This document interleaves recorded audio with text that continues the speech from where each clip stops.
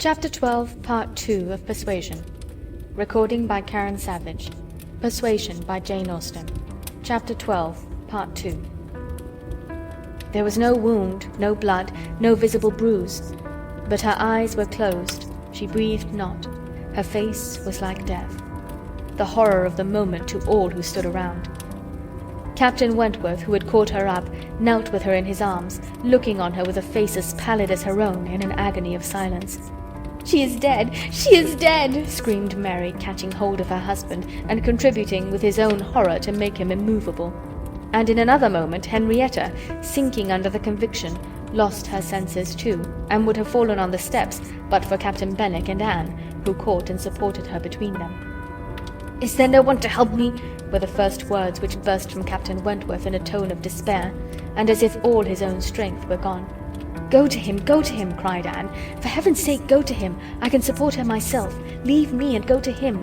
Rub her hands, rub her temples. Here are salts. Take them, take them." Captain Benwick obeyed, and Charles at the same moment disengaging himself from his wife, they were both with him. And Louisa was raised up and supported more firmly between them, and everything was done that Anne had prompted, but in vain, while Captain Wentworth, staggering against the wall for his support, exclaimed in the bitterest agony, "Oh God, her father and mother!" "A surgeon!" said Anne. He caught the word. It seemed to rouse him at once, and saying only, "True, true, a surgeon this instant," was darting away, when Anne eagerly suggested, "Captain Benwick, would it not be better for Captain Benwick? He knows where a surgeon is to be found." Everyone capable of thinking felt the advantage of the idea, and in a moment, it was all done in rapid moments, Captain Benwick had resigned the poor corpse-like figure entirely to the brothers' care, and was off for the town with the utmost rapidity. As to the wretched party left behind, it could scarcely be said which of the three who were completely rational was suffering most, Captain Wentworth, Anne, or Charles, who, really a very affectionate brother, hung over Louisa with sobs of grief, and could only turn his eyes from one sister to see the other in a state as insensible, or to witness the hysterical agitations of his wife, calling on him for help which he could not give. Anne, attending with all the strength and zeal and thought which instinct supplied to Henrietta, still tried at intervals to suggest comfort to the others, tried to quiet Mary, to animate Charles, to assuage the feelings of Captain Wentworth. Both seemed to look to her for directions. "Anne, Anne!" cried Charles, "what is to be done next? What in heaven's name is to be done next?" Captain Wentworth's eyes were also turned towards her.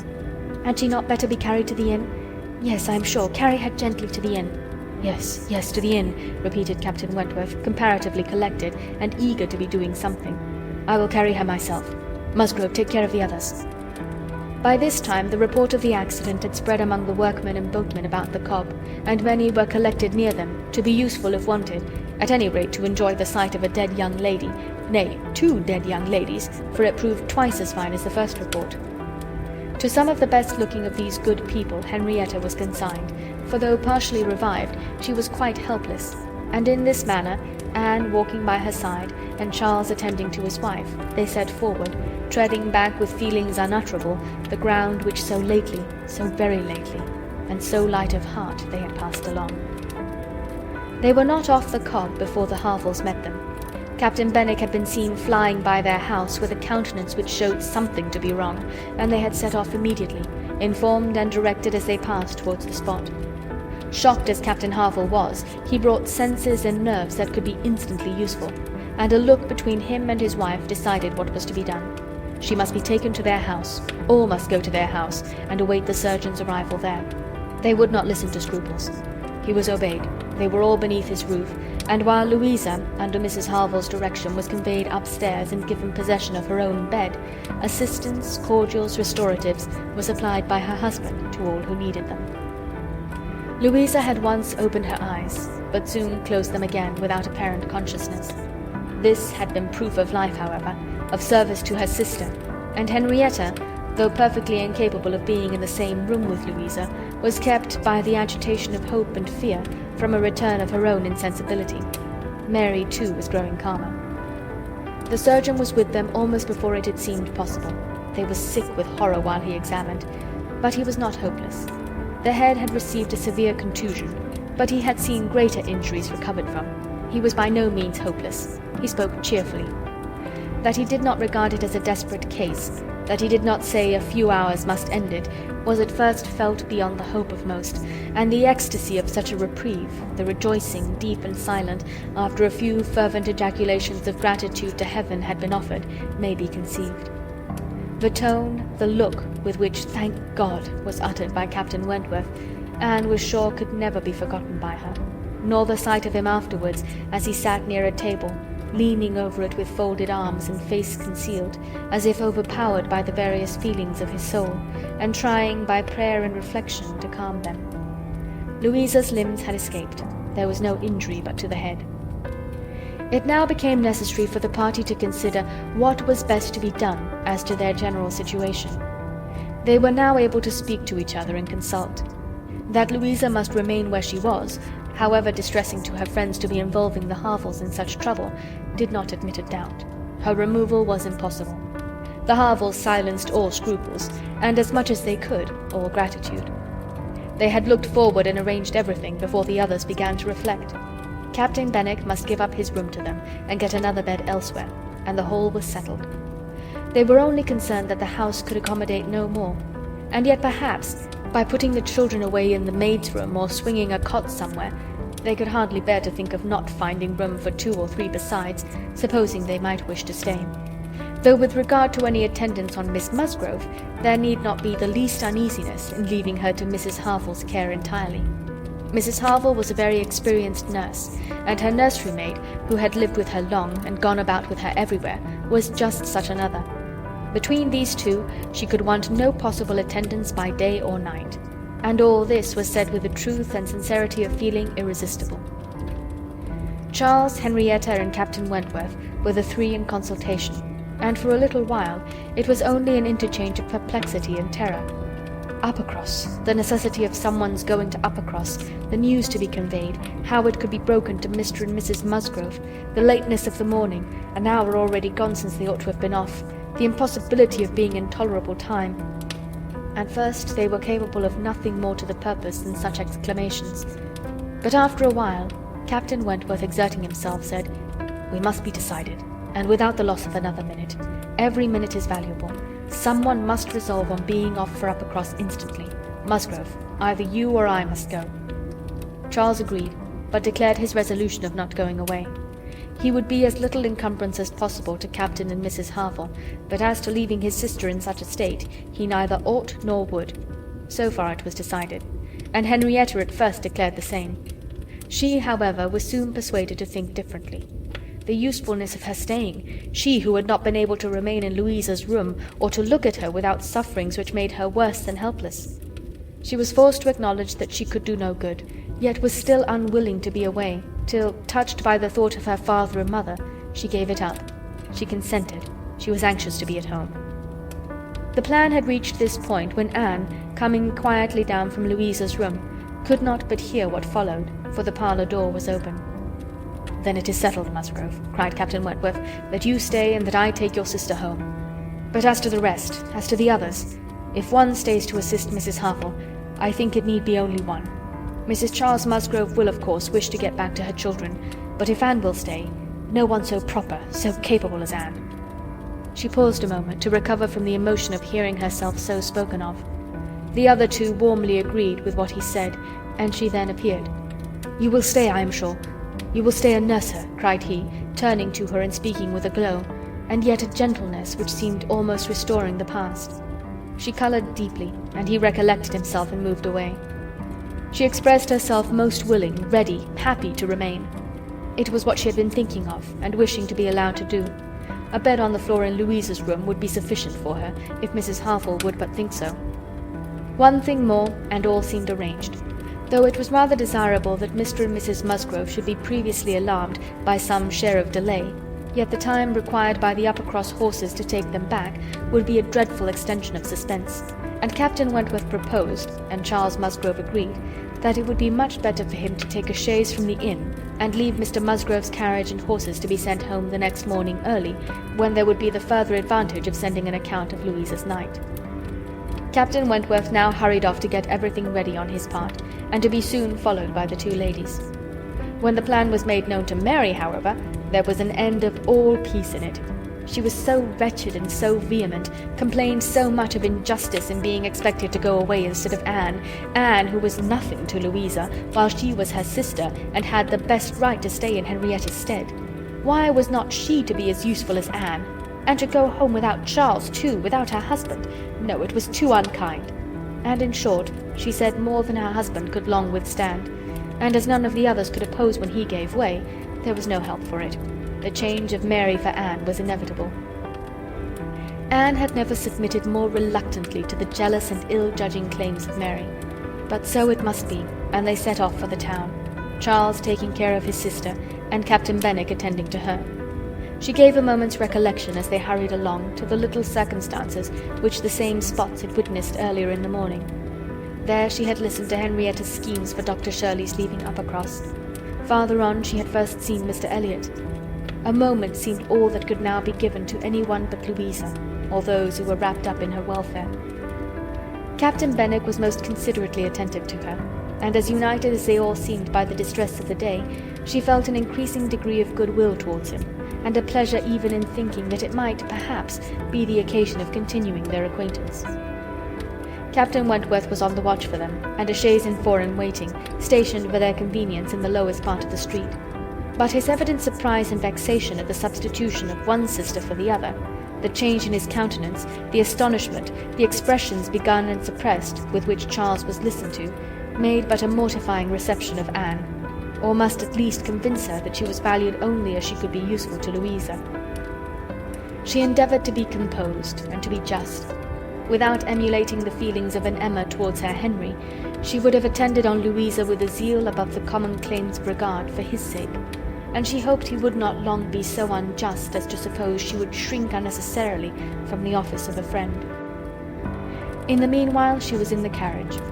He had handed them both in, and placed himself between them, and in this manner, under these circumstances, full of astonishment and emotion to Anne, she quitted Lyme. How long the stage would pass, how it was to affect their manners, what was to be their sort of intercourse, she could not foresee. It was all quite natural, however. He was devoted to Henrietta, always turning towards her, and when he spoke at all, always with the view of supporting her hopes and raising her spirits. In general, his voice and manner were studiously calm. To spare Henrietta from agitation seemed the governing principle. Once only, when she had been grieving over the last ill-judged, ill-fated walk to the Cobb, bitterly lamenting that it had ever been thought of, he burst forth, as if wholly overcome. "Don't talk of it, don't talk of it," he cried. "Oh God, that I had not given way to her at the fatal moment! Had I done as I ought, but so eager and so resolute! Dear sweet Louisa!" Anne wondered whether it ever occurred to him now to question the justness of his own previous opinion as to the universal felicity and advantage of firmness of character, and whether it might not strike him that, like all other qualities of the mind, it should have its proportions and limits. She thought it could scarcely escape him to feel that a persuadable temper might sometimes be as much in favour of happiness as a very resolute character. They got on fast. Anne was astonished to recognize the same hills and the same object so soon. Their actual speed, heightened by some dread of the conclusion, made the road appear but half as long as on the day before. It was growing quite dusk, however, before they were in the neighbourhood of Uppercross, and there had been total silence among them for some time. Henrietta leaning back in the corner with a shawl over her face, giving the hope of her having cried herself to sleep. When, as they were going up their last hill, Anne found herself all at once addressed by Captain Wentworth. In a low, cautious voice he said, "I have been considering what we had best do. She must not appear at first. She could not stand it. I have been thinking whether you had not better remain in the carriage with her, while I go in and break it to Mr. and Mrs. Musgrove. Do you think this is a good plan?" She did. He was satisfied and said no more. But the remembrance of the appeal remained a pleasure to her, as a proof of friendship, and of deference for her judgment a great pleasure. And when it became a sort of parting proof, its value did not lessen. When the distressing communication at Uppercross was over, and he had seen the father and mother quite as composed as could be hoped, and the daughter all the better for being with them, he announced his intention of returning in the same carriage to Lyme, and when the horses were baited, he was off. End of Chapter 12, Part 2.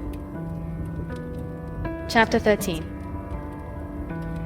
The remainder of Anne's time at Uppercross, comprehending only 2 days, was spent entirely at the mansion house, and she had the satisfaction of knowing herself extremely useful there, both as an immediate companion and as assisting in all those arrangements for the future which, in Mr. and Mrs. Musgrove's distressed state of spirits, would have been difficulties. They had an early account from Lyme the next morning. Louisa was much the same. No symptoms worse than before had appeared. Charles came a few hours afterwards to bring a later and more particular account. He was tolerably cheerful. A speedy cure must not be hoped, but everything was going on as well as the nature of the case admitted. In speaking of the Harvilles, he seemed unable to satisfy his own sense of their kindness, especially of Mrs. Harville's exertions as a nurse. She really left nothing for Mary to do.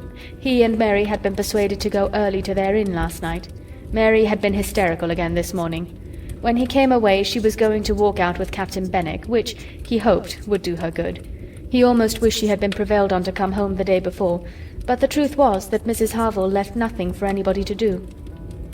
Charles was to return to Lyme the same afternoon, and his father had at first half a mind to go with him, but the ladies could not consent. It would be going only to multiply trouble to the others, and increase his own distress, and a much better scheme followed and was acted upon.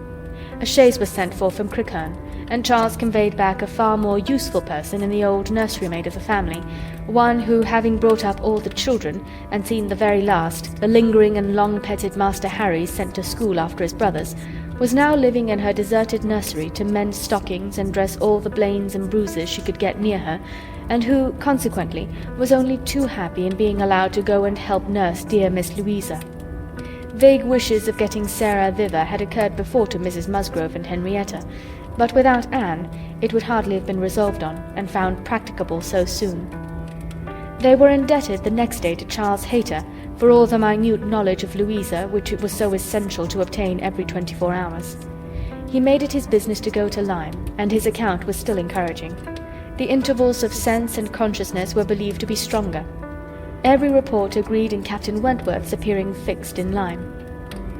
Anne was to leave them on the morrow, an event which they all dreaded. What should they do without her? They were wretched comforters for one another, and so much was said in this way that Anne thought she could not do better than impart among them the general inclination to which she was privy, and persuaded them all to go to Lyme at once. She had little difficulty. It was soon determined that they would go tomorrow, fix themselves at the inn, or get into lodgings, as it suited, and there remain till dear Louisa could be moved. They must be taking off some trouble from the good people she was with. They might at least relieve Mrs. Harville from the care of her own children, and in short, they were so happy in the decision that Anne was delighted with what she had done, and felt that she could not spend her last morning at Uppercross better than in assisting their preparations, and sending them off at an early hour, though her being left to the solitary range of the house was the consequence. She was the last, excepting the little boys at the cottage. She was the very last, the only remaining one of all that had filled and animated both houses, of all that had given Uppercross its cheerful character. A few days had made a change indeed. If Louisa recovered, it would all be well again. More than former happiness would be restored. There could not be a doubt, to her mind there was none, of what would follow her recovery. A few months hence, and the room now so deserted, occupied but by her silent, pensive self, might be filled again with all that was happy and gay, all that was glowing and bright and prosperous love, all that was most unlike Anne Elliot. An hour's complete leisure for such reflections as these on a dark November day, a small thick rain almost blotting out the very few objects ever to be discerned from the windows, was enough to make the sound of Lady Russell's carriage exceedingly welcome. And yet, though desirous to be gone, she could not quit the mansion house, or look an adieu to the cottage with its black, dripping, and comfortless veranda, or even notice through the misty glasses the last humble tenements of the village, without a saddened heart. Scenes had passed in Uppercross which made it precious. It stood the record of many sensations of pain, once severe, but now softened, and of some instances of relenting feeling, some breathings of friendship and reconciliation, which could never be looked for again, and which could never cease to be dear. She left it all behind her, all but the recollection that such things had been. Anne had never entered Kellynch since her quitting Lady Russell's house in September. It had not been necessary, and the few occasions of its being possible for her to go to the Hall she had contrived to evade and escape from. Her first return was to resume her place in the modern and elegant apartments of the lodge, and to gladden the eyes of its mistress. There was some anxiety mixed with Lady Russell's joy in meeting her. She knew who had been frequenting Uppercross, but happily either Anne was improved in plumpness and looks, or Lady Russell fancied her so, and Anne, in receiving her compliments on the occasion, had the amusement of connecting them with the silent admiration of her cousin, and of hoping that she was to be blessed with a second spring of youth and beauty. When they came to converse, she was soon sensible of some mental change. The subjects of which her heart had been full on leaving Kellynch, and which she had felt slighted and been compelled to smother among the Musgroves, were now become but of secondary interest. She had lately lost sight even of her father and sister in Bath. Their concerns had been sunk under those of Uppercross, and when Lady Russell reverted to their former hopes and fears, and spoke her satisfaction in the house in Camden Place which had been taken, and her regret that Mrs. Clay should still be with them, Anne would have been ashamed to have it known how much more she was thinking of Lyme and Louisa Musgrove and all her acquaintance there. How much more interesting to her was the home and the friendship of the Harvilles and Captain Benwick than her own father's house in Camden Place, or her own sister's intimacy with Mrs. Clay. She was actually forced to exert herself to meet Lady Russell with anything like the appearance of equal solicitude on topics which had, by nature, the first claim on her. There was a little awkwardness at first in their discourse on another subject. They must speak of the accident at Lyme. Lady Russell had not been arrived 5 minutes the day before, when a full account of the whole had burst on her. But still it must be talked of. She must make inquiries, she must regret the imprudence, lament the result, and Captain Wentworth's name must be mentioned by both. Anne was conscious of not doing it so well as Lady Russell. She could not speak the name and look straight forward to Lady Russell's eye till she had adopted the expedient of telling her briefly what she thought of the attachment between him and Louisa. When this was told, his name distressed her no longer. Lady Russell had only to listen composedly and wish them happy, but internally her heart revelled in angry pleasure, in pleased contempt, that the man who at 23 had seemed to understand somewhat of the value of an Anne Elliot should, 8 years afterwards, be charmed by a Louisa Musgrove. The first 3 or 4 days passed most quietly, with no circumstance to mark them excepting the receipt of a note or two from Lyme, which found their way to Anne, she could not tell how, and brought a rather improving account of Louisa. At the end of that period, Lady Russell's politeness could repose no longer, and the fainter self-threatenings of the past became in a decided tone, "I must call on Mrs. Croft. I really must call upon her soon. Anne, have you courage to go with me and pay a visit in that house? It will be some trial to us both." Anne did not shrink from it. On the contrary, she truly felt as she said, in observing, "I think you are very likely to suffer the most of the two. Your feelings are less reconciled to the change than mine. By remaining in the neighbourhood, I am become inured to it." She could have said more on the subject, for she had in fact so high an opinion of the Crofts, and considered her father so very fortunate in his tenants, felt the parish to be so sure of a good example, and the poor of the best attention and relief, that, however sorry and ashamed for the necessity of the removal, she could not but in conscience feel that they were gone who deserved not to stay, and that Kellynch Hall had passed into better hands than its owners. These convictions must unquestionably have their own pain, and severe was its kind, but they precluded that pain which Lady Russell would suffer in entering the house again, and returning through the well-known apartments. In such moments Anne had no power of saying to herself, "These rooms ought to belong only to us. Oh, how fallen in their destination, how unworthily occupied, an ancient family to be so driven away, strangers filling their place." No, except when she thought of her mother, and remembered where she had been used to sit and preside, she had no sigh of that description to heave. Mrs. Croft always met her with a kindness which gave her the pleasure of fancying herself a favourite, and on the present occasion, receiving her in that house, there was particular attention. The sad accident at Lyme was soon the prevailing topic, and on comparing their latest accounts of the invalid, it appeared that each lady dated her intelligence from the same hour of yestermorn. That Captain Wentworth had been in Kellynch yesterday, the first time since the accident, had brought Anne the last note, which she had not been able to trace the exact steps of, had stayed a few hours, and then returned again to Lyme, without any present intention of quitting it any more. He had inquired after her, she found, particularly, had expressed his hope of Miss Elliot's not being the worse for her exertions, and had spoken of those exertions as great. This was handsome, and gave her more pleasure than almost anything else could have done. As to the sad catastrophe itself, It could be canvassed only in one style by a couple of steady, sensible women whose judgments had to work on ascertained events, and it was perfectly decided that it had been the consequence of much thoughtlessness and much imprudence, that its effects were most alarming, and that it was frightful to think how long Miss Musgrove's recovery might yet be doubtful, and how liable she would still remain to suffer from the concussion hereafter. The Admiral wound it up summarily by exclaiming, "Aye, a very bad business indeed. A new sort of way this, for a young fellow to be making love by breaking his mistress's head, is it not, Miss Elliot? This is breaking a head and giving a plaster, truly."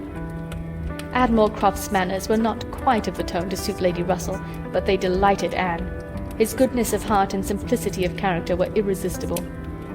"Now, this must be very bad for you," said he, suddenly rousing from a little reverie, "to be coming and finding us here.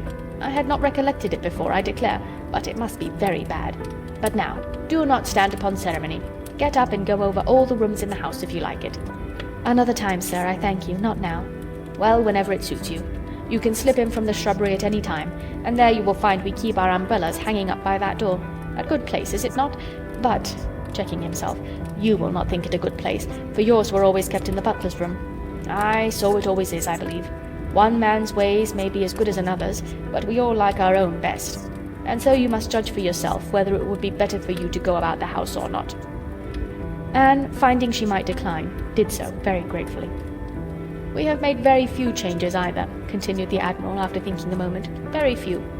We told you about the laundry door at Uppercross. That has been a very great improvement. The wonder was how any family upon earth could bear with the inconvenience of its opening as it did so long. You will tell Sir Walter what we have done, and that Mr. Shepherd thinks it the greatest improvement the house ever had. Indeed, I must do ourselves the justice to say that the few alterations we have made have been all very much for the better. My wife should have the credit of them, however. I have done very little besides sending away some of the large looking-glasses from my dressing-room, which was your father's. A very good man, and very much the gentleman, I am sure, but I should think, Miss Elliot," looking with serious reflection, "I should think he must be rather a dressy man for his time of life. Such a number of looking-glasses! Oh Lord, there was no getting away from oneself. So I got Sophie to lend me a hand, and we soon shifted their quarters. And now I am quite snug, with my little shaving-glass in one corner, and another great thing that I never go near."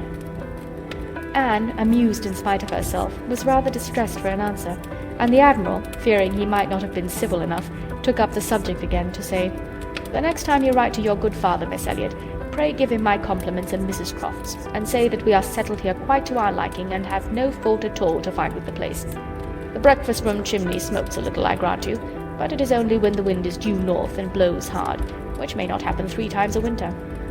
And take it altogether, now that we have been into most of the houses hereabouts and can judge, there is not one that we like better than this. Pray say so with my compliments. He will be glad to hear it." Lady Russell and Mrs. Croft were very well pleased with each other, but the acquaintance which this visit began was fated not to proceed far at present, for when it was returned, the Crofts announced themselves to be going away for a few weeks, to visit their connections in the north of the country, and probably might not be at home again before Lady Russell would be removing to Bath. So ended all danger to Anne of meeting Captain Wentworth at Kellynch Hall, or of seeing him in company with her friend. Everything was safe enough, and she smiled over the many anxious feelings she had wasted on the subject. End of Chapter 13. Chapter 14. Though Charles and Mary had remained at Lyme much longer after Mr. and Mrs. Musgrove's going than Anne conceived they could have been at all wanted, they were yet the first of the family to be at home again, and as soon as possible after their return to Uppercross they drove over to the lodge. They had left Louisa beginning to sit up, but her head, though clear, was exceedingly weak, and her nerves susceptible to the highest extreme of tenderness. And though she might be pronounced to be altogether doing very well, it was still impossible to say when she might be able to bear the removal home, and her father and mother, who must return in time to receive their younger children for the Christmas holidays, had hardly a hope of being allowed to bring her with them. They had all been in lodgings together. Mrs. Musgrove had got Mrs. Harville's children away as much as she could. Every possible supply from Uppercross had been furnished to lighten the inconvenience to the Harvilles, while the Harvilles had been wanting them to come to dinner every day. And in short, it seemed to have been only a struggle on each side as to which should be most disinterested and hospitable. Mary had had her evils, but upon the whole, as was evident by her staying so long, she had found more to enjoy than to suffer. Charles Hayter had been at Lyme oftener than suited her, and when they had dined with the Harvilles there had been only a maidservant to wait, and at first Mrs. Harville had always given Mrs. Musgrove precedence. But then she had received so very handsome an apology from her on finding out whose daughter she was, and there had been so much going on every day, there had been so many walks between their lodgings and the Harvilles, and she had got books from the library and changed them so often, that the balance had certainly been much in favour of Lyme. She had been taken to Charmouth too, and she had bathed and she had gone to church, and there were a great many more people to look at in the church at Lyme than at Uppercross. And all this, joined to the sense of being so very useful, had made really an agreeable fortnight. Anne inquired after Captain Benwick. Mary's face was clouded directly. Charles laughed. "Oh, Captain Benwick is very well, I believe, but he is a very odd young man. I do not know what he would be at. We asked him to come home with us for a day or two. Charles undertook to give him some shooting, and he seemed quite delighted, and for my part, I thought it was all settled, when behold, on Tuesday night he made a very awkward sort of excuse. He never shot, and he had been quite misunderstood, and he had promised this, and he had promised that, and the end of it was, I found, that he did not mean to come. I suppose he was afraid of finding it dull, but upon my word I should have thought we were lively enough at the cottage for such a heartbroken man as Captain Benwick." Charles laughed again and said, "Now, Mary, you know very well how it really was. It was all your doing," turning to Anne. "He fancied that if he weren't with us, he should find you close by. He fancied everybody to be living in Uppercross, and when he discovered that Lady Russell lived 3 miles off, his heart failed him, and he had not courage to come. That is the fact, upon my honour. Mary knows it is."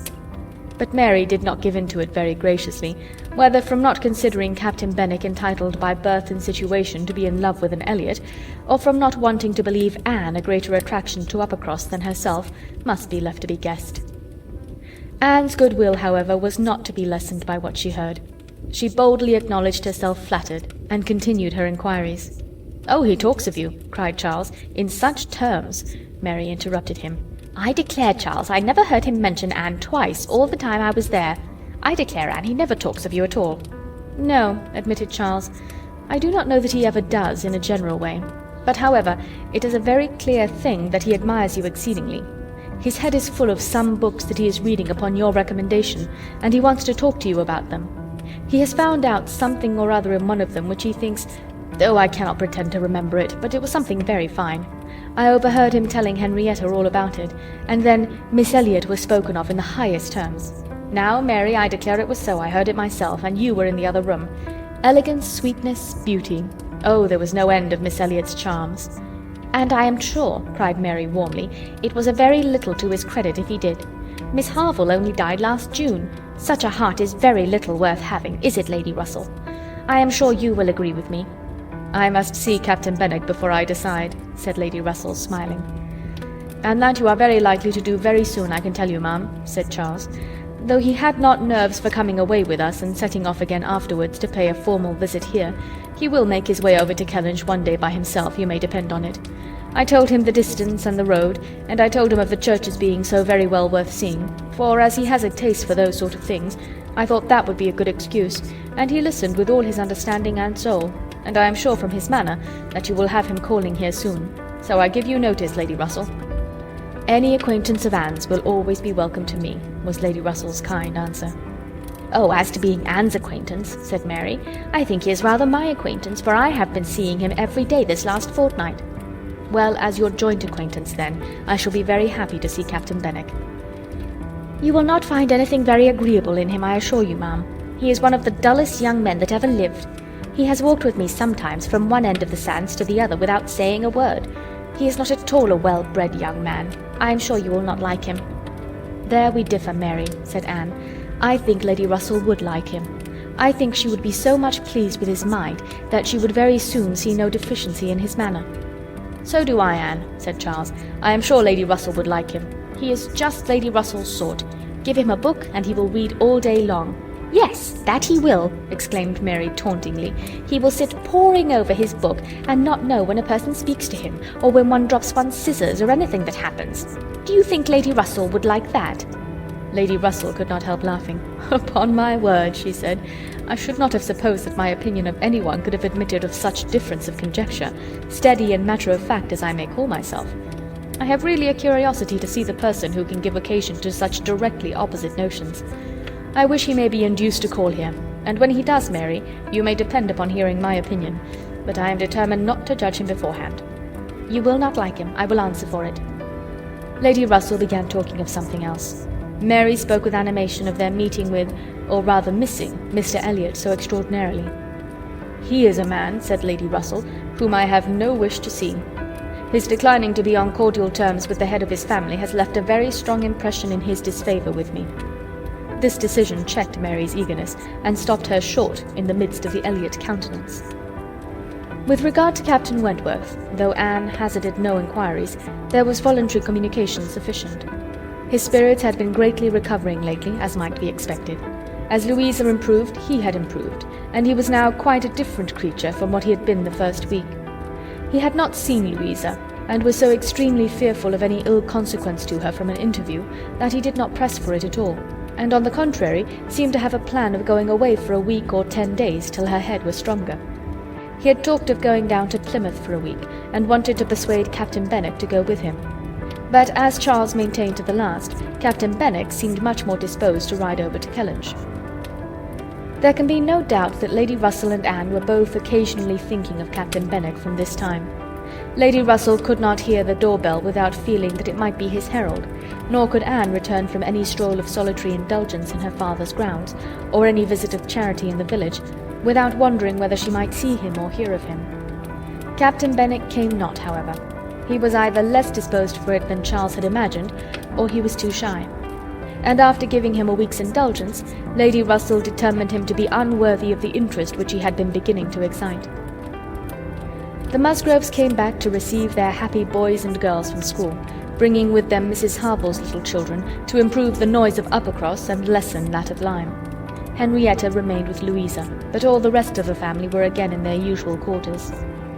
Lady Russell and Anne paid their compliments to them at once, when Anne could not but feel that Uppercross was already quite alive again.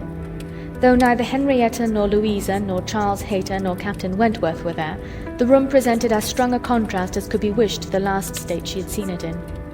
Immediately surrounding Mrs. Musgrove were the little Harvilles, whom she was sedulously guarding from the tyranny of the 2 children from the cottage, expressly arrived to amuse them. On one side was a table occupied by some chattering girls, cutting up silk and gold paper, and on the other were trestles and trays, bending under the weight of brawn and cold pies, where riotous boys were holding high revel. The whole completed by a roaring Christmas fire, which seemed determined to be heard, in spite of all the noise of the others. Charles and Mary also came in, of course, during their visit, and Mr. Musgrove made a point of paying his respects to Lady Russell, and sat down close to her for 10 minutes, talking with a very raised voice, but from the clamour of the children on his knees, generally in vain. It was a fine family peace. Anne, judging from her own temperament, would have deemed such a domestic hurricane a bad restorative of the nerves, which Louisa's illness must have so greatly shaken. But Mrs. Musgrove, who got Anne near her on purpose to thank her most cordially again and again for all her attentions to them, concluded a short recapitulation of what she had suffered herself by observing, with a happy glance round the room, that after all she had gone through, nothing was so likely to do her good as a little quiet cheerfulness at home.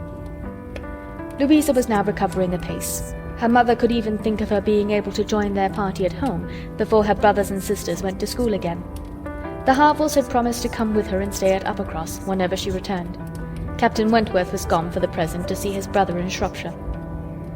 "I hope I shall remember in future," said Lady Russell, as soon as they were seated in the carriage, "not to call at Uppercross in the Christmas holidays." Everybody has their taste in noises as well as in other matters, and sounds are quite innoxious, or most distressing, by their sort rather than their quantity. When Lady Russell, not long afterwards, was entering Bath on a wet afternoon, and driving through the long course of streets from the Old Bridge to Camden Place, amidst the dash of other carriages, the heavy rumble of carts and drays, the bawling of newspapermen, muffin-men and milkmen, and the ceaseless clink of pattens, she made no complaint. No, these were noises which belonged to the winter pleasures. Her spirits rose under their influence, and like Mrs. Musgrove, she was feeling, though not saying, that after being long in the country, Nothing could be so good for her as a little quiet cheerfulness. Anne did not share these feelings. She persisted in a very determined, though very silent disinclination for Bath, caught the first dim view of the extensive buildings, smoking in the rain, without any wish of seeing them better, felt their progress through the streets to be, however disagreeable, yet too rapid, for who would be glad to see her when she arrived, and looked back with fond regret to the bustles of Uppercross and the seclusion of Kellynch. Elizabeth's last letter had communicated a piece of news of some interest. Mr. Elliot was in Bath. He had called in Camden Place, had called a second time, a third, had been pointedly attentive. If Elizabeth and her father did not deceive themselves, had been taking much pains to seek the acquaintance, and proclaim the value of the connection, as he had formerly taken pains to show neglect. This was very wonderful if it were true, and Lady Russell was in a state of very agreeable curiosity and perplexity about Mr. Elliot, already recanting the sentiment she had so lately expressed to Mary of his being a man whom she had no wish to see. She had a great wish to see him. If he really sought to reconcile himself like a dutiful branch, he must be forgiven for having dismembered himself from the paternal tree.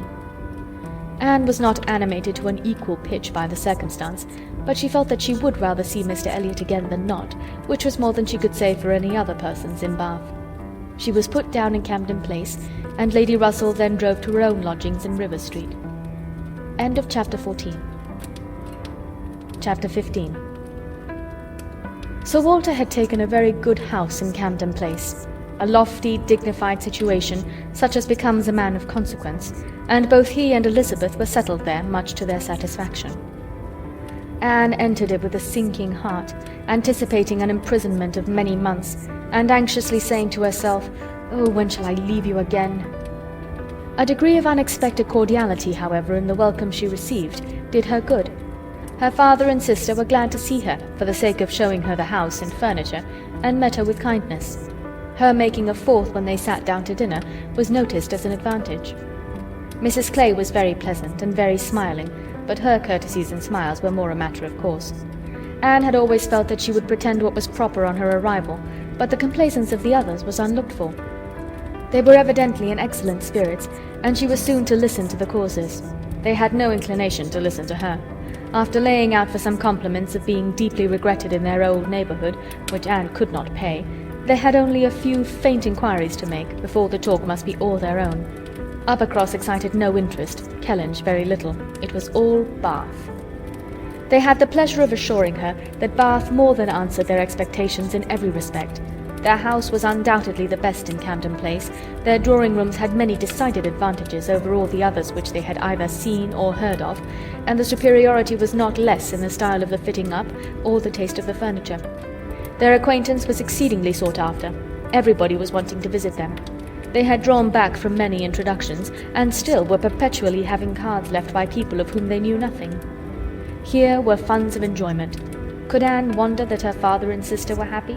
She might not wonder, but she must sigh that her father should feel no degradation in his change, should see nothing to regret in the duties and dignity of the resident landholder, should find so much to be in vain of in the littlenesses of a town, and she must sigh and smile and wonder too, as Elizabeth threw open the folding doors and walked with exultation from one drawing-room to the other, boasting of their space, at the possibility of that woman, who had been mistress of Kellynch Hall, finding extent to be proud of between two walls perhaps 30 feet asunder. But this was not all which they had to make them happy. They had Mr. Elliot too. Anne had a great deal to hear of Mr. Elliot. He was not only pardoned, they were delighted with him. He had been in Bath about a fortnight. He had passed through Bath in November, in his way to London, when the intelligence of Sir Walter's being settled there had of course reached him, though only 24 hours in the place, but he had not been able to avail himself of it. But he had now been a fortnight in Bath, and his first object on arriving had been to leave his card in Camden Place, following it up by such assiduous endeavours to meet, and when they did meet, by such great openness of conduct, such readiness to apologize for the past, such solicitude to be received as a relation again, that their former good understanding was completely re-established. They had not a fault to find in him. He had explained away all the appearance of neglect on his own side. It had originated in misapprehension entirely. He had never had any idea of throwing himself off. He had feared that he was thrown off, but knew not why, and delicacy had kept him silent. Upon the hint of having spoken disrespectfully or carelessly of the family and the family honours, he was quite indignant. He who had ever boasted of being an Elliot, and whose feelings as to connection were only too strict to suit the unfeudal tone of the present day. He was astonished indeed, but his character and general conduct must refute it. He could refer Sir Walter to all who knew him, and certainly the pains he had been taking on this, the first opportunity of reconciliation, to be restored to the footing of a relation and heir presumptive, was a strong proof of his opinions on the subject. The circumstances of his marriage, too, were found to admit of much extenuation. This was an article not to be entered on by himself, but a very intimate friend of his, a Colonel Wallis, a highly respectable man, perfectly the gentleman, and not an ill-looking man, Sir Walter added, who was living in very good style in Marlborough Buildings, and had, at his own particular request, been admitted to their acquaintance through Mr. Elliot, had mentioned one or two things relative to the marriage, which made a material difference in the discredit of it. Colonel Wallis had known Mr. Elliot long, had been well acquainted also with his wife, had perfectly understood the whole story. She was certainly not a woman of family, but well educated, accomplished, rich, and excessively in love with his friend. There had been the charm. She had sought him. Without that attraction, not all her money would have tempted Elliot, and Sir Walter was, moreover, assured of her having been a very fine woman. Here was a great deal to soften the business. A very fine woman with a large fortune in love with him. Sir Walter seemed to admit it as a complete apology, and though Elizabeth could not see the circumstance in quite so favourable a light, she allowed it to be a great extenuation. Mr. Elliot had called repeatedly, had dined with them once, evidently delighted by the distinction of being asked, for they gave no dinners in general, delighted, in short, by every proof of cousinly notice, and placing his whole happiness in being on intimate terms in Camden Place. Anne listened, but without quite understanding it. Allowances, large allowances, she knew, must be made for the ideas of those who spoke. She heard it all under embellishment. All that sounded extravagant or irrational in the progress of the reconciliation might have no origin but in the language of the relators. Still, however, she had the sensation of there being something more than immediately appeared in Mr. Elliot's wishing, after an interval of so many years, to be well received by them. In a worldly view, he had nothing to gain by being on terms with Sir Walter, nothing to risk by a state of variance. In all probability he was already the richer of the two, and the Kellynch estate would as surely be his hereafter as the title. A sensible man, and he had looked very like a sensible man, why should it be an object to him? She could only offer one solution. It was, perhaps, for Elizabeth's sake. There might really have been a liking formerly, though convenience and accident had drawn him a different way, and now that he could afford to please himself, he might mean to pay his addresses to her.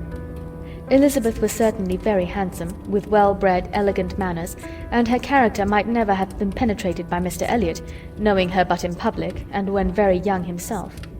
How her temper and understanding might bear the investigation of his present keener time of life was another concern, and rather a fearful one. Most earnestly did she wish that he might not be too nice or too observant if Elizabeth were his object, and that Elizabeth was disposed to believe herself so, and that her friend Mrs. Clay was encouraging the idea, seemed apparent by a glance or two between them, while Mr. Elliot's frequent visits were talked of. Anne mentioned the glimpses she had had of him at Lyme, but without being much attended to. Oh yes, perhaps it had been Mr. Elliot, they did not know. It might be him, perhaps. They could not listen to her description of him, they were describing him themselves, Sir Walter especially. He did justice to his very gentlemanlike appearance, his air of elegance and fashion, his good-shaped face, his sensible eye, but at the same time must lament his being very much underhung, a defect which time seemed to have increased, nor could he pretend to say that 10 years had not altered almost every feature for the worse. Mr. Elliot appeared to think that he, Sir Walter, was looking exactly as he had done when they last parted.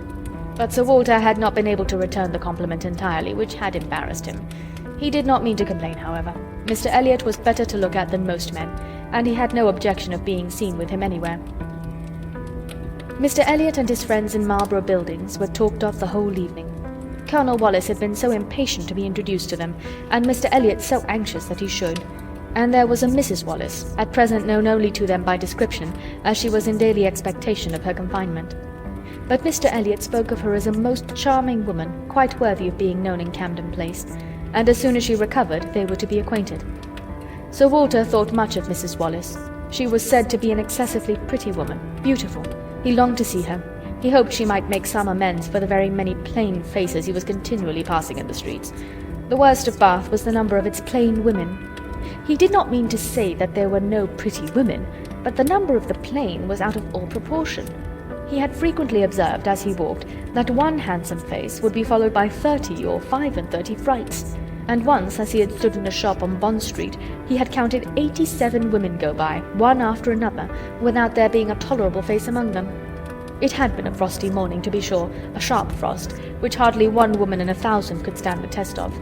But still, there certainly were a dreadful multitude of ugly women in Bath, and as for the men, they were infinitely worse. Such scarecrows as the streets were full of. It was evident how little the women were used to the sight of anything tolerable by the effect which a man of decent appearance produced. He had never walked anywhere arm in arm with Colonel Wallis, who was a fine military figure, though sandy-haired, without observing that every woman's eye was upon him. Every woman's eye was sure to be upon Colonel Wallis. Modest Sir Walter. He was not allowed to escape, however.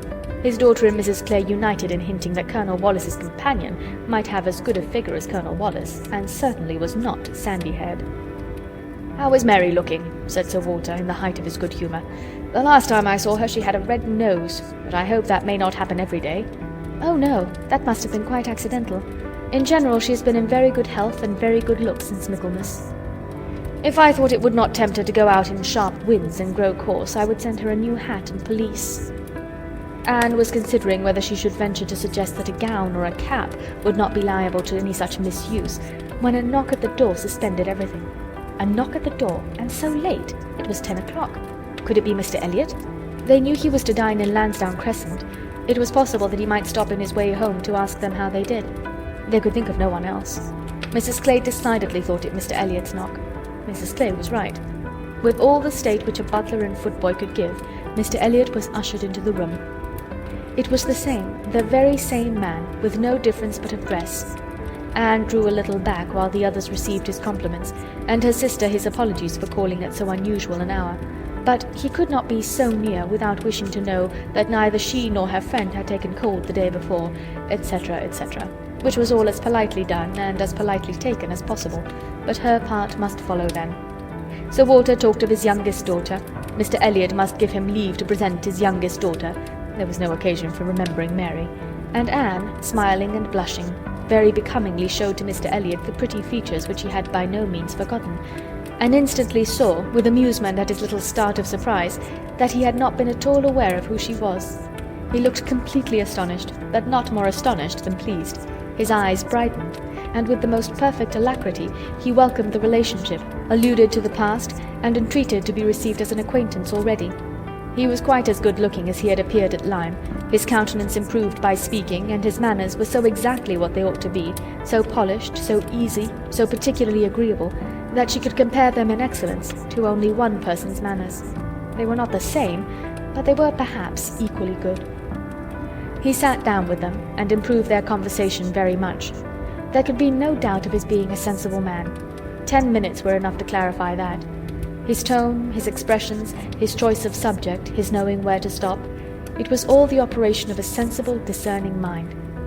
As soon as he could, he began to talk to her of Lyme, wanting to compare opinions respecting the place, but especially wanting to speak of the circumstance of their happening to be guests in the same inn at the same time, to give his own route, understanding something of hers, and regret that he should have lost such an opportunity of paying his respects to her.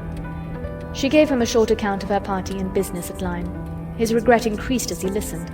He had spent his whole solitary evening in the room adjoining theirs, had heard voices, mirth continually, thought they must be a most delightful set of people, longed to be with them, but certainly without the smallest suspicion of his possessing the shadow of a right to introduce himself. If he had but asked who the party were, the name of Musgrove would have told him enough. Well, it would serve to cure him of an absurd practice of never asking a question at an inn, which he had adopted when quite a young man, on the principle of its being very ungenteel to be curious. The notions of a young man of 1 or 2 and 20, said he, as to what is necessary in manners to make him quite the thing, are more absurd, I believe, than those of any other set of beings in the world. The folly of the means they often employ is only to be equalled by the folly of what they have in view. But he must not be addressing his reflections to Anne alone. He knew it. He was soon diffused again among the others, and it was only at intervals that he could return to Lyme. His enquiries, however, produced at length an account of the scene she had been engaged in there, soon after his leaving the place. Having alluded to an accident, he must hear the whole. When he questioned, Sir Walter and Elizabeth began to question also, but the difference in their manner of doing it could not be unfelt. She could only compare Mr. Elliot to Lady Russell, in the wish of really comprehending what had passed, and in the degree of concern for what she must have suffered in witnessing it. He stayed an hour with them. The elegant little clock on the mantelpiece had struck 11 with its silver sounds, and the watchman was beginning to be heard at a distance telling the same tale, before Mr. Elliot or any of them seemed to feel that he had been there long. Anne could not have supposed it possible that her first evening in Camden Place could have passed so well. End of Chapter 15. Chapter 16. There was one point which Anne, on returning to her family, would have been more thankful to ascertain even than Mr. Elliot's being in love with Elizabeth, which was her father's not being in love with Mrs. Clay. And she was very far from easy about it when she had been at home a few hours.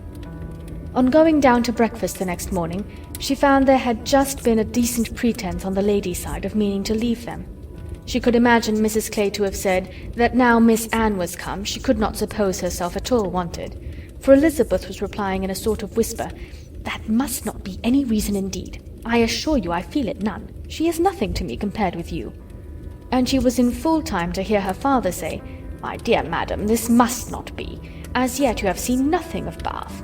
You have been here only to be useful. You must not run away from us now. You must stay to be acquainted with Mrs. Wallace, the beautiful Mrs. Wallace. To your fine mind, I well know the sight of beauty is a real gratification." He spoke and looked so much in earnest that Anne was not surprised to see Mrs. Clay stealing a glance at Elizabeth and herself. Her countenance, perhaps, might express some watchfulness, but the praise of the fine mind did not appear to excite a thought in her sister. The lady could not but yield to such joint entreaties, and promised to stay. In the course of the same morning, Anne and her father chancing to be alone together, he began to compliment her on her improved looks. He thought her less thin in her person, in her cheeks, her skin, her complexion greatly improved, clearer, fresher. Had she been using anything in particular? No, nothing. Merely Gowland, he supposed. No, nothing at all. Ah, he was surprised at that, and added, "Certainly you cannot do better than to continue as you are. You cannot be better than well, or I should recommend Gowland, the constant use of Gowland during the spring months. Mrs. Clay has been using it at my recommendation, and you see what it has done for her. You see how it has carried away her freckles." If Elizabeth could have but heard this! Such personal praise might have struck her, especially as it did not appear to Anne that the freckles were at all lessened. But everything must take its chance. The evil of a marriage would be much diminished if Elizabeth were also to marry. As for herself, she might always command a home with Lady Russell. Lady Russell's composed mind and polite manners were put to some trial on this point in her intercourse in Camden Place. The sight of Mrs. Clay in such favour, and of Anne so overlooked, was a perpetual provocation to her there, and vexed her as much when she was away, as a person in Bath who drinks the water, gets all the new publications, and has a very large acquaintance, has time to be vexed. As Mr. Elliot became known to her, she grew more charitable, or more indifferent towards the others. His manners were an immediate recommendation, and on conversing with him, she found the solid so fully supporting the superficial, that she was at first, as she told Anne, almost ready to exclaim, "Can this be Mr. Elliot?" and could not seriously picture to herself a more agreeable or estimable man. Everything united in him: good understanding, correct opinions, knowledge of the world, and a warm heart. He had strong feelings of family attachment and family honour without pride or weakness. He lived with the liberality of a man of fortune, without display. He judged for himself in everything essential, without defying public opinion in any point of worldly decorum. He was steady, observant, moderate, candid, never run away with by spirits or by selfishness which fancied itself strong feeling, and yet with a sensibility to what was amiable and lovely, and a value for all the felicities of domestic life, which characters of fancied enthusiasm and violent agitation seldom really possess. She was sure that he had not been happy in marriage. Colonel Wallis said it, and Lady Russell saw it. But it had been no unhappiness to sour his mind, nor, she began pretty soon to suspect, to prevent his thinking of a second choice. Her satisfaction in Mr. Elliot outweighed all the plague of Mrs. Clay. It was now some years since Anne had begun to learn that she and her excellent friend could sometimes think differently, and it did not surprise her, therefore, that Lady Russell should see nothing suspicious or inconsistent, nothing to require more motives than appeared in Mr. Elliot's great desire of a reconciliation. In Lady Russell's view, it was perfectly natural that Mr. Elliot, at a mature time of life, should feel it a most desirable object, and what would very generally recommend him among all sensible people to be on good terms with the head of his family. The simplest process in the world of time upon a head naturally clear and only erring in the heyday of youth. Anne presumed, however, still to smile about it, and at last to mention Elizabeth. Lady Russell listened and looked, and made only this cautious reply: "Elizabeth? Very well, time will explain." It was a reference to the future which Anne, after a little observation, felt she must submit to. She could determine nothing at present. In that house Elizabeth must be first, and she was in the habit of such general observance as Miss Elliot that any particularity of attention seemed almost impossible. Mr. Elliot, too, it must be remembered, had not been a widower 7 months. A little delay on his side might be very excusable. In fact, Anne could never see the crape round his hat without fearing that she was the inexcusable one in attributing to him such imaginations. For though his marriage had not been very happy, still it had existed so many years that she could not comprehend a very rapid recovery from the awful impression of its being dissolved. However it might end, he was without any question their pleasantest acquaintance in Bath. She saw nobody equal to him, and it was a great indulgence now and then to talk to him about Lyme, which he seemed to have as lively a wish to see again, and to see more of, as herself. They went through the particulars of their first meeting a great many times. He gave her to understand that he had looked at her with some earnestness. She knew it well, and she remembered another person's look also. They did not always think alike. His value for rank and connection she perceived was greater than hers.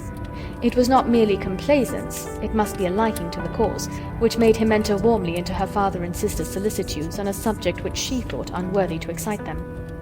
The Bath paper one morning announced the arrival of the Dowager Viscountess Dalrymple and her daughter, the Honourable Miss Carteret, and all the comfort of No.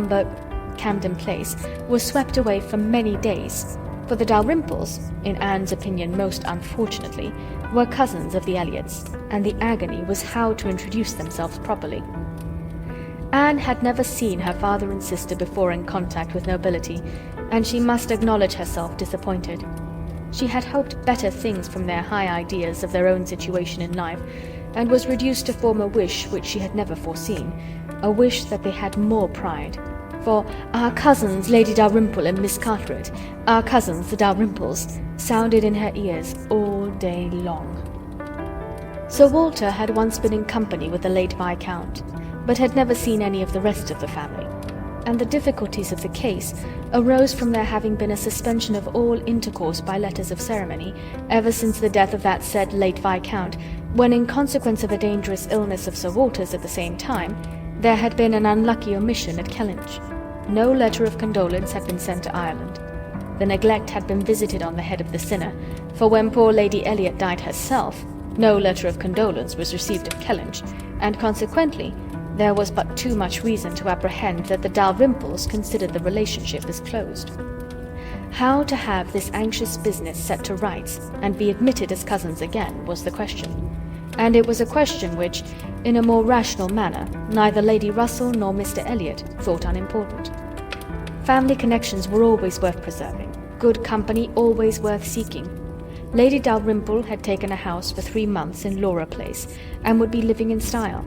She had been at Bath the year before, and Lady Russell had heard her spoken of as a charming woman.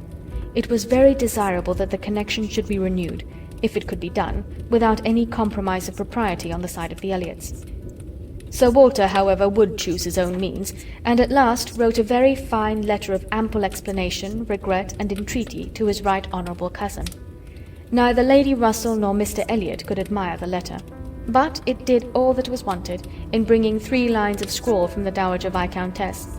She was very much honoured, and should be happy in their acquaintance. The toils of the business were over. The sweets began. They visited in Laura Place. They had the cards of Dowager Viscountess Dalrymple and the Honourable Miss Carteret to be arranged wherever they might be most visible, and "our cousins in Laura Place, our cousin Lady Dalrymple and Miss Carteret," were talked of to everybody. Anne was ashamed. Had Lady Dalrymple and her daughter even been very agreeable, she would still have been ashamed of the agitation they created, but they were nothing. There was no superiority of manner, accomplishment, or understanding. Lady Dalrymple had acquired the name of a charming woman because she had a smile and a civil answer for everybody. Miss Carteret, with still less to say, was so plain and so awkward that she would never have been tolerated in Camden Place but for her birth. Lady Russell confessed she had expected something better, but yet it was an acquaintance worth having.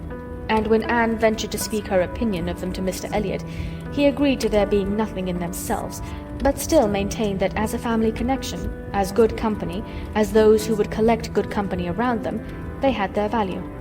Anne smiled and said, "My idea of good company, Mr. Elliot, is the company of clever, well-informed people who have a great deal of conversation. That is what I call good company." "You are mistaken," said he gently. "That is not good company. That is the best. Good company requires only birth, education, and manners, and with regard to education, it is not very nice. Birth and good manners are essential, but a little learning is by no means a dangerous thing in good company. On the contrary, it will do very well." My cousin Anne shakes her head. She is not satisfied. She is fastidious. "My dear cousin," sitting down by her, "you have a better right to be fastidious than almost any other woman I know. But will it answer? Will it make you happy? Will it not be wiser to accept the society of those good ladies in Laura Place, and enjoy all the advantages of the connection as far as possible?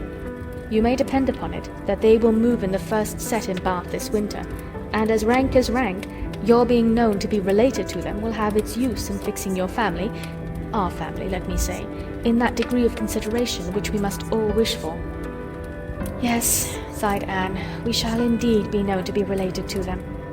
Then, recollecting herself, and not wishing to be answered, she added, "I certainly do think there has been by far too much trouble taken to procure the acquaintance. I suppose," smiling, "I have more pride than any of you, but I confess it does vex me that we should be so solicitous to have the relationship acknowledged, which we may be very sure is a matter of perfect indifference to them." "Pardon me, dear cousin, you are unjust in your own claims. In London, perhaps, in your present quiet style of living, it might be as you say. But in Bath, Sir Walter Elliot and his family will always be worth knowing, always acceptable as acquaintance." "Well," said Anne, "I certainly am proud, too proud to enjoy a welcome which depends so entirely upon place." "I love your indignation," said he. "It is very natural.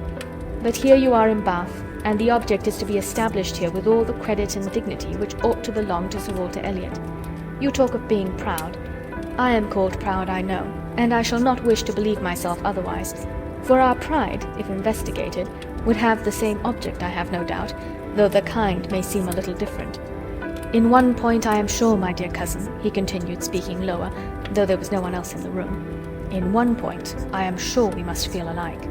We must feel that every addition to your father's society among his equals or superiors may be of use in diverting his thoughts from those who are beneath him." He looked, as he spoke, to the seat which Mrs. Clay had been lately occupying, a sufficient explanation of what he particularly meant, and though Anne could not believe in their having the same sort of pride, she was pleased with him for not liking Mrs. Clay, and her conscience admitted that his wishing to promote her father's getting great acquaintance was more than excusable in the view of defeating her. End of Chapter 16. Chapter 17. While Sir Walter and Elizabeth were assiduously pushing their good fortune in Laura Place, Anne was renewing an acquaintance of a very different description. She had called on her former governess, and had heard from her of there being an old schoolfellow in Bath, who had the two strong claims on her attention of past kindness and present suffering. Miss Hamilton, now Mrs. Smith, had shown her kindness in one of those periods of her life when it had been most valuable. Anne had gone unhappy to school, grieving for the loss of a mother whom she had dearly loved, feeling her separation from home, and suffering as a girl of 14, of strong sensibility and not high spirits, must suffer at such a time. And Miss Hamilton, 3 years older than herself, but still from the want of near relations and a settled home, remaining another year at school, had been useful and good to her in a way which had considerably lessened her misery and could never be remembered with indifference. Miss Hamilton had left school, had married not long afterwards, was said to have married a man of fortune, and this was all that Anne had known of her, till now that their governess's account brought her situation forward in a more decided but very different form. She was a widow and poor. Her husband had been extravagant, and at his death, about 2 years before, had left his affairs dreadfully involved. She had had difficulties of every sort to contend with, and in addition to these distresses, had been afflicted with a severe rheumatic fever, which, finally settling in her legs, had made her for the present a cripple. She had come to Bath on that account, and was now in lodgings near the hot baths, living in a very humble way, unable even to afford herself the comfort of a servant, and of course almost excluded from society. Their mutual friend answered for the satisfaction which a visit from Miss Elliot would give Mrs. Smith, and Anne therefore lost no time in going. She mentioned nothing of what she had heard, or what she intended at home. It would excite no proper interest there. She only consulted Lady Russell, who entered thoroughly into her sentiments, and was most happy to convey her as near to Mrs. Smith's lodgings in Westgate Buildings as Anne chose to be taken. The visit was paid, their acquaintance re-established, their interest in each other more than rekindled. The first 10 minutes had its awkwardness and its emotion. 12 years were gone since they had parted, and each presented a somewhat different person from what the other had imagined. 12 years had changed Anne from the blooming, silent, unformed girl of 15 to the elegant little woman of 27, with every beauty except bloom, and with manners as consciously right as they were invariably gentle. And 12 years had transformed the fine-looking, well-grown Miss Hamilton, in all the glow of health and confidence of superiority, into a poor, infirm, helpless widow, receiving the visit of her former protégé as a favour. But all that was uncomfortable in the meeting had soon passed away, and left only the interesting charm of remembering former partialities and talking over old times. Anne found in Mrs. Smith the good sense and agreeable manners which she had almost ventured to depend on, and a disposition to converse and be cheerful beyond her expectation. Neither the dissipations of the past, and she had lived very much in the world, nor the restrictions of the present, neither sickness nor sorrow, seemed to have closed her heart or ruined her spirits. In the course of a second visit she talked with great openness, and Anne's astonishment increased. She could scarcely imagine a more cheerless situation in itself than Mrs. Smith's. She had been very fond of her husband. She had buried him. She had been used to affluence. It was gone. She had no child to connect her with life and happiness again, no relations to assist in the arrangement of perplexed affairs, no health to make all the rest supportable. Her accommodations were limited to a noisy parlour and a dark bedroom behind, with no possibility of moving from one to the other without assistance, which there was only one servant in the house to afford, and she never quitted the house but to be conveyed into the warm bath. Yet in spite of all this, Anne had reason to believe that she had moments only of languor and depression, to hours of occupation and enjoyment. How could it be? She watched, observed, reflected, and finally determined that this was not a case of fortitude or of resignation only. A submissive spirit might be patient, a strong understanding would supply resolution, but here was something more. Here was that elasticity of mind, that disposition to be comforted, that power of turning readily from evil to good, and of finding employment which carried her out of herself, which was from nature alone. It was the choicest gift of heaven, and Anne viewed her friend as one of those instances in which, by a merciful appointment, it seems designed to counterbalance almost every other want. There had been a time, Mrs. Smith told her, when her spirits had nearly failed. She could not call herself an invalid now, compared with her state on first reaching Bath. Then she had, indeed, been a pitiable object, for she had caught cold on the journey, and had hardly taken possession of her lodgings before she was again confined to her bed and suffering under severe and constant pain. And all this among strangers, with the absolute necessity of having a regular nurse, and finances at that moment particularly unfit to meet any extraordinary expense. She had weathered it, however, and could truly say that it had done her good. It had increased her comforts by making her feel herself to be in good hands. She had seen too much of the world to expect sudden or disinterested attachment anywhere, but her illness had proved to her that her landlady had a character to preserve, and would not use her ill. and she had been particularly fortunate in her nurse, as a sister of her landlady, a nurse by profession, and who had always a home in that house when unemployed, chanced to be at liberty just in time to attend her.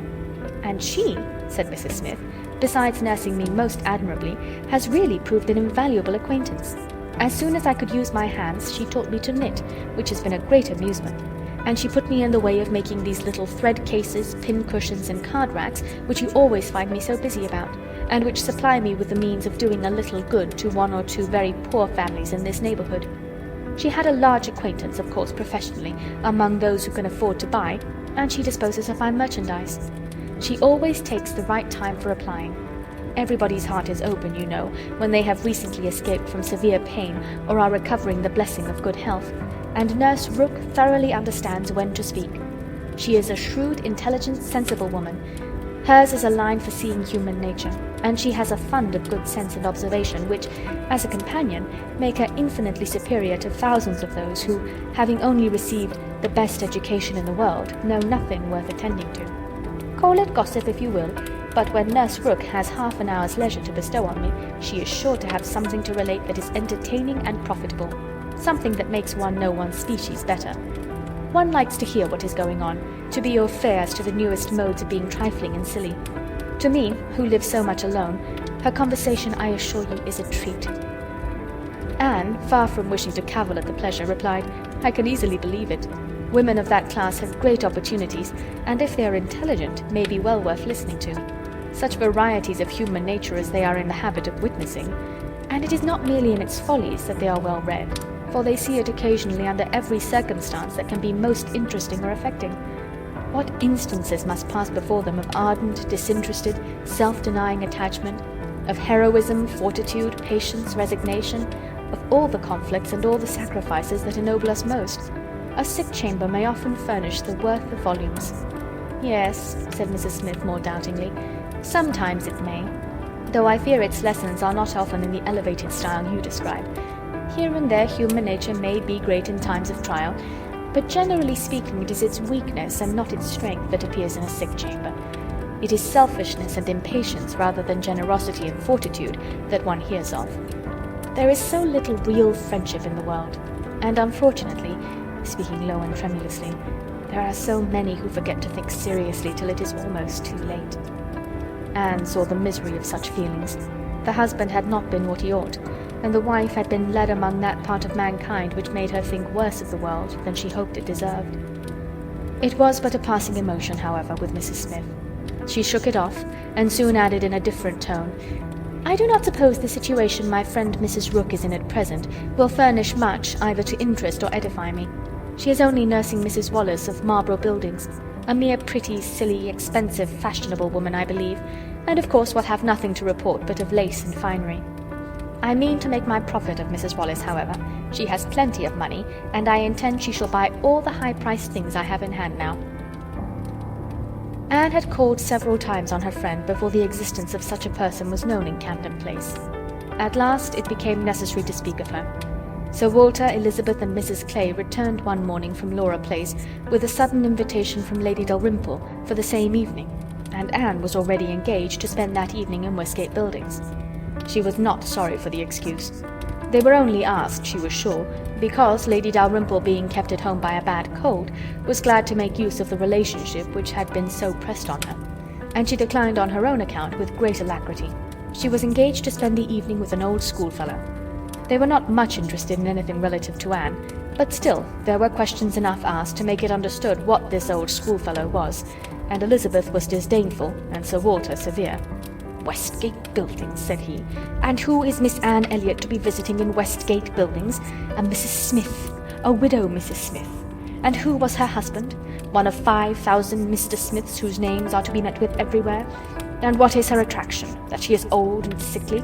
Upon my word, Miss Anne Elliot, you have the most extraordinary taste. Everything that revolts other people, low company, paltry rooms, foul air, disgusting associations, are inviting to you. But surely you may put off this old lady till tomorrow. She is not so near her end, I presume, but that she may hope to see another day. What is her age? 40? No, sir, she is not 31. but I do not think I can put off my engagement, because it is the only evening for some time which will at once suit her and myself. She goes into the warm bath tomorrow, and for the rest of the week you know we are engaged." "But what does Lady Russell think of this acquaintance?" asked Elizabeth. "She sees nothing to blame in it," replied Anne. "On the contrary, she approves it, and has generally taken me when I have called on Mrs. Smith." "Westgate Buildings must have been rather surprised by the appearance of a carriage drawn up near its pavement," observed Sir Walter. "Sir Henry Russell's widow indeed has no honours to distinguish her arms, but still it is a handsome equipage, and no doubt is well known to convey a Miss Elliot.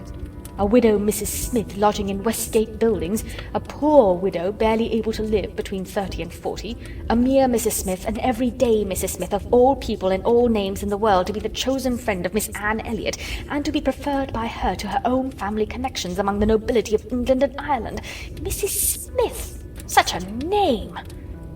Mrs. Clay, who had been present while all this passed, now thought it advisable to leave the room, and Anne could have said much, and did long to say a little in defence of her friend's not very dissimilar claims to theirs, but her sense of personal respect to her father prevented her. She made no reply. She left it to himself to recollect that Mrs. Smith was not the only widow in Bath between 30 and 40 with little to live on and no surname of dignity. Anne kept her appointment, the others kept theirs, and of course she heard the next morning that they had had a delightful evening. She had been the only one of the set absent, for Sir Walter and Elizabeth had not only been quite at their ladyship's service themselves, but had actually been happy to be employed by her in collecting others, and had been at the trouble of inviting both Lady Russell and Mr. Elliot. And Mr. Elliot had made a point of leaving Colonel Wallis early, and Lady Russell had fresh arranged all her evening engagements in order to wait on her.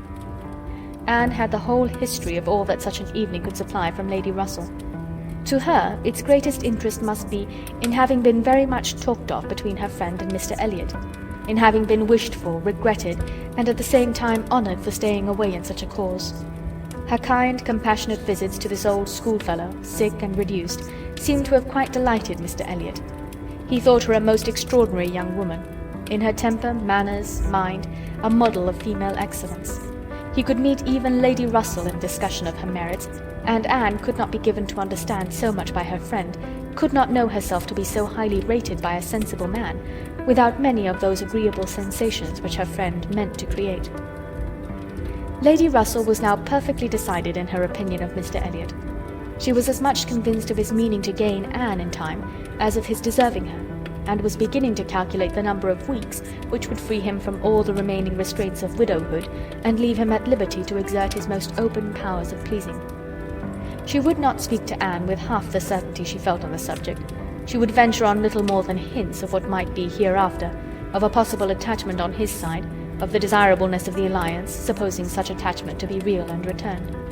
Anne heard her, and made no violent exclamations. She only smiled, blushed, and gently shook her head. "I am no matchmaker, as you well know," said Lady Russell, "being much too well aware of the uncertainty of all human events and calculations. I only mean that if Mr. Elliot should some time hence pay his addresses to you, and if you should be disposed to accept him, I think there would be every possibility of you being happy together. A most suitable connection, everybody must consider it, but I think it might be a very happy one. Mr. Elliot is an exceedingly agreeable man, and in many respects I think highly of him," said Anne, "but we should not suit." Lady Russell let this pass, and only said in rejoinder, "I own that to be able to regard you as the future mistress of Kellynch, the future Lady Elliot, to look forward and see you occupying your dear mother's place, succeeding to all her rights and all her popularity, as well as to all her virtues, would be the highest possible gratification to me. You are your mother's self in countenance and disposition, and if I might be allowed to fancy you such as she was, in situation and name and home, presiding and blessing in the same spot, and only superior to her in being more highly valued, my dearest Anne, it would give me more delight than is often felt at my time of life." Anne was obliged to turn away, to rise, to walk to a distant table, and leaning there in pretended employment, tried to subdue the feelings this picture excited. For a few moments her imagination and her heart were bewitched. The idea of becoming what her mother had been, of having the precious name of Lady Elliot first revived in herself, of being restored to Kellynch, calling it her home again, her home forever, was a charm which she could not immediately resist. Lady Russell said not another word, willing to leave the matter to its own operation, and believing that, could Mr. Elliot at that moment with propriety have spoken for himself. She believed, in short, what Anne did not believe. The same image of Mr. Elliot speaking for himself brought Anne to composure again. The charm of Kellynch and of Lady Elliot all faded away. She never could accept him. And it was not only that her feelings were still adverse to any man save one. Her judgment, on a serious consideration of the possibilities of such a case, was against Mr. Elliot. Though they had now been acquainted a month, she could not be satisfied that she really knew his character. That he was a sensible man, an agreeable man, that he talked well, professed good opinions, seemed to judge properly and as a man of principle, this was all clear enough. He certainly knew what was right, nor could she fix on any one article of moral duty evidently transgressed, but yet she would have been afraid to answer for his conduct. She distrusted the past, if not the present. The names which occasionally dropped of former associates, the allusions to former practices and pursuits, suggested suspicions not favourable of what he had been. She saw that there had been bad habits, that Sunday travelling had been a common thing, that there had been a period of his life, and probably not a short one, when he had been, at least, careless in all serious matters. And though he might now think very differently, who could answer for the true sentiments of a clever, cautious man, grown old enough to appreciate a fair character? How could it ever be ascertained that his mind was truly cleansed? Mr. Elliot was rational, discreet, polished, but he was not open. There was never any burst of feeling, any warmth of indignation or delight at the evil or good of others. This, to Anne, was a decided imperfection. Her early impressions were incurable. She prized the frank, the open-hearted, the eager character beyond all others. Warmth and enthusiasm did captivate her still. She felt that she could so much more depend upon the sincerity of those who sometimes looked or said a careless or hasty thing, than of those whose presence of mind never varied, whose tongue never slipped. Mr. Elliot was too generally agreeable. Various as were the tempers in her father's house, he pleased them all. He endured too well, stood too well with everybody. He had spoken to her with some degree of openness of Mrs. Clay, had appeared completely to see what Mrs. Clay was about and to hold her in contempt, and yet Mrs. Clay found him as agreeable as anybody. Lady Russell saw either less or more than her young friend, for she saw nothing to excite distrust. She could not imagine a man more exactly what he ought to be than Mr. Elliot, nor did she ever enjoy a sweeter feeling than the hope of seeing him receive the hand of her beloved Anne in Kellynch Church in the course of the following autumn. End of Chapter 17. Chapter 18. It was the beginning of February, and Anne, having been a month in Bath, was growing very eager for news from Uppercross and Lyme. She wanted to hear much more than Mary had communicated. It was 3 weeks since she had heard at all. She only knew that Henrietta was at home again, and that Louisa, though considered to be recovering fast, was still in Lyme. And she was thinking of them all very intently one evening, when a thicker letter than usual from Mary was delivered to her, and to quicken the pleasure and surprise, with Admiral and Mrs. Croft's compliments. The Crofts must be in Bath, a circumstance to interest her. They were people whom her heart turned to very naturally. "What is this?" cried Sir Walter. "The Crofts have arrived in Bath? The Crofts who rent Kellynch? What have they brought you?" "A letter from Uppercross Cottage, sir." "Oh, those letters are convenient passports. They secure an introduction. I should have visited Admiral Croft, however, at any rate. I know what is my due to my tenant." Anne could listen no longer. She could not even have told how the poor Admiral's complexion escaped. Her letter engrossed her. It had been begun several days back. February 1st. My dear Anne, I make no apology for my silence, because I know how little people think of letters in such a place as Bath. You must be a great deal too happy to care for Uppercross, which, as you well know, affords little to write about.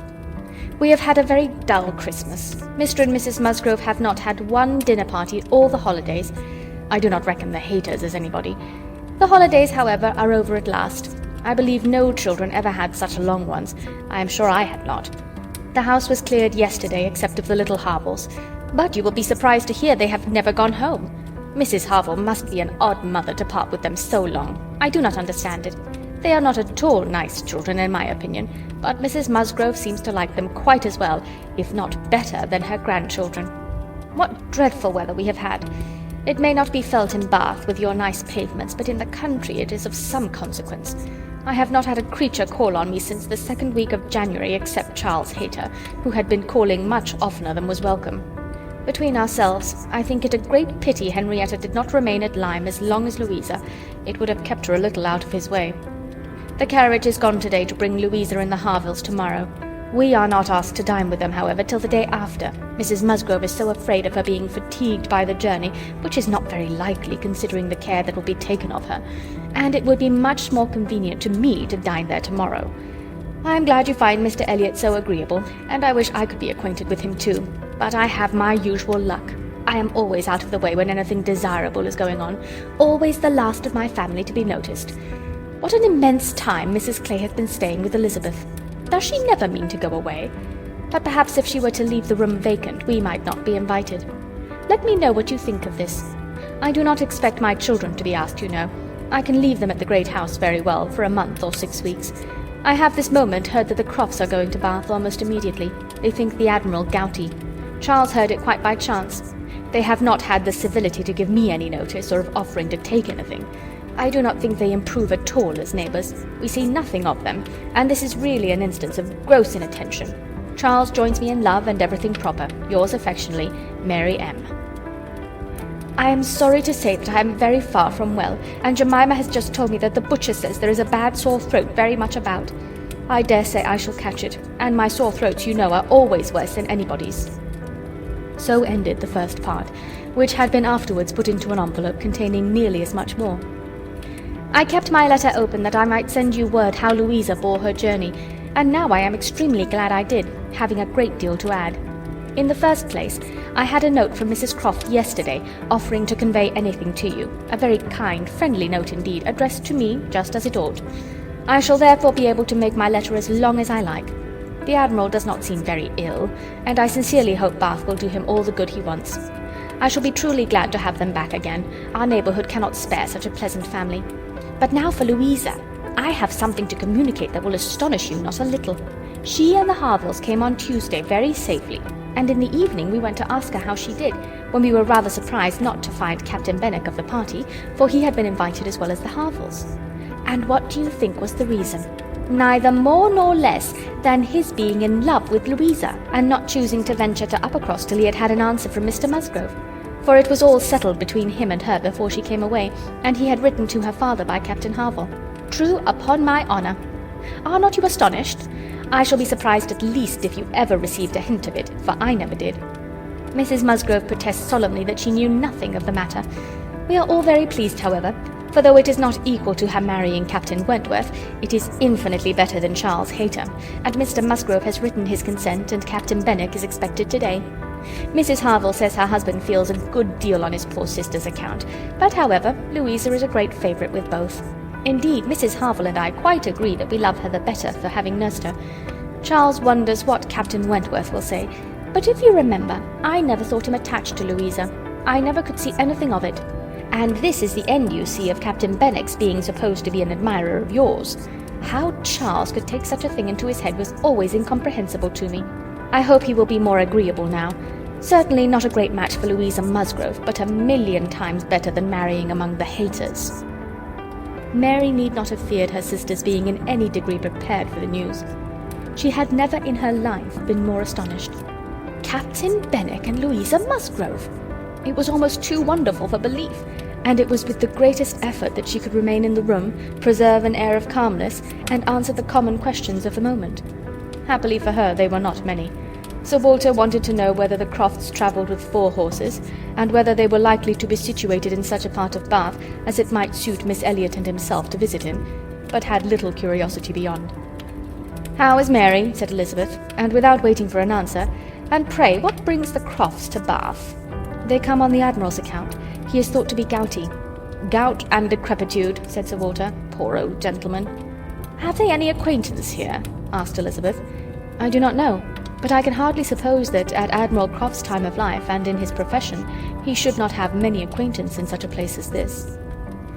"I suspect," said Sir Walter coolly, "that Admiral Croft will be best known in Bath as the renter of Kellynch Hall. Elizabeth, may we venture to present him and his wife in Laura Place?" "Oh no, I think not. Situated as we are with Lady Dalrymple, cousins, we ought to be very careful not to embarrass her with acquaintance she might not approve. If we were not related, it would not signify, but as cousins, she would feel scrupulous as to any proposal of ours.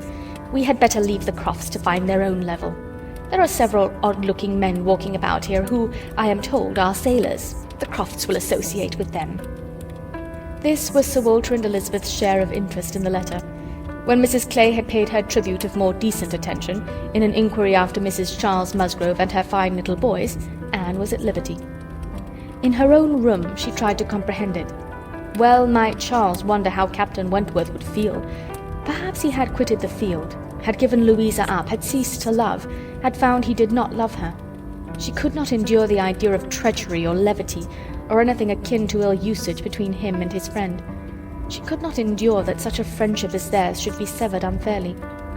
Captain Benwick and Louisa Musgrove! The high-spirited, joyous-talking Louisa Musgrove, and the dejected, thinking, feeling, reading Captain Benwick seemed each of them everything that would not suit the other. Their minds most dissimilar. Where could have been the attraction? The answer soon presented itself. It had been in situation. They had been thrown together several weeks. They had been living in the same small family party. Since Henrietta's coming away, they must have been depending almost entirely on each other, and Louisa, just recovering from illness, had been in an interesting state, and Captain Benwick was not inconsolable. That was a point which Anne had not been able to avoid suspecting before, and instead of drawing the same conclusion as Mary from the present course of events, they served only to confirm the idea of his having felt some dawning of tenderness toward herself. She did not mean, however, to derive much more from it to gratify her vanity than Mary might have allowed. She was persuaded that any tolerably pleasing young woman who had listened and seemed to feel for him would have received the same compliment. He had an affectionate heart. He must love somebody. She saw no reason against their being happy. Louisa had fine naval fervour to begin with, and they would soon grow more alike. He would gain cheerfulness, and she would learn to be an enthusiast for Scott and Lord Byron. Nay, that was probably learnt already. Of course they had fallen in love over poetry. The idea of Louisa Musgrove turned into a person of literary taste and sentimental reflection was amusing, but she had no doubt of its being so. The day at Lyme, the fall from the cob, might influence her health, her nerves, her courage, her character, to the end of her life, as thoroughly as it appeared to have influenced her fate. The conclusion of the whole was that if the woman who had been sensible of Captain Wentworth's merits could be allowed to prefer another man, there was nothing in the engagement to excite lasting wonder, and if Captain Wentworth lost no friend by it, certainly nothing to be regretted. No, it was not regret which made Anne's heart beat in spite of herself, and brought the colour into her cheeks when she thought of Captain Wentworth unshackled and free. She had some feelings which she was ashamed to investigate. They were too much like joy, senseless joy. She longed to see the Crofts, but when the meeting took place, it was evident that no rumour of the news had yet reached them. The visit of ceremony was paid and returned, and Louisa Musgrove was mentioned, and Captain Benwick too, without even half a smile. The Crofts had placed themselves in lodgings in Gay Street, perfectly to Sir Walter's satisfaction. He was not at all ashamed of the acquaintance, and did, in fact, think and talk a great deal more about the Admiral than the Admiral ever thought or talked about him. The Crofts knew quite as many people in Bath as they wished for, and considered their intercourse with the Elliots as a mere matter of form, and not in the least likely to afford them any pleasure. They brought with them their country habit of being almost always together. He was ordered to walk to keep off the gout, and Mrs. Croft seemed to go shares with him in everything, and to walk for her life to do him good. Anne saw them wherever she went. Lady Russell took her out in her carriage almost every morning, and she never failed to think of them, and never failed to see them. Knowing their feelings as she did, it was a most attractive picture of happiness to her. She always watched them as long as she could, delighted to fancy she understood what they might be talking of as they walked along in happy independence, or equally delighted to see the Admiral's hearty shake of the hand when he encountered an old friend, and observe their eagerness of conversation when occasionally forming into a little knot of the navy, Mrs. Croft looking as intelligent and keen as any of the officers around her. Anne was too much engaged with Lady Russell to be often walking herself, but it so happened one morning, about a week or 10 days after the Crofts' arrival, it suited her best to leave her friend, or her friend's carriage, in the lower part of the town, and return alone to Camden Place. And in walking up Milson Street, she had the good fortune to meet with the Admiral. He was standing by himself at a print shop window with his hands behind him, in earnest contemplation of some print, and she not only might have passed him unseen, but was obliged to touch as well as address him before she could catch his notice. When he did perceive and acknowledge her, however, it was done with all his usual frankness and good humour. "Ah, is it you? Thank you, thank you. This is treating me like a friend. Here I am, you see, staring at a picture. I can never get by this shop without stopping. But what a thing here is by way of a boat. Do look at it. Did you ever see the like? What queer fellows your fine painters must be to think that anybody would venture their lives in such a shapeless old cockleshell as that. And yet here are two gentlemen stuck up in it, mightily at their ease, and looking about them at the rocks and mountains, as if they were not to be upset the next moment, which they certainly must be. I wonder where that boat was built," laughing heartily. "I would not venture over a horse-pond in it. Well," turning away, "now, where are you bound? Can I go anywhere for you, or with you? Can I be of any use?" "None, I thank you, unless you will give me the pleasure of your company the little way our road lies together. I am going home." "That I will with all my heart, and father too. Yes, yes, we will have a snug walk together, and I have something to tell you as we go along. There, take my arm, that's right. I do not feel comfortable if I have not a woman there. Lord, what a boat it is," taking a last look at the picture as they began to be in motion. "Did you say that you had something to tell me, sir?" "Yes, I have, presently. But here comes a friend, Captain Bridgen. I shall only say, 'How do you do?' as we pass, however. I shall not stop. How do you do?" Bridgen stares to see anybody with me but my wife. She, poor soul, is tied by the leg. She has a blister on one of her heels, as large as a 3-shilling piece. If you look across the street, you will see Admiral Brand coming down, and his brother. Shabby fellows, both of them. I am glad they are not on this side of the way. Sophie cannot bear them. They played me a pitiful trick once, got away with some of my best men. I will tell you the whole story another time. There comes old Sir Archibald Drew and his grandson. Look, he sees us. He kisses his hand to you. He takes you for my wife. Ah, the peace has come too soon for that yonker. Poor old Sir Archibald. How do you like Bath, Miss Elliot? Suits us very well. We're always meeting with some old friend or other. The street's full of them every morning. Sure to have plenty of chat. And then we get away from them all and shut ourselves in our lodgings and draw in our chairs and are snug as if we were at Kellynch. Aye, or as we used to be even at North Yarmouth and Deal. We do not like our lodgings here the worse, I can tell you, for putting us in mind of those we first had at North Yarmouth. The wind blows through one of the cupboards just in the same way." When they were gone a little farther, Anne ventured to press again for what he had to communicate. She hoped when clear of Milson Street to have her curiosity gratified, but she was still obliged to wait, for the Admiral had made up his mind not to begin till they had gained the greater space and quiet of Belmont, and as she was not really Mrs. Croft, she must let him have his own way. As soon as they were fairly ascending Belmont, he began. "Well, now you shall hear something that will surprise you. But first of all, you must tell me the name of the young lady I am going to talk about. That young lady, you know, that we have all been so concerned for. The Miss Musgrove that all this has been happening to. Her Christian name. I always forget her Christian name." Anne had been ashamed to appear to comprehend so soon as she really did. But now she could safely suggest the name of Louisa. "Aye, aye, Miss Louisa Musgrove, that is the name. I wish young ladies had not such a number of fine Christian names. I should never be out if they were all Sophies or something of that sort. Well, this Miss Louisa, we all thought, you know, was to marry Frederick. He was courting her week after week. The only wonder was what they should be waiting for, till the business at Lyme came. Then indeed it was clear enough that they must wait till her brain was set to right. But even then there was something odd in their way of going on. Instead of staying at Lyme, he went off to Plymouth, and then he went off to see Edward. When we came back from Minehead, he was gone down to Edward's, and there he has been ever since. We have seen nothing of him since November. Even Sophie could not understand it. But now the matter has taken the strangest turn of all, for this young lady, this same Miss Musgrove, instead of being to marry Frederick, is to marry James Benwick. You know James Benwick. "A little. I am a little acquainted with Captain Benwick." "Well, she is to marry him. Nay, most likely they are married already, for I do not know what they should wait for." "I thought Captain Benwick a very pleasing young man," said Anne, "and I understand that he bears an excellent character." "Oh, yes, yes. There is not a word to be said against James Benwick. He is only a commander, it is true, made last summer, and these are bad times for getting on, but he has not another fault that I know of. An excellent, good-hearted fellow, I assure you. A very active, zealous officer, too, which is more than you would think for, perhaps, for that soft sort of manner does not do him justice." "Indeed, you are mistaken there, sir. I should never augur want of spirit from Captain Benwick's manners. I thought them particularly pleasing, and I will answer for it, they would generally please." "Well, well, ladies are the best judges. But James Benwick is rather too piano for me. and though very likely it is all our partiality, Sophie and I cannot help thinking Frederick's manners better than his. There is something about Frederick more to our taste." Anne was caught. She had only meant to oppose the too common idea of spirit and gentleness being incompatible with each other, not at all to represent Captain Benwick's manners as the very best that could possibly be. And after a little hesitation she was beginning to say, "I was not entering into any comparison of the two friends," but the Admiral interrupted her with, "And the thing is certainly true. It is not a mere bit of gossip. We have had it from Frederick himself. His sister had a letter from him yesterday in which he tells us of it, and he had just had it in a letter from 𝕻𝖊𝖓, written upon the spot, from Uppercross. I fancy they are all at Uppercross." This was an opportunity which Anne could not resist.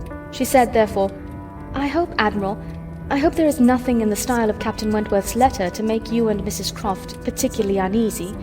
It did seem, last autumn, as if there were an attachment between him and Louisa Musgrove, but I hope it may be understood to have worn out on each side equally and without violence.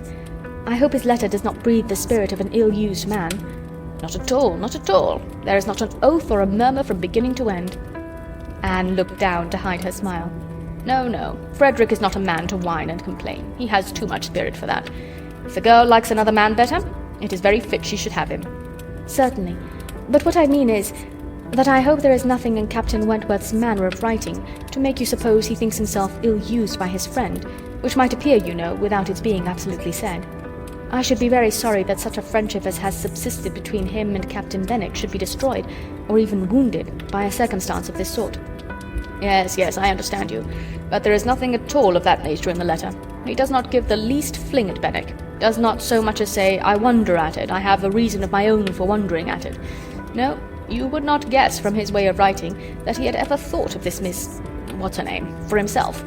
He very handsomely hopes they will be happy together, and there is nothing very unforgiving in that, I think. Anne did not receive the perfect conviction which the Admiral meant to convey, but it would have been useless to press the inquiry further. She therefore satisfied herself with commonplace remarks or quiet attention, and the Admiral had it all his own way. "Poor Frederick," said he at last. "Now he must begin all over again with somebody else. I think we must get him to Bath. Sophie must write and beg him to come to Bath. Here are pretty girls enough, I am sure. It would be of no use to go to Uppercross again, for that other Miss Musgrove, I find, is bespoke by her cousin, the young parson. Do not you think, Miss Elliot, we had better try to get him to Bath?" End of Chapter 18. Chapter 19. While Admiral Croft was taking this walk with Anne, and expressing his wish of getting Captain Wentworth to Bath, Captain Wentworth was already on his way thither. Before Mrs. Croft had written, he was arrived, and the very next time Anne walked out, she saw him. Mr. Elliot was attending his two cousins and Mrs. Clay. They were in Milson Street. It began to rain, not much, but enough to make shelter desirable for women, and quite enough to make it very desirable for Miss Elliot to have the advantage of being conveyed home in Lady Dalrymple's carriage, which was seen waiting at a little distance. She, Anne, and Mrs. Clay therefore turned into Mollen's, while Mr. Elliot stepped to Lady Dalrymple to request her assistance. He soon joined them again, successful, of course. Lady Dalrymple would be most happy to take them home, and would call for them in a few minutes. Her ladyship's carriage was a barouche, and did not hold more than 4 with any comfort. Miss Carteret was with her mother, consequently it was not reasonable to expect accommodation for all the 3 Camden Place ladies. There could be no doubt as to Miss Elliot. Whoever suffered inconvenience, she must suffer none, but it occupied a little time to settle the point of civility between the other 2. The rain was a mere trifle, and Anne was most sincere in preferring a walk with Mr. Elliot. But the rain was also a mere trifle to Mrs. Clay. She would hardly allow it even to drop at all, and her boots were so thick, much thicker than Miss Anne's, and, in short, her civility rendered her quite as anxious to be left to walk with Mr. Elliot as Anne could be, and it was discussed between them with a generosity so polite and so determined that the others were obliged to settle it for them, Miss Elliot maintaining that Mrs. Clay had a little cold already, and Mr. Elliot deciding on appeal that his cousin Anne's boots were rather the thickest. It was fixed accordingly that Mrs. Clay should be of the party in the carriage, and they had just reached this point when Anne, as she sat near the window, descried most decidedly and distinctly Captain Wentworth walking down the street. Her start was perceptible only to herself, but she instantly felt that she was the greatest simpleton in the world, the most unaccountable and absurd. For a few minutes she saw nothing before her. It was all confusion. She was lost, and when she had scolded back her senses, she found the others still waiting for the carriage, and Mr. Elliot, always obliging, just setting off for Union Street on a commission of Mrs. Clay's. She now felt a great inclination to go to the outer door. She wanted to see if it rained. Why was she to suspect herself of another motive? Captain Wentworth must be out of sight. She left her seat. She would go. One half of her should not be always so much wiser than the other half, or always suspecting the other of being worse than it was. She would see if it rained. She was sent back, however, in a moment by the entrance of Captain Wentworth himself, among a party of gentlemen and ladies, evidently his acquaintance, and whom he must have joined a little below Milsom Street. He was more obviously struck and confused by the sight of her than she had ever observed before. He looked quite red. For the first time since their renewed acquaintance, she felt that she was betraying the least sensibility of the two. She had the advantage of him in the preparation of the last few moments. All the overpowering, blinding, bewildering first effects of strong surprise were over with her. Still, however, she had enough to feel. It was agitation, pain, pleasure, a something between delight and misery. He spoke to her and then turned away. The character of his manner was embarrassment. She could not have called it either cold or friendly or anything so certainly as embarrassed. After a short interval, however, he came towards her. He spoke again. Mutual inquiries on common subjects passed, neither of them probably much the wiser for what they heard, and Anne continuing fully sensible of his being less at ease than formerly. They had, by dint of being so very much together, got to speak to each other with a considerable portion of apparent indifference and calmness, but he could not do it now. Time had changed him, or Louisa had changed him. There was consciousness of some sort or other. He looked very well, not as if he had been suffering in healthful spirits, and he talked of Uppercross, of the Musgroves, nay, even of Louisa, and had even a momentary look of his own arch significance as he named her. But yet it was Captain Wentworth not comfortable, not easy, not able to feign what he was. It did not surprise, but it grieved Anne to observe that Elizabeth would not know him. She saw that he saw Elizabeth, that Elizabeth saw him, that there was complete internal recognition on each side. She was convinced that he was ready to be acknowledged as an acquaintance, expecting it, and she had the pain of seeing her sister turn away with unalterable coldness. Lady Dalrymple's carriage, for which Miss Elliot was growing very impatient, now drew up.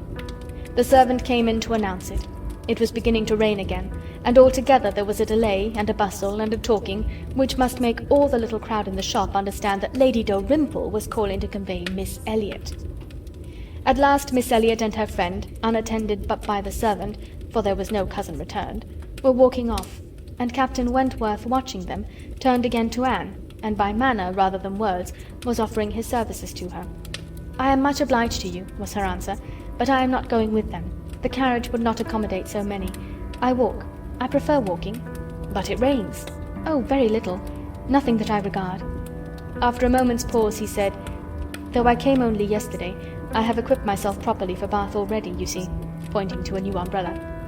"I wish you would make use of it, if you are determined to walk, though I think it would be more prudent to let me get you a chair." She was very much obliged to him, but declined it all, repeating her conviction that the rain would come to nothing at present. "I am only waiting for Mr. Elliot. He will be here in a moment, I am sure." She had hardly spoken the words when Mr. Elliot walked in. Captain Wentworth recollected him perfectly. There was no difference between him and the man who had stood on the steps at Lyme, admiring Anne as she passed, except in the air and look and manner of the privileged relation and friend. He came in with eagerness, appearing to see and think only of her, apologized for his stay, was grieved to have kept her waiting, and anxious to get her away without further loss of time, and before the rain increased. And in another moment they walked off together, her arm under his, a gentle and embarrassed glance and a "good morning to you" being all that she had time for as she passed away. As soon as they were out of sight, the ladies of Captain Wentworth's party began talking of them. "Mr. Elliot does not dislike his cousin, I fancy." "Oh no, that is clear enough. One can guess what will happen there. He is always with them, half lives in the family, I believe. What a very good-looking man." "Yes, and Miss Atkinson, who dined with him once at the Wallaces, says he is the most agreeable man she was ever in company with. She is pretty, I think, Anne Elliot, very pretty, when one comes to look at her. It is not the fashion to say so, but I confess I admire her more than her sister." "Oh, so do I." And so do I, no comparison. But the men are all wild after Miss Elliot. Anne is too delicate for them. Anne would have been particularly obliged to her cousin if he would have walked by her side all the way to Camden Place without saying a word. She had never found it so difficult to listen to him, though nothing could exceed his solicitude and care, and though his subjects were principally such as were wont to be always interesting: praise, warm, just, and discriminating, of Lady Russell, and insinuations highly rational against Mrs. Clay. But just now she could think only of Captain Wentworth. She could not understand his present feelings, whether he were really suffering much from disappointment or not. Until that point was settled, she could not be quite herself. She hoped to be wise and reasonable in time, but alas, alas, she must confess to herself that she was not wise yet. Another circumstance very essential for her to know was how long he meant to be in Bath. He had not mentioned it, or she could not recollect it. He might be only passing through. But it was more probable that he should be come to stay. In that case, so liable as everybody was to meet everybody in Bath, Lady Russell would in all likelihood see him somewhere. Would she recollect him? How would it all be? She had already been obliged to tell Lady Russell that Louisa Musgrove was to marry Captain Benwick. It had cost her something to encounter Lady Russell's surprise. And now, if she were by any chance to be thrown into company with Captain Wentworth, her imperfect knowledge of the matter might add another shade of prejudice against him. The following morning Anne was out with her friend, and for the first hour in an incessant and fearful sort of watch for him in vain. But at last, in returning down Pulteney Street, she distinguished him on the right-hand pavement at such a distance as to have him in view the greater part of the street. There were many other men about him, many groups walking the same way, but there was no mistaking him. She looked instinctively at Lady Russell, but not from any mad idea of her recognizing him so soon as she did herself. No, it was not to be supposed that Lady Russell would perceive him till they were nearly opposite. She looked at her, however, from time to time, anxiously, and when the moment approached which must point him out, though not daring to look again, for her own countenance she knew was unfit to be seen, she was yet perfectly conscious of Lady Russell's eyes being turned exactly in the direction for him, of her being, in short, intently observing him. She could thoroughly comprehend the sort of fascination he must possess over Lady Russell's mind, the difficulty it must be for her to withdraw her eyes, the astonishment she must be feeling that 8 or 9 years should have passed over him, and in foreign climes and in active service too, without robbing him of one personal grace. At last Lady Russell drew back her head. Now, how would she speak of him? "You will wonder," said she, "what has been fixing my eye so long, but I was looking after some window curtains which Lady Alicia and Mrs. Franklin were telling me of last night. They described the drawing-room window curtains of one of the houses on this side of the way and this part of the street as being the handsomest and best hung of any in Bath, but could not recollect the exact number, and I have been trying to find out which it could be. But I confess I can see no curtains hereabout that answer their description." Anne sighed and blushed and smiled, in pity and disdain, either at her friend or herself. The part that provoked her most was that in all this waste of foresight and caution, she should have lost the right moment for seeing whether he saw them. A day or two passed without producing anything. The theatre or the rooms where he was most likely to be were not fashionable enough for the Elliots, whose evening amusements were solely in the elegant stupidity of private parties, in which they were getting more and more engaged. And Anne, wearied of such a state of stagnation, sick of knowing nothing, and fancying herself stronger because her strength was not tried, was quite impatient for the concert evening. It was a concert for the benefit of a person patronized by Lady Dalrymple. Of course they must attend. It was really expected to be a good one, and Captain Wentworth was very fond of music. If only she could have a few minutes' conversation with him again, she fancied she should be satisfied, and as to the power of addressing him, she felt all over courage if the opportunity occurred. Elizabeth had turned from him, Lady Russell overlooked him. Her nerves were strengthened by these circumstances. She felt that she owed him attention. She had once partly promised Mrs. Smith to spend the evening with her, but in a short hurried call she excused herself and put it off, with the more decided promise of a longer visit on the morrow. Mrs. Smith gave a most good-humoured acquiescence. "By all means," said she, "only tell me all about it when you do come. Who is your party?" Anne named them all. Mrs. Smith made no reply. but when she was leaving her said, and with an expression half serious, half arch, "Well, I heartily wish your concert may answer, and do not fail me tomorrow if you can come, for I begin to have a foreboding that I may not have many more visits from you." Anne was startled and confused, but after standing in a moment's suspense, was obliged, and not sorry to be obliged, to hurry away. End of Chapter 19. Chapter 20. Sir Walter, his 2 daughters, and Mrs. Clay were the earliest of all their party at the rooms in the evening, and as Lady Dalrymple must be waited for, they took their station by one of the fires in the octagon room. But hardly were they so settled when the door opened again, and Captain Wentworth walked in alone. Anne was the nearest to him, and making yet a little advance, she instantly spoke. He was preparing only to bow and pass on, but her gentle "How do you do?" brought him out of the straight line to stand near her, and make inquiries in return, in spite of the formidable father and sister in the background. Their being in the background was a support to Anne. She knew nothing of their looks, and felt equal to everything which she believed right to be done. While they were speaking, a whispering between her father and Elizabeth caught her ear. She could not distinguish, but she must guess the subject, and on Captain Wentworth's making a distant bow, she comprehended that her father had judged so well as to give him that simple acknowledgment of acquaintance, and she was just in time by a side glance to see a slight curtsy from Elizabeth herself. This, though late and reluctant and ungracious, was yet better than nothing, and her spirits improved. After talking, however, of the weather and Bath and the concert, their conversation began to flag, and so little was said at last that she was expecting him to go every moment. But he did not. He seemed in no hurry to leave her, and presently, with renewed spirit, with a little smile, a little glow, he said, "I have hardly seen you since our day at Lyme. I am afraid you must have suffered from the shock, and the more from its not overpowering you at the time." She assured him that she had not. "It was a frightful hour," said he, "a frightful day," and he passed his hand across his eyes, as if the remembrance was still too painful, but in a moment, half smiling again, added, "The day has produced some effects, however, has had some consequences which must be considered as the very reverse of frightful. When you had the presence of mind to suggest that Benwick would be the properest person to fetch a surgeon, you could have little idea of his being eventually one of those most concerned in her recovery." "Certainly I could have none. But it appears, I should hope, it would be a very happy match. There are on both sides good principles and good temper."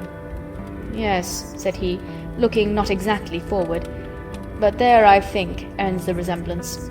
With all my soul I wish them happy, and rejoice over every circumstance in favour of it. They have no difficulties to contend with at home, no opposition, no caprice, no delays. The Musgroves are behaving like themselves, most honourably and kindly, only anxious with true parental hearts to promote their daughter's comfort. All this is much, very much, in favour of their happiness. More than perhaps—" He stopped. A sudden recollection seemed to occur, and to give him some taste of that emotion which was reddening Anne's cheeks and fixing her eyes on the ground. After clearing his throat, however, he proceeded thus: "I confess that I do think there is a disparity, too great a disparity, and in a point no less essential than mind. I regard Louisa Musgrove as a very amiable, sweet-tempered girl, and not deficient in understanding, but Benwick is something more. He is a clever man, a reading man, and I confess that I do consider his attaching himself to her with some surprise. Had it been the effect of gratitude, had he learnt to love her because he believed her to be preferring him, it would have been another thing, but I have no reason to suppose it so. It seems, on the contrary, to have been a perfectly spontaneous, untaught feeling on his side, and this surprises me. A man like him, in his situation, with a heart pierced, wounded, almost broken. Fanny Harville was a very superior creature, and his attachment to her was indeed attachment. A man does not recover from such a devotion of the heart to such a woman. He ought not. He does not." Either from the consciousness, however, that his friend had recovered, or from other consciousness, he went no further, and Anne, who, in spite of the agitated voice in which the latter part had been uttered, and in spite of all the various noises of the room, the almost ceaseless slam of the door, and ceaseless buzz of persons walking through, had distinguished every word, was struck, gratified, confused, and beginning to breathe very quick, and feel 100 things in a moment. It was impossible for her to enter on such a subject, and yet, after a pause, feeling the necessity of speaking, and having not the smallest wish for a total change, she only deviated so far as to say, "You were a good while at Lyme, I think?" "About a fortnight. I could not leave it till Louisa's doing well was ascertained. I had been too deeply concerned in the mischief to be soon at peace. It had been my doing, solely mine. She would not have been obstinate if I had not been weak. The country round Lyme is very fine.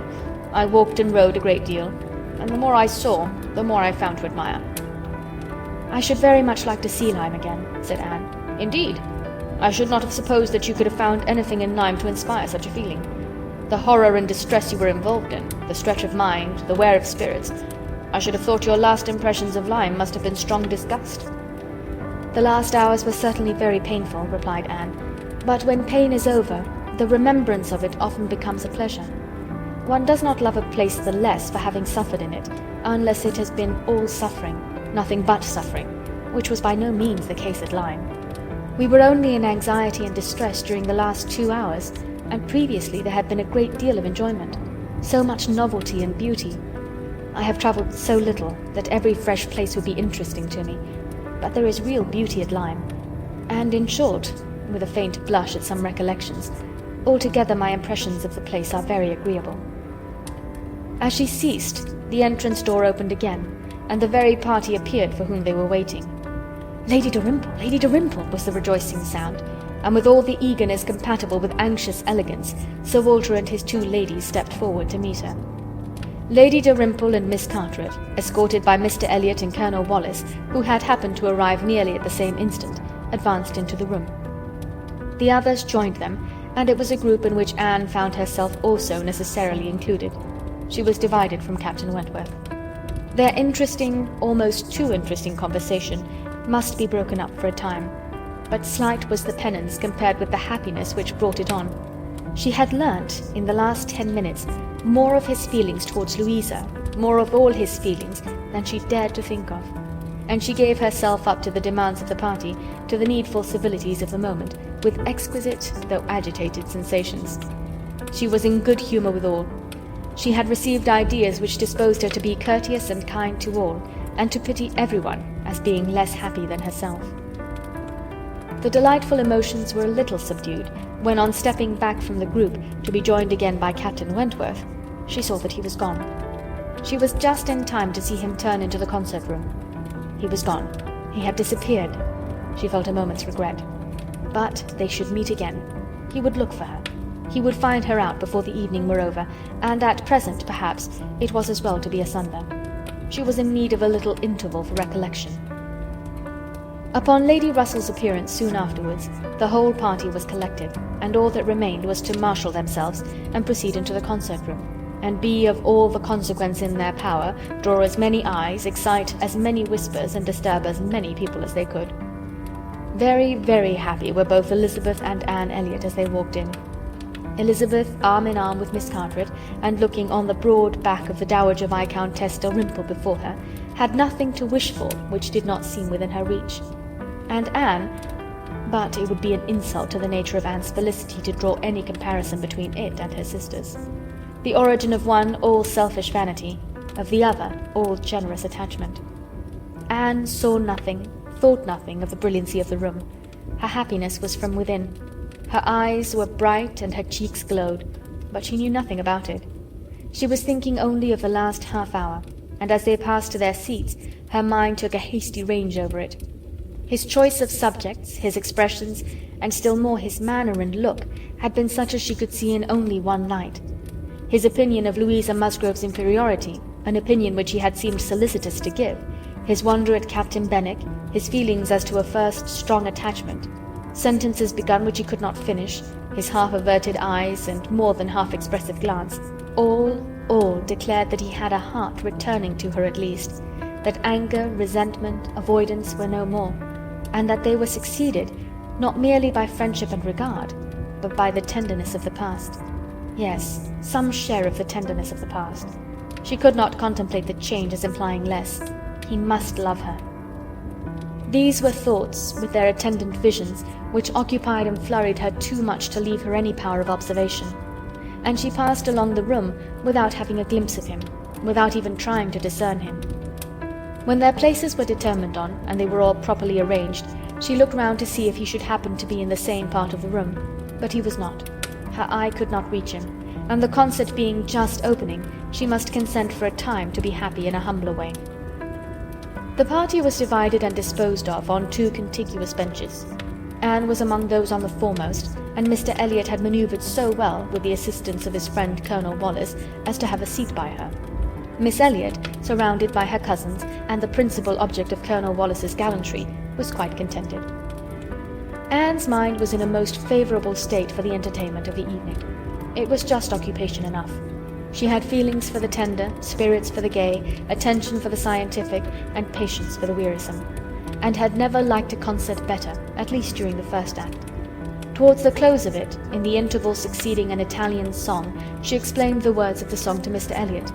They had a concert bill between them. "This," said she, "is nearly the sense, or rather the meaning of the words, for certainly the sense of an Italian love song must not be talked of, but it is as nearly the meaning as I can give, for I do not pretend to understand the language. I am a very poor Italian scholar." Yes, I see you are. I see you know nothing of the matter. You have only knowledge enough of the language to translate at sight these inverted, transposed, curtailed Italian lines into clear, comprehensible, elegant English. You need not say anything more of your ignorance. Here is complete proof. "I will not oppose such kind politeness, but I should be sorry to be examined by a real proficient." "I have not had the pleasure of visiting in Camden Place so long," replied he, "without knowing something of Miss Anne Elliot, and I do regard her as one who is too modest for the world in general to be aware of half her accomplishments, and too highly accomplished for modesty to be natural in any other woman." For shame, this is too much flattery. I forget what we are to have next," turning to the bill. "Perhaps," said Mr. Elliot, speaking low, "I have had a longer acquaintance with your character than you are aware of." "Indeed? How so? You can have been acquainted with it only since I came to Bath, excepting as you might hear me previously spoken of in my own family." "I knew you by report long before you came to Bath. I had heard you described by those who knew you intimately. I have been acquainted with you by character many years. Your person, your disposition, accomplishments, manner, they were all present to me." Mr. Elliot was not disappointed in the interest he hoped to raise. No one can withstand the charm of such a mystery. To have been described long ago to a recent acquaintance by nameless people is irresistible, and Anne was all curiosity. She wondered and questioned him eagerly, but in vain. He delighted in being asked, but he would not tell. No. Some time or other perhaps, but not now. He would mention no names now, but such, he could assure her, had been the fact. He had many years ago received such a description of Miss Anne Elliot as had inspired him with the highest idea of her merit, and excited the warmest curiosity to know her. Anne could think of no one so likely to have spoken with partiality of her many years ago as the Mr. Wentworth of Monkford, Captain Wentworth's brother. He might have been in Mr. Elliot's company, but she had not courage to ask the question. "The name of Anne Elliot," said he, "has long had an interesting sound to me. Very long has it possessed a charm over my fancy, and if I dared, I would breathe my wishes that the name might never change." Such, she believed, were his words, but scarcely had she received their sound than her attention was caught by other sounds immediately behind her, which rendered everything else trivial. Her father and Lady Dalrymple were speaking. "A well-looking man," said Sir Walter, "a very well-looking man." "A very fine young man indeed," said Lady Dalrymple. "More air than one often sees in Bath. Irish, I dare say." "No, I just know his name, a bowing acquaintance. Wentworth, Captain Wentworth of the Navy. His sister married my tenant in Somersetshire, the croft who rents Kellynch." Before Sir Walter had reached this point, Anne's eyes had caught the right direction, and distinguished Captain Wentworth standing among a cluster of men at a little distance. As her eyes fell on him, his seemed to be withdrawn from her. It had that appearance. It seemed as if she had been one moment too late, and as long as she dared observe, he did not look again. But the performance was recommencing, and she was forced to seem to restore her attention to the orchestra and look straight forward. When she could give another glance, he had moved away. He could not have come nearer to her if he would. She was so surrounded and shut in, but she would rather have caught his eye. Mr. Elliot's speech, too, distressed her. She had no longer any inclination to talk to him. She wished him not so near her. The first act was over. Now she hoped for some beneficial change, and after a period of nothing saying amongst the party, some of them did decide on going in quest of tea. Anne was one of the few who did not choose to move. She remained in her seat, and so did Lady Russell, but she had the pleasure of getting rid of Mr. Elliot, and she did not mean, whatever she might feel on Lady Russell's account, to shrink from conversation with Captain Wentworth if he gave her the opportunity. She was persuaded by Lady Russell's countenance that she had seen him. He did not come, however. Anne sometimes fancied she discerned him at a distance, but he never came. The anxious interval wore away unproductively. The others returned, the room filled again, benches were reclaimed and repossessed, and another hour of pleasure or of penance was to be sat out. Another hour of music was to give delight or the gapes, as real or affected taste for it prevailed. To Anne it chiefly wore the prospect of an hour of agitation. She could not quit that room in peace without seeing Captain Wentworth once more, without the interchange of one friendly look. In resettling themselves, there were now many changes, the result of which was favourable for her. Colonel Wallis declined sitting down again, and Mr. Elliot was invited by Elizabeth and Miss Carteret, in a manner not to be refused, to sit between them, and by some other removals, and a little scheming of her own, Anne was enabled to place herself much nearer the end of the bench than she had been before, much more within reach of a passer-by. She could not do so without comparing herself with Miss Larolles, the inimitable Miss Larolles, but still she did it, and not with much happier effect, though by what seemed prosperity in the shape of an early abdication in her next neighbours, she found herself at the very end of the bench before the concert closed. Such was her situation, with a vacant space at hand, when Captain Wentworth was again in sight. She saw him not far off. He saw her too, yet he looked grave, and seemed irresolute, and only by very slow degrees came at last near enough to speak to her. She felt that something must be the matter. The change was indubitable. The difference between his present air and what it had been in the octagon room was strikingly clear. Why was it? She thought of her father, of Lady Russell. Could there have been any unpleasant glances? He began by speaking of the concert gravely, more like the Captain Wentworth of Uppercross, owned himself disappointed, had expected singing, and in short must confess that he should not be sorry when it was over. Anne replied and spoke in defence of the performance so well, and yet in allowance for his feelings so pleasantly, that his countenance improved, and he replied again with almost a smile. They talked for a few minutes more. The improvement held. He even looked down towards the bench, as if he saw a place on it well worth occupying, when at that moment a touch on her shoulder obliged Anne to turn around. It came from Mr. Elliot. He begged her pardon, but she must be applied to explain Italian again. Miss Carteret was very anxious to have a general idea of what was next to be sung. Anne could not refuse, but never had she sacrificed to politeness with a more suffering spirit. A few minutes, though as few as possible, were inevitably consumed, and when her own mistress again, when able to turn and look as she had done before, she found herself accosted by Captain Wentworth in a reserved yet hurried sort of farewell. He must wish her good night. He was going. He should get home as fast as he could. "Is not this song worth staying for?" said Anne, suddenly struck by an idea which made her yet more anxious to be encouraging. "No," he replied impressively. "There is nothing worth my staying for." And he was gone directly. Jealousy of Mr. Elliot. It was the only intelligible motive. Captain Wentworth jealous of her affection. Could she have believed it a week ago, 3 hours ago? For a moment the gratification was exquisite.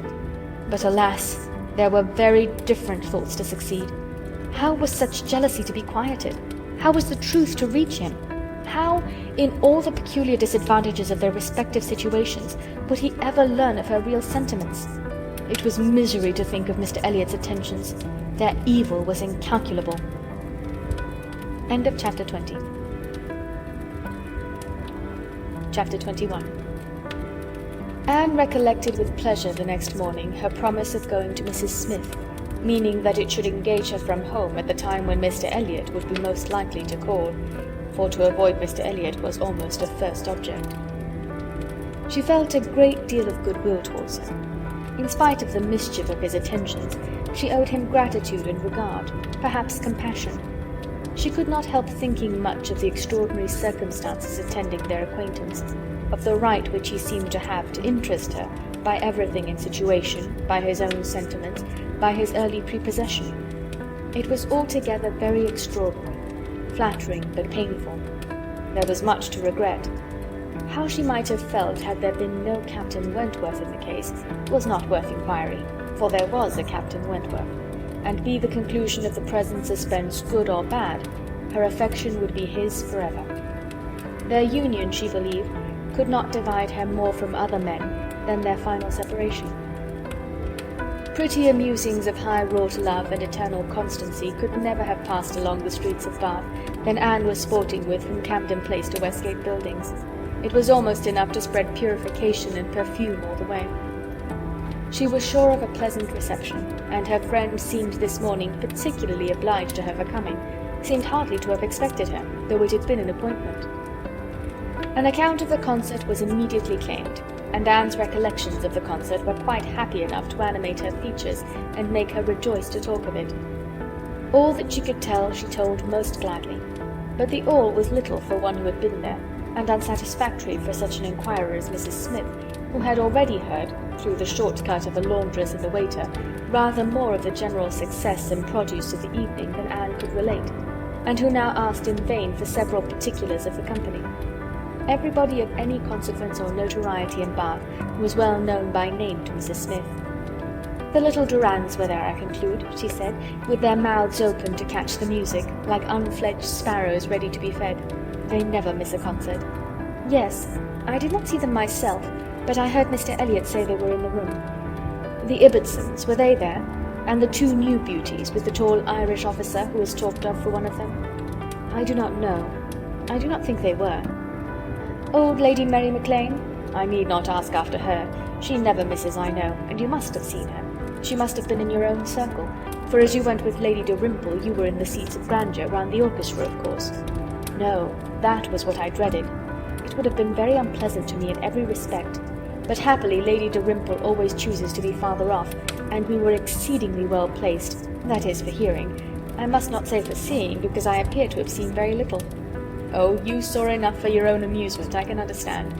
There is a sort of domestic enjoyment to be known even in a crowd, and this you had. You were a large party in yourselves, and you wanted nothing beyond." "But I ought to have looked about me more," said Anne, conscious while she spoke that there had in fact been no want of looking about, that the object only had been deficient. "No, no, you were better employed. You need not tell me that you had a pleasant evening. I see it in your eye. I perfectly see how the hours passed, that you always had something agreeable to listen to. In the intervals of the concert it was conversation." Anne half smiled and said, "Do you see that in my eye?" "Yes, I do. Your countenance perfectly informs me that you were in company last night with the person whom you think the most agreeable in the world, the person who interests you at this present time more than all the rest of the world put together." A blush overspread Anne's cheeks. She could say nothing. "And such being the case," continued Mrs. Smith after a short pause, "I hope you believe that I do know how to value your kindness in coming to me this morning. It is really very good of you to come and sit with me, when you must have so many pleasanter demands upon your time." Anne heard nothing of this. She was still in astonishment and confusion, excited by her friend's penetration, unable to imagine how any report of Captain Wentworth could have reached her. After another short silence, "Pray," said Mrs. Smith, "is Mr. Elliot aware of your acquaintance with me? Does he know that I am in Bath?" "Mr. Elliot?" replied Anne, looking up surprised. A moment's reflection showed her the mistake she had been under. She caught it instantaneously, and recovering her courage with the feeling of safety, soon added more composedly, "Are you acquainted with Mr. Elliot?" "I have been a good deal acquainted with him," replied Mrs. Smith gravely, "but it seems worn out now. It is a great while since we met." "I was not at all aware of this. You never mentioned it before." "Had I known it, I would have had the pleasure of talking to him about you." "To confess the truth," said Mrs. Smith, assuming her usual air of cheerfulness, "that is exactly the pleasure I want you to have. I want you to talk about me to Mr. Elliot. I want your interest with him. He can be of essential service to me, and if you would have the goodness, my dear Miss Elliot, to make it an object to yourself, of course it is done." "I should be extremely happy." "I hope you cannot doubt my willingness to be of even the slightest use to you," replied Anne. "But I suspect that you are considering me as having a higher claim on Mr. Elliot, a greater right to influence him, than is really the case. I am sure you have, somehow or other, imbibed such a notion. You must consider me only as Mr. Elliot's relation. If, in that light, there is anything which you suppose his cousin might fairly ask of him, I beg you would not hesitate to employ me." Mrs. Smith gave her a penetrating glance, and then, smiling, said, "I have been a little premature, I perceive. I beg your pardon. I ought to have waited for official information. But now, my dear Miss Elliot, as an old friend, do give me a hint as to when I may speak. Next week? To be sure, by next week I may be allowed to think it all settled, and build my own selfish schemes on Mr. Elliot's good fortune." "No," replied Anne, "nor next week, nor next, nor next. I assure you that nothing of the sort you are thinking of will be settled any week. I am not going to marry Mr. Elliot. I should like to know why you imagine I am." Mrs. Smith looked at her again, looked earnestly, smiled, shook her head, and exclaimed, "Now how I do wish I understood you!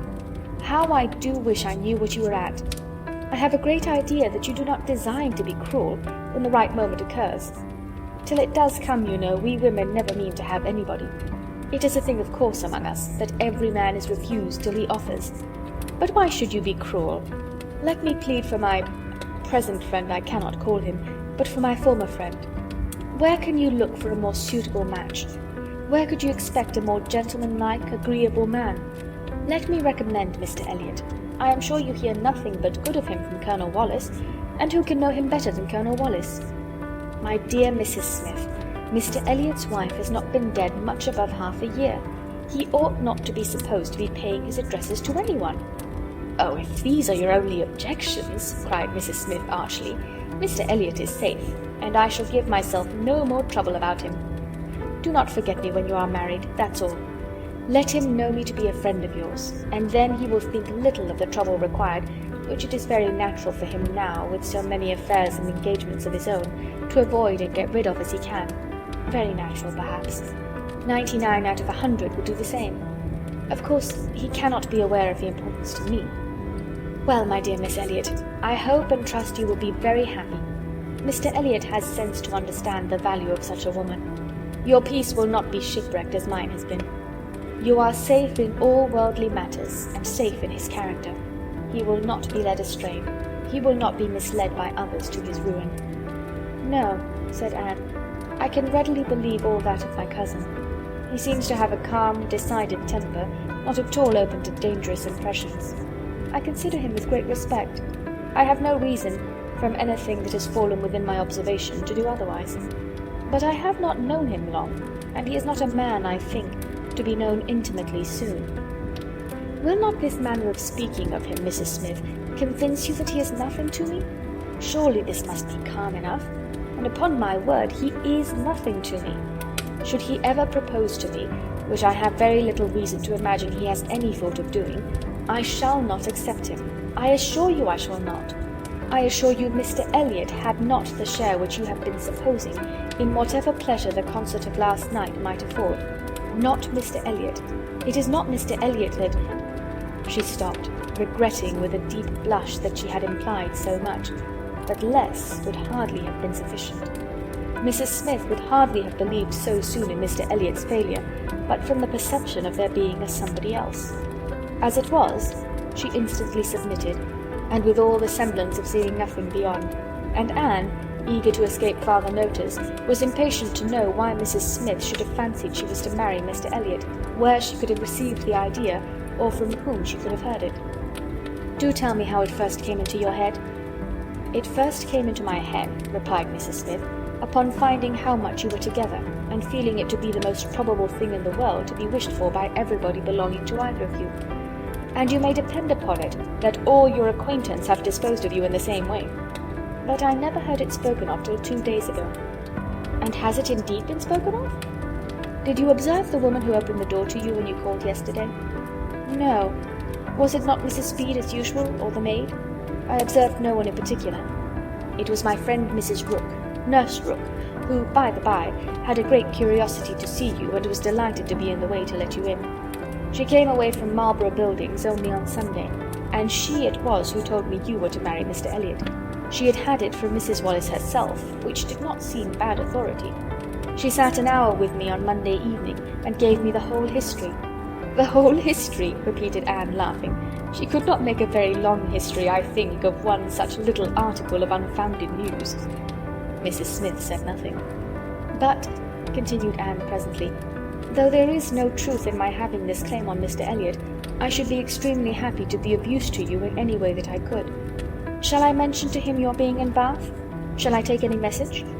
No, I thank you. No, certainly not. In the warmth of the moment, and under a mistaken impression, I might, perhaps, have endeavoured to interest you in some circumstances, but not now. No, I thank you. I have nothing to trouble you with. I think you spoke of having known Mr. Elliot many years. I did. Not before he was married, I suppose. Yes, he was not married when I knew him first. And you were much acquainted? Intimately. Indeed? Then do tell me what he was at that time of life. I have a great curiosity to know what Mr. Elliot was as a very young man. Was he at all such as he appears now? I have not seen Mr. Elliot these 3 years, was Mrs. Smith's answer, given so gravely that it was impossible to pursue the subject farther. And Anne felt that she had gained nothing but an increase of curiosity. They were both silent. Mrs. Smith very thoughtful. At last, "I beg your pardon, my dear Miss Elliot," she cried in her natural tone of cordiality. "I beg your pardon for the short answers I have been giving you, but I have been uncertain what I ought to do. I have been doubting and considering as to what I ought to tell you. There were many things to be taken into the account. One hates to be officious, to be giving bad impressions, making mischief. Even the smooth surface of family union seems worth preserving, though there may be nothing durable beneath. However, I have determined. I think I am right.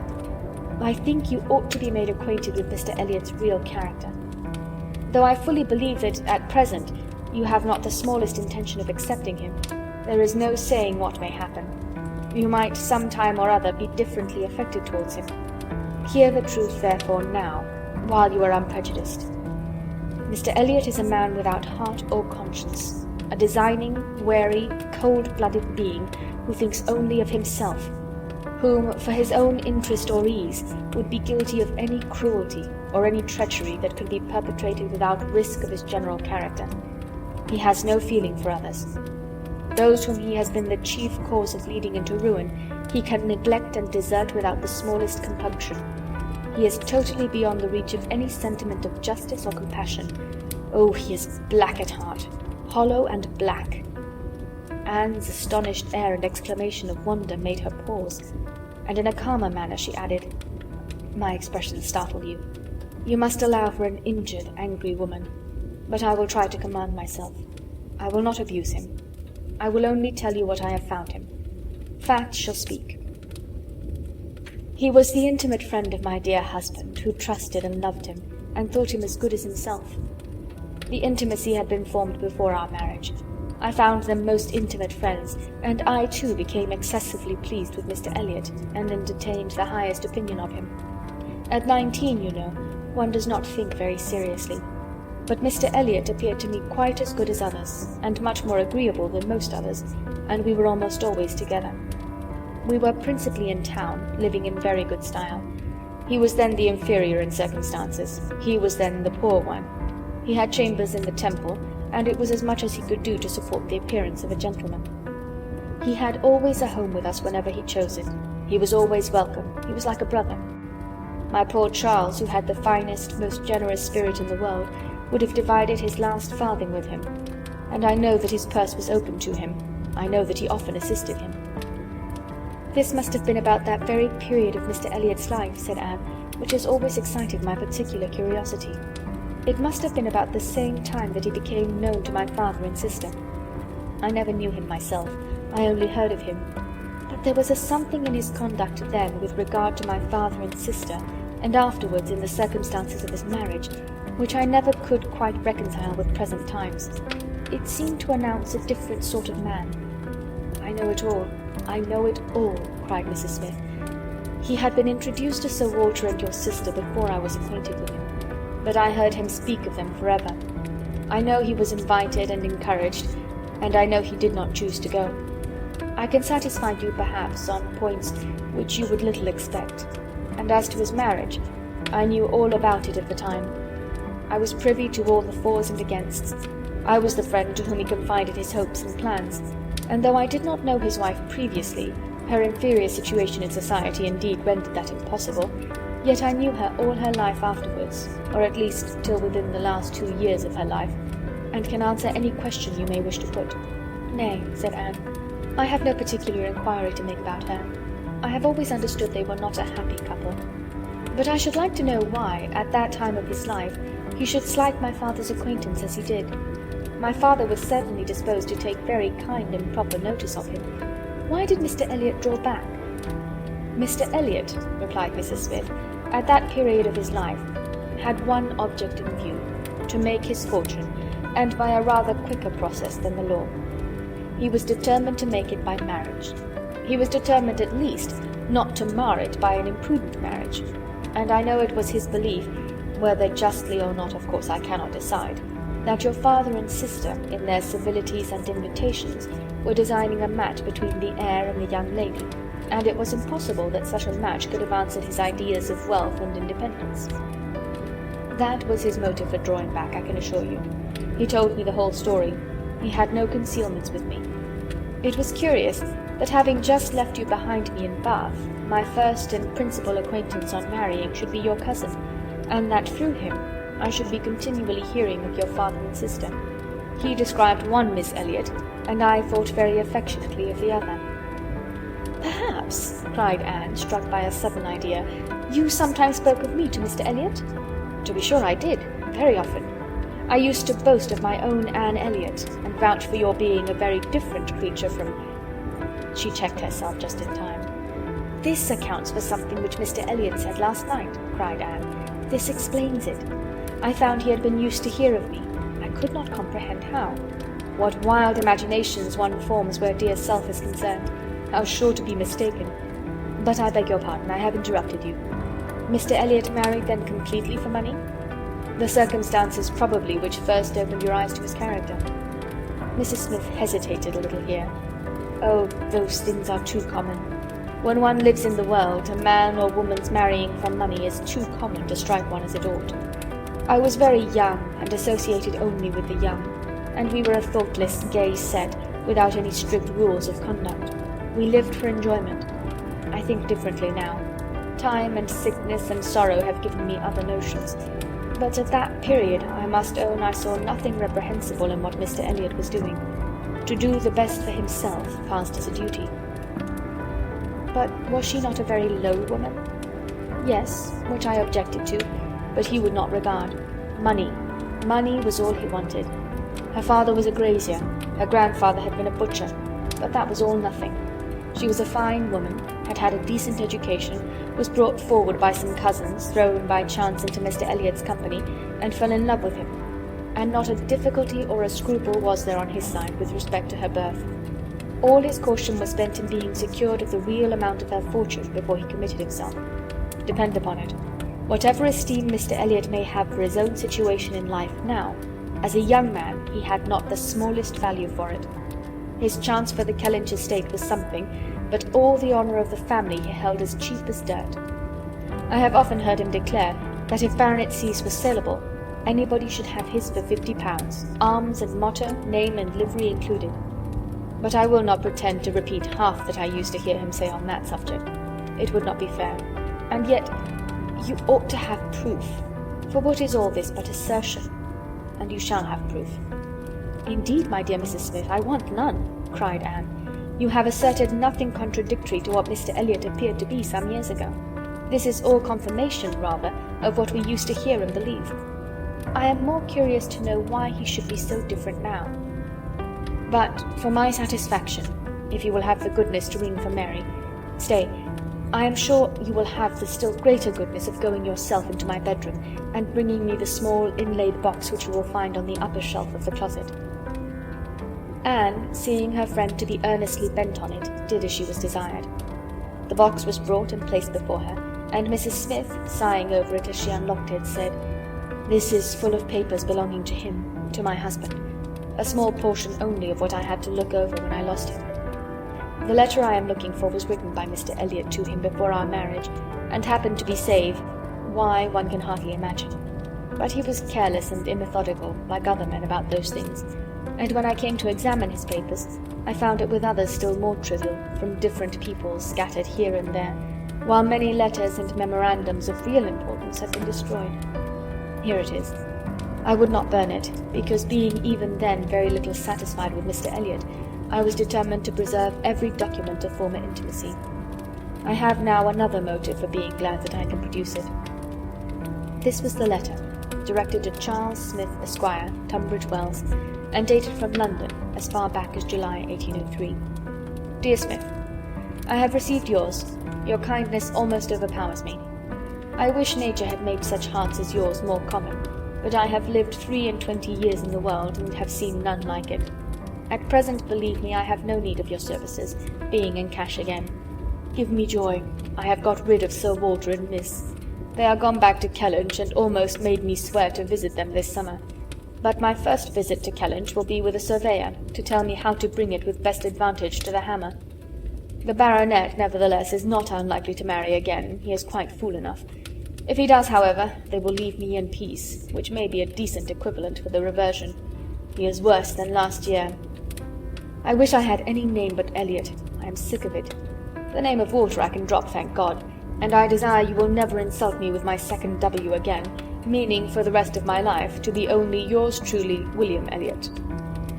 Such a letter could not be read without putting Anne in a glow, and Mrs. Smith, observing the high colour in her face, said, "The language, I know, is highly disrespectful. Though I have forgot the exact terms, I have a perfect impression of the general meaning. But it shows you the man. Mark his professions to my poor husband. Can anything be stronger?" Anne could not immediately get over the shock and mortification of finding such words applying to her father.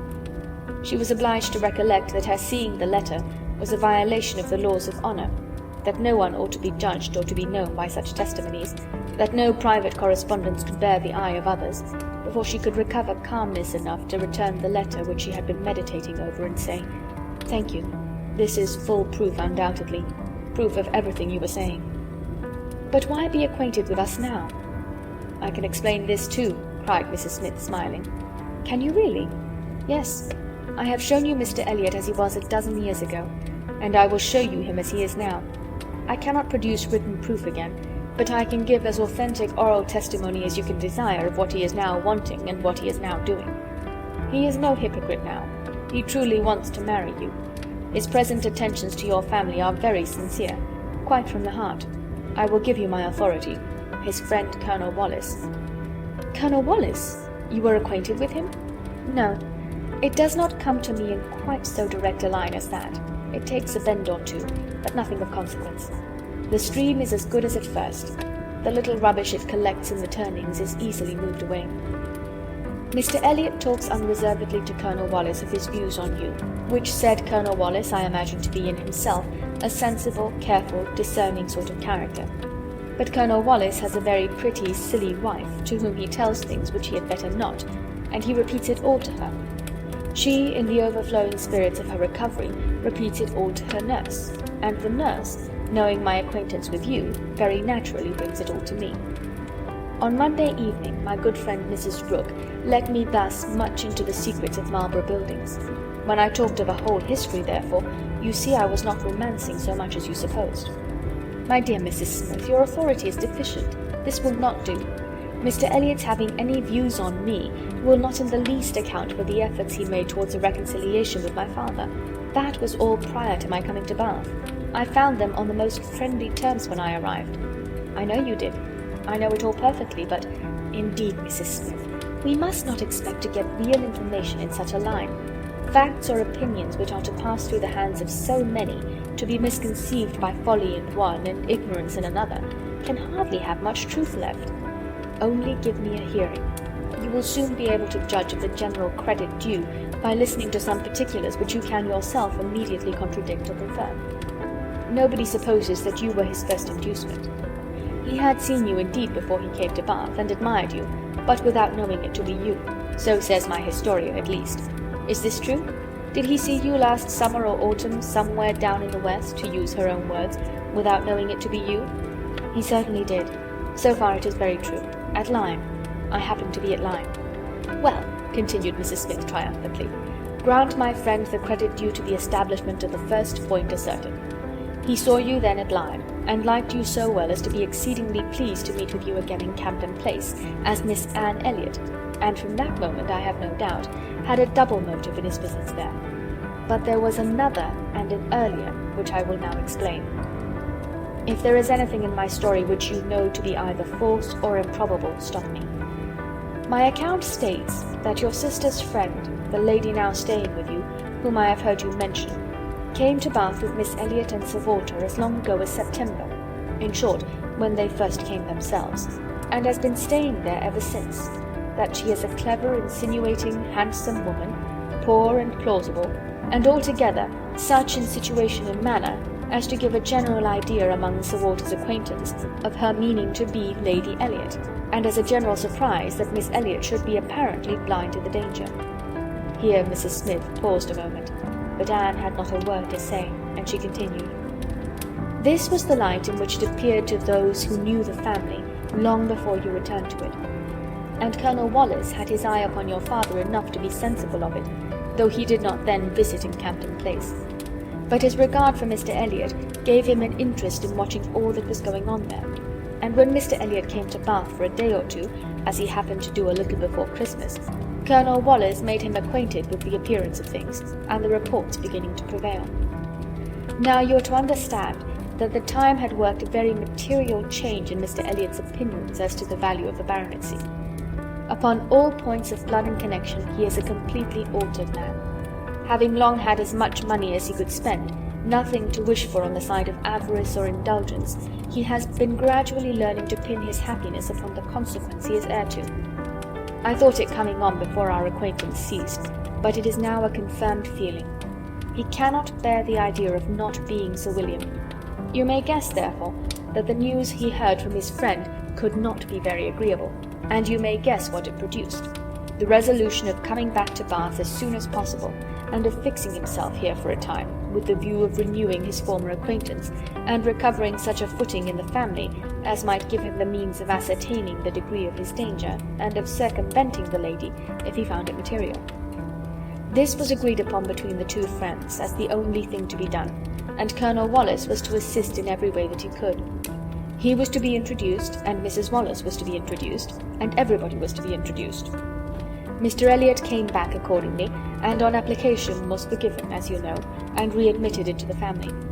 And there it was his constant object, and his only object, till your arrival added another motive, to watch Sir Walter and Mrs. Clay. He omitted no opportunity of being with them, threw himself in their way, called at all hours, but I need not be particular on this subject.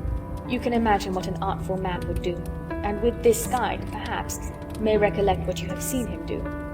Yes, said Anne, you tell me nothing which does not accord with what I have known, or could imagine. There is always something offensive in the details of cunning. The manoeuvres of selfishness and duplicity must ever be revolting. But I have heard nothing which really surprises me. I know those who would be shocked by such a representation of Mr. Elliot, who would have difficulty in believing it. But I have never been satisfied. I have always wanted some other motive for his conduct than appeared. I should like to know his present opinion as to the probability of the event he has been in dread of, whether he considers the danger to be lessening or not. Lessening, I understand, replied Mrs. Smith. He thinks Mrs. Clay afraid of him, aware that he sees through her, and not daring to proceed as she might do in his absence. But since he must be absent some time or other, I do not perceive how he can ever be secure while she holds her present influence. Mrs. Wallis has an amusing idea, as nurse tells me, that it is to be put into the marriage articles when you and Mr. Elliot marry, that your father is not to marry Mrs. Clay. A scheme worthy of Mrs. Wallis's understanding, by all accounts. But my sensible nurse Rooke sees the absurdity of it. Why, to be sure, ma'am, she said, it would not prevent his marrying anybody else. And indeed, to own the truth, I do not think nurse in her heart is a very strenuous opposer of Sir Walter's making a second match. She must be allowed to be a favourer of matrimony, you know. And, since self will intrude, Who can say that she may not have some flying visions of attending the next Lady Elliot through Mrs. Wallace's recommendation? "I am very glad to know all this," said Anne after a little thoughtfulness. It will be more painful to me in some respects to be in company with him, but I shall know better what to do. My line of conduct will be more direct. Mr. Elliot is evidently a disingenuous, artificial, worldly man, who has never had any better principle to guide him than selfishness. But Mr. Elliot was not done with. Mrs. Smith had been carried away from her first direction, and Anne had forgotten, in the interest of her own family concerns, how much had been originally implied against him. But her attention was now called to the explanation of those first hints, and she listened to a recital which, if it did not perfectly justify the unqualified bitterness of Mrs. Smith, proved him to have been very unfeeling in his conduct towards her, very deficient both in justice and compassion. She learned that, the intimacy between them continuing unimpaired by Mr. Elliot's marriage, they had been as before always together, and Mr. Elliot had led his friend into expenses much beyond his fortune. Mrs. Smith did not want to take blame to herself, and was most tender of throwing any on her husband. But Anne could collect that their income had never been equal to their style of living, and that from the first there had been a great deal of general and joint extravagance. From his wife's account of him, she could discern Mr. Smith to have been a man of warm feelings, easy temper, careless habits, and not strong understanding, much more amiable than his friend, and very unlike him, led by him, and probably despised by him. Mr. Elliot, raised by his marriage to great affluence, and disposed to every gratification of pleasure and vanity which could be commanded without involving himself, for with all his self-indulgence he had become a prudent man, and beginning to be rich just as his friend ought to have found himself to be poor, seemed to have had no concern at all for that friend's probable finances, but on the contrary had been prompting and encouraging expenses which could only end in ruin, and the Smiths accordingly had been ruined. The husband had died just in time to be spared the full knowledge of it. They had previously known embarrassments enough to try the friendship of their friends, and to prove that Mr. Elliot's had better not be tried. But it was not till his death that the wretched state of his affairs was fully known. With a confidence in Mr. Elliot's regard more creditable to his feelings than his judgment, Mr. Smith had appointed him the executor of his will. But Mr. Elliot would not act, and the difficulties and distress which this refusal had heaped on her, in addition to the inevitable sufferings of her situation, had been such as could not be related without anguish of spirit, or listened to without corresponding indignation.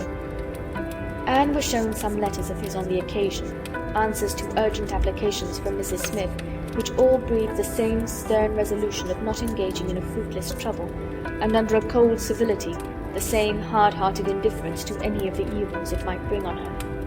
It was a dreadful picture of ingratitude and inhumanity, and Anne felt at some moments that no flagrant open crime could have been worse. She had a great deal to listen to, all the particulars of past sad scenes, all the minutiae of distress upon distress, which in former conversations had been merely hinted at, were dwelt on now with a natural indulgence.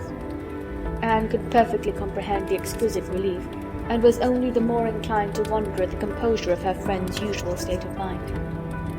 There was one circumstance in the history of her grievances of particular irritation.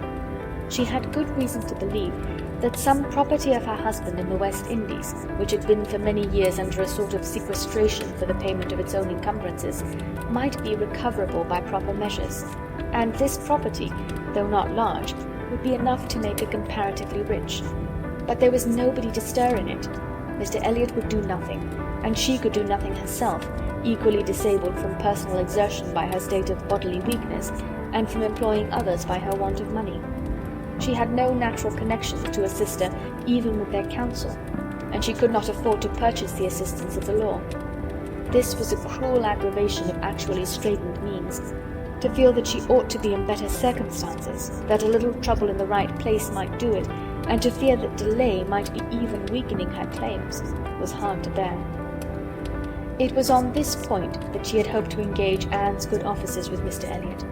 She had previously, in the anticipation of their marriage, been very apprehensive of losing her friend by it, but on being assured that he could have made no attempt of that nature, since he did not even know her to be in Bath, it immediately occurred that something might be done in her favour by the influence of the woman he loved.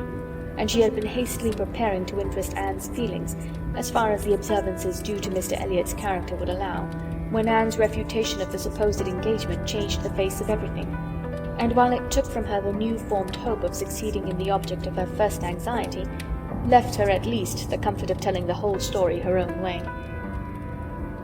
After listening to this full description of Mr. Elliot, Anne could not but express some surprise at Mrs. Smith's having spoken of him so favourably in the beginning of their conversation. She had seemed to recommend and praise him. "My dear," was Mrs. Smith's reply, "there was nothing else to be done.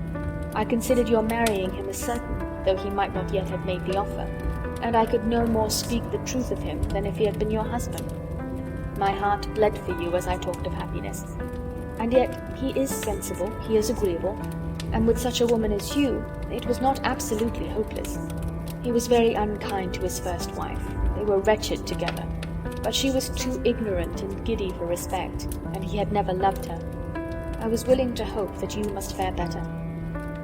Anne could just acknowledge within herself such a possibility of having been induced to marry him as made her shudder at the idea of the misery which must have followed. It was just possible that she might have been persuaded by Lady Russell, and under such a supposition, which would have been most miserable when time had disclosed all too late?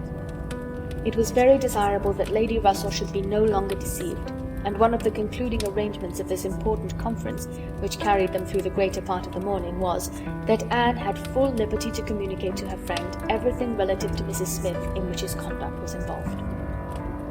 End of Chapter 21. Chapter 22. Anne went home to think over all that she had heard. In one point her feelings were relieved by this knowledge of Mr. Elliot. There was no longer anything of tenderness due to him. He stood as opposed to Captain Wentworth in all his own unwelcome obtrusiveness, and the evil of his attentions last night, the irremediable mischief he might have done, was considered with sensations unqualified, unperplexed. Pity for him was all over. But this was the only point of relief. In every other respect, in looking around her or penetrating forward, she saw more to distrust than to apprehend. She was concerned for the disappointment and pain Lady Russell would be feeling, for the mortifications which must be hanging over her father and sister, and had all the distress of foreseeing many evils, without knowing how to avert any one of them. She was most thankful for her own knowledge of him. She had never considered herself as entitled to reward for not slighting an old friend like Mrs. Smith, but here was a reward indeed springing from it. Mrs. Smith had been able to tell her what no one else could have done. Could the knowledge have been extended through her family? But this was a vain idea. She must talk to Lady Russell, tell her, consult with her, and having done her best, wait the event with as much composure as possible. And after all, her greatest want of composure would be in that quarter of the mind which could not be open to Lady Russell, in that flow of anxieties and fears which must be all to herself. She found, on reaching home, that she had, as she intended, escaped seeing Mr. Elliot, that he had called and paid them a long morning visit, but hardly had she congratulated herself and felt safe when she heard that he was coming again in the evening. "I had not the smallest intention of asking him," said Elizabeth with affected carelessness, "but he gave so many hints, so Mrs. Clay says at least." "Indeed I do say it. I never saw anybody in my life spell harder for an invitation. Poor man, I was really in pain for him, for your hard-hearted sister, Miss Anne, seems bent on cruelty." "Oh," cried Elizabeth, "I have been rather too much used to the game to be soon overcome by a gentleman's hints. However, when I found how excessively he was regretting that he should miss my father this morning, I gave way immediately, for I would never really omit an opportunity of bringing him and Sir Walter together.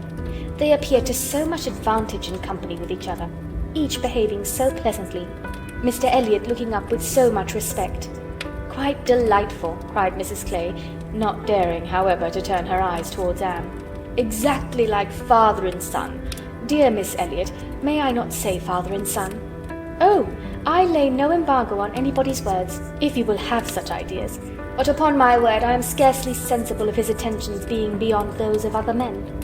"My dear Miss Elliot," exclaimed Mrs. Clay, lifting her hands and eyes, and sinking all the rest of her astonishment in a convenient silence. "Well, my dear Penelope, you need not be so alarmed about him. I did invite him, you know. I sent him away with smiles. When I found he was really going to his friends at Thornbury Park for the whole day tomorrow, I had compassion on him." Anne admired the good acting of the friend in being able to show such pleasure as she did, in the expectation and in the actual arrival of the very person whose presence must really be interfering with her prime object. It was impossible but that Mrs. Clay must hate the sight of Mr. Elliot, and yet she could assume a most obliging, placid look, and appear quite satisfied with the curtailed license of devoting herself only half as much to Sir Walter as she would have done otherwise. To Anne herself, it was most distressing to see Mr. Elliot enter the room, and quite painful to have him approach and speak to her. She had been used before to feel that he could not be always quite sincere, but now she saw insincerity in everything.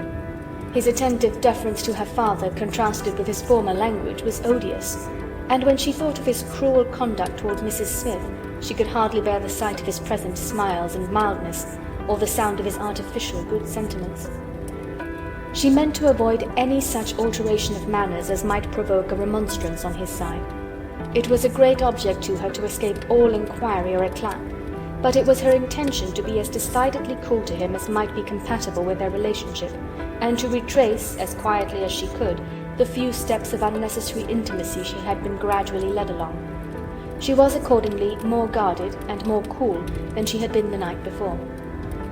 He wanted to animate her curiosity again as to how and where he could have heard her formerly praised, wanted very much to be gratified by more solicitation, but the charm was broken. He found that the heat and animation of a public room was necessary to kindle his modest cousin's vanity. He found, at least, that it was not to be done now by any of those attempts which he could hazard among the too commanding claims of the others. He little surmised that it was a subject acting now exactly against his interest, bringing immediately to her thoughts all those parts of his conduct which were least excusable. She had some satisfaction in finding that he was really going out of Bath the next morning, going early, and that he would be gone the greater part of 2 days. He was invited again to Camden Place the very evening of his return, but from Thursday to Saturday evening his absence was certain. It was bad enough that a Mrs. Clay should be always before her, but that a deeper hypocrite should be added to their party seemed the destruction of everything like peace and comfort. It was so humiliating to reflect on the constant deception practiced on her father and Elizabeth, to consider the various sources of mortification preparing for them. Mrs. Clay's selfishness was not so complicated nor so revolting as his, and Anne would have compounded for the marriage at once with all its evils, to be clear of Mr. Elliot's subtleties in endeavouring to prevent it. On Friday morning she meant to go very early to Lady Russell and accomplish the necessary communication, and she would have gone directly after breakfast, but that Mrs. Clay was also going out on some obliging purpose of saving her sister trouble, which determined her to wait till she might be safe from such a companion. She saw Mrs. Clay fairly off, therefore, before she began to talk of spending the morning in Rivers Street. "Very well," said Elizabeth, "I have nothing to send but my love. Oh, you may as well take back that tiresome book she would lend me and pretend I have read it through. I really cannot be plaguing myself forever with all the new poems and states of the nation that come out. Lady Russell quite bores one with her new publications. You need not tell her so, but I thought her dress hideous the other night. I used to think she had some taste in dress, but I was ashamed of her at the concert. Something so formal and arranged in her air, and she sits so upright. My best love, of course." "And mine," added Sir Walter. "Kindest regards. And you may say that I mean to call upon her soon. Make a civil message, but I shall only leave my card. Morning visits are never fair by women at her time of life, who make themselves up so little. If she would only wear rouge, she would not be afraid of being seen. But last time I called, I observed the blinds were let down immediately." While her father spoke, there was a knock at the door. Who could it be? Anne, remembering the preconcerted visits at all hours of Mr. Elliot, would have expected him, but for his known engagement 7 miles off. After the usual period of suspense, the usual sounds of approach were heard, and Mr. and Mrs. Charles Musgrove were ushered into the room. Surprise was the strongest emotion raised by their appearance, but Anne was really glad to see them, and the others were not so sorry but that they could put on a decent air of welcome. And as soon as it became clear that these, their nearest relations, were not arrived with any views of accommodation in that house, Sir Walter and Elizabeth were able to rise in cordiality, and do the honours of it very well. They were come to Bath for a few days with Mrs. Musgrove, and were at the White Hart. So much was pretty soon understood, but till Sir Walter and Elizabeth were walking Mary into the other drawing-room, and regaling themselves with her admiration, Anne could not draw upon Charles's brain for a regular history of their coming, or an explanation of some smiling hints of particular business which had been ostentatiously dropped by Mary, as well as of some apparent confusion as to whom their party consisted of. She then found that it consisted of Mrs. Musgrove, Henrietta, and Captain Harville, beside their two selves. He gave her a very plain, intelligible account of the whole, a narration in which she saw a great deal of most characteristic proceeding. The scheme had received its first impulse by Captain Harville's wanting to come to Bath on business. He had begun to talk of it a week ago, and by way of doing something, as shooting was over, Charles had proposed coming with him, and Mrs. Harville had seemed to like the idea of it very much, as an advantage to her husband. But Mary could not bear to be left, and had made herself so unhappy about it, that for a day or two everything seemed to be in suspense, or at an end. But then it had been taken up by his father and mother. His mother had some old friends in Bath whom she wanted to see. It was thought a good opportunity for Henrietta to come and buy wedding clothes for herself and her sister, and in short, it ended in being his mother's party, that everything might be comfortable and easy to Captain Harville, and he and Mary were included in it by way of general convenience. They had arrived late the night before. Mrs. Harville, her children, and Captain Benwick remained with Mr. Musgrove and Louisa at Uppercross. Anne's only surprise was that affairs should be in forwardness enough for Henrietta's wedding clothes to be talked of. She had imagined such difficulties of fortune to exist there as must prevent the marriage from being near at hand. But she learned from Charles that, very recently, since Mary's last letter to herself, Charles Hayter had been applied to by a friend to hold a living for a youth who could not possibly claim it under many years, and that on the strength of his present income, with almost a certainty of something more permanent long before the term in question, the two families had consented to the young people's wishes, and that their marriage was likely to take place in a few months, quite as soon as Louisa's. And a very good living it was, Charles added, only 25 miles from Uppercross, and in a very fine country, fine part of Dorsetshire, in the centre of some of the best preserves in the kingdom, surrounded by 3 great proprietors, each more careful and jealous than the other, and to 2 of the 3 at least Charles Hayter might get a special recommendation. Not that he will value it as he ought, he observed. Charles is too cool about sporting, that's the worst of him. I am extremely glad indeed, cried Anne, particularly glad that this should happen, and that of 2 sisters who both deserve equally well, and who have always been such good friends, the pleasant prospect of one should not be dimming those of the other, that they should be so equal in their prosperity and comfort. I hope your father and mother are quite happy with regard to both. Oh, yes. My father would be well pleased if the gentleman were richer, but he has no other fault to find.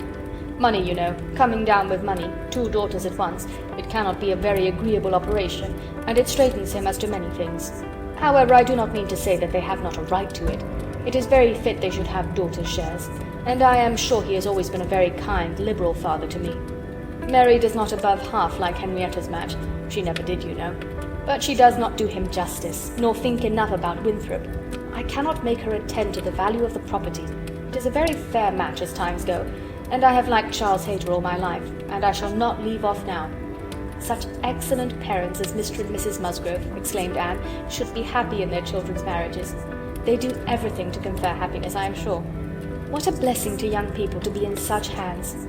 Your father and mother seem so totally free from all those ambitious feelings which have led to so much misconduct and misery, both in young and old. I hope you think Louisa perfectly recovered now? He answered rather hesitatingly, Yes, I believe I do. Very much recovered. But she is altered. There is no running or jumping about, no laughing or dancing. It is quite different. If one happens only to shut the door a little hard, she starts and wriggles like a young dab chick in the water, and Benwick sits at her elbow reading verses or whispering to her all day long. Anne could not help laughing. That cannot be much to your taste, I know, said she, but I do believe him to be an excellent young man. To be sure he is. Nobody doubts it. And I hope you do not think I am so illiberal as to want every man to have the same objects and pleasures as myself. I have a great value for Benwick, and when one can but get him to talk, he has plenty to say. His reading has done him no harm, for he has fought as well as read. He is a brave fellow. I got more acquainted with him last Monday than ever I did before. We had a famous set-to at rat-hunting all the morning in my father's great barns, and he played his part so well that I have liked him the better ever since." Here they were interrupted by the absolute necessity of Charles's following the others to admire mirrors and china. But Anne had heard enough to understand the present state of Uppercross, and rejoice in its happiness. And though she sighed as she rejoiced, her sigh had none of the ill will of envy in it. She would certainly have risen to their blessings if she could, but she did not want to lessen theirs. The visit passed off altogether in high good humour. Mary was in excellent spirits, enjoying the gaiety and the change, and so well satisfied with the journey in her mother-in-law's carriage with 4 horses, and with her own complete independence of Camden Place, that she was exactly in a temper to admire everything as she ought, and enter most readily into all the superiorities of the house as they were detailed to her. She had no demands on her father or sister, and her consequence was just enough increased by their handsome drawing-rooms. Elizabeth was, for a short time, suffering a good deal. She felt that Mrs. Musgrove and all her party ought to be asked to dine with them, but she could not bear to have the difference of style, the reduction of servants which a dinner must betray, witnessed by those who had always been so inferior to the Elliots of Kellynch. It was a struggle between propriety and vanity, but vanity got the better, and then Elizabeth was happy again. These were her internal persuasions. Old-fashioned notions, country hospitality. We do not profess to give dinners. Few people in Bath do. Lady Alicia never does. Did not even ask her own sister's family, though they were here a month. And I dare say it would be very inconvenient to Mrs. Musgrove, put her quite out of her way. I am sure she would rather not come. She cannot feel easy with us. I will ask them all for an evening. That will do much better. That will be a novelty and a treat. They have not seen 2 such drawing-rooms before. They will be delighted to come tomorrow evening. It shall be a regular party, small but most elegant. And this satisfied Elizabeth, and when the invitation was given to the 2 present, and promised for the absent, Mary was as completely satisfied. She was particularly asked to meet Mr. Elliot, and be introduced to Lady Dalrymple and Miss Carteret, who were, fortunately, already engaged to come, and she could not have received a more gratifying attention. Miss Elliot was to have the honour of calling on Mrs. Musgrove in the course of the morning, and Anne walked off with Charles and Mary to go and see her and Henrietta directly. Her plan of sitting with Lady Russell must give way for the present. They all 3 called in River Street for a couple of minutes, but Anne convinced herself that a day's delay of the intended communication could be of no consequence, and hastened forward to the White Hart to see again the friends and companions of the last autumn with an eagerness of goodwill which many associations contributed to form. They found Mrs. Musgrove and her daughter within and by themselves, and Anne had the kindest welcome from each. Henrietta was exactly in that state of recently improved views, of fresh-formed happiness, which made her full of regard and interest for everybody she had ever liked before at all, and Mrs. Musgrove's real affection had been won by her usefulness when they were in distress. It was a heartiness and a warmth and a sincerity which Anne delighted in the more from the sad want of such blessings at home.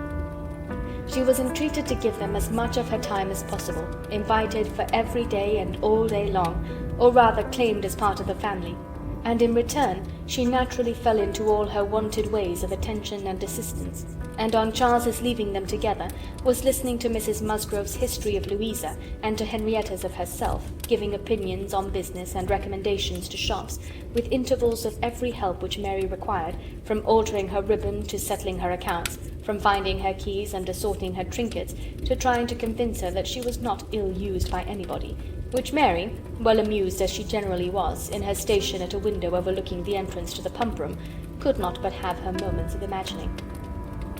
A morning of thorough confusion was to be expected. A large party in an hotel ensured a quick, changing, unsettled scene. One 5 minutes brought a note, the next a parcel, and Anne had not been there half an hour when their dining-room, spacious as it was, seemed more than half filled. A party of steady old friends were seated around Mrs. Musgrove, and Charles came back with Captains 𝕻𝖊𝖓 and Wentworth. The appearance of the latter could not be more than the surprise of the moment. It was impossible for her to have forgotten to feel that this arrival of their common friends must be soon bringing them together again. Their last meeting had been most important in opening his feelings. She had derived from it a delightful conviction, but she feared from his looks that the same unfortunate persuasion which had hastened him away from the concert-room still governed. He did not seem to want to be near enough for conversation. She tried to be calm and leave things to take their course, and tried to dwell much on this argument of rational dependence. Surely, if there be constant attachment on each side, Our hearts must understand each other ere long. We are not boy and girl to be captiously irritable, misled by every moment's inadvertence, and wantonly playing with our own happiness. And yet, a few minutes afterwards, she felt as if their being in company with each other, under the present circumstances, could only be exposing them to inadvertencies and misconstructions of the most mischievous kind. "Anne," cried Mary, still at her window, "there is Mrs. Clay, I am sure, standing under the colonnade, and a gentleman with her. I saw them turn the corner from Bath Street just now. They seem deep in talk. Who is it? Come and tell me." "Good heavens, I recollect. It is Mr. Elliot himself." "No," cried Anne quickly, "it cannot be Mr. Elliot, I assure you. He was to leave Bath at 9 this morning, and does not come back till tomorrow." As she spoke, she felt that Captain Wentworth was looking at her, the consciousness of which vexed and embarrassed her, and made her regret that she had said so much, simple as it was. Mary, resenting that she should be supposed not to know her own cousin, began talking very warmly about the family features, and protesting still more positively that it was Mr. Elliot, calling again upon Anne to come and look for herself. But Anne did not mean to stir, and tried to be cool and unconcerned. Her distress returned, however, on perceiving smiles and intelligent glances pass between 2 or 3 of the lady visitors, as if they believed themselves quite in the secret. It was evident that the report concerning her had spread, and a short pause succeeded, which seemed to ensure that it would now spread farther. "Do come, Anne," cried Mary. "Come and look yourself. You will be too late if you do not make haste. They are parting. They are shaking hands. He is turning away. Not know Mr. Elliot, indeed. You seem to have forgot all about Lyme." To pacify Mary, and perhaps screen her own embarrassment, Anne did move quietly to the window. She was just in time to ascertain that it really was Mr. Elliot, which she had never believed, before he disappeared on one side, as Mrs. Clay walked quickly off on the other. And checking the surprise which she could not but feel at such an appearance of friendly conference between 2 persons of totally opposite interest, she calmly said, "Yes, it is Mr. Elliot, certainly. He has changed his hour of going, I suppose, that is all. Or I may be mistaken. I might not attend," and walked back to her chair, recomposed, and with the comfortable hope of having acquitted herself well. The visitors took their leave, and Charles, having civilly seen them off and then made a face at them and abused them for coming, began with, "Well, mother, I have done something for you that you will like. I have been to the theatre and secured a box for tomorrow night. Aren't I a good boy? I know you love a play, and there is room for us all. It holds 9. I have engaged Captain Wentworth. Anne will not be sorry to join us, I am sure. We all like a play. Have not I done well, mother?" Mrs. Musgrove was good-humouredly beginning to express her perfect readiness for the play, if Henrietta and all the others liked it, when Mary eagerly interrupted her by exclaiming, "Good heavens, Charles, how can you think of such a thing? Take a box for tomorrow night? Have you forgot that we are engaged to Camden Place tomorrow night, and that we are most particularly asked to meet Lady Dalrymple and her daughter, and Mr. Elliot and all the principal family connections on purpose to be introduced to them? How can you be so forgetful?" "Phoo, phoo," replied Charles. "What's an evening party? Never worth remembering. Your father might have asked us to dinner, I think, if he had wanted to see us. You may do as you like, but I shall go to the play." "Oh, Charles, I declare it would be too abominable if you do, when you promised to go." "No, I did not promise. I only smirked and bowed and said the word happy. There was no promise." "But you must go, Charles. It would be unpardonable to fail. We were asked on purpose to be introduced. There was always such a great connection between the Dalrymples and ourselves. Nothing ever happened on either side that was not announced immediately. We are quite near relations, you know, and Mr. Elliot too, whom you ought so particularly to be acquainted with. Every attention is due to Mr. Elliot. Consider my father's heir, the future representative of the family." "Don't talk to me about heirs and representatives," cried Charles. "I am not one of those who neglect the reigning power to bow to the rising sun. If I would not go for the sake of your father, I should think it scandalous to go for the sake of his heir. What is Mr. Elliot to me?" The careless expression was life to Anne, who saw that Captain Wentworth was all attention, looking and listening with his whole soul, and that the last words brought his inquiring eyes from Charles to herself. Charles and Mary still talked on in the same style, he half serious and half jesting, maintaining the scheme for the play, and she, invariably serious, most warmly opposing it, and not omitting to make it known that, however determined to go to Camden Place herself, she should not think herself very well used if they went to the play without her. Mrs. Musgrove interposed. "We had better put it off. Charles, you had much better go back and change the box for Tuesday. It would be a pity to be divided, and we should be losing Miss Anne too if there is a party at her father's. And I am sure neither Henrietta nor I should care at all for the play if Miss Anne could not be with us." Anne felt truly obliged to her for such kindness, and quite as much so for the opportunity it gave her of decidedly saying, "If it depended only on my inclination, ma'am, the party at home, excepting on Mary's account, would not be the smallest impediment. I have no pleasure in the sort of meeting, and should be too happy to change it for a play and with you. But it had better not be attempted, perhaps." She had spoken it, but she trembled when it was done, conscious that her words were listened to, and daring not even to try to observe their effect. It was soon generally agreed that Tuesday should be the day, Charles only reserving the advantage of still teasing his wife by persisting that he would go to the play tomorrow if nobody else would. Captain Wentworth left his seat and walked to the fireplace, probably for the sake of walking away from it soon afterwards and taking a station, with less barefaced his eye, by Anne. "You have not been long enough in Bath," said he, "to enjoy the evening parties of the place." "Oh, no, the usual character of them has nothing for me. I am no card player." "You were not formerly, I know. You did not used to like cards, but time makes many changes." "I am not yet so much changed," cried Anne, and stopped, fearing she hardly knew what misconstruction. After waiting a few moments, he said, and as if it were the result of immediate feeling, "It is a period indeed. 8 years and a half is a period." Whether he would have proceeded farther was left to Anne's imagination to ponder over in a calmer hour.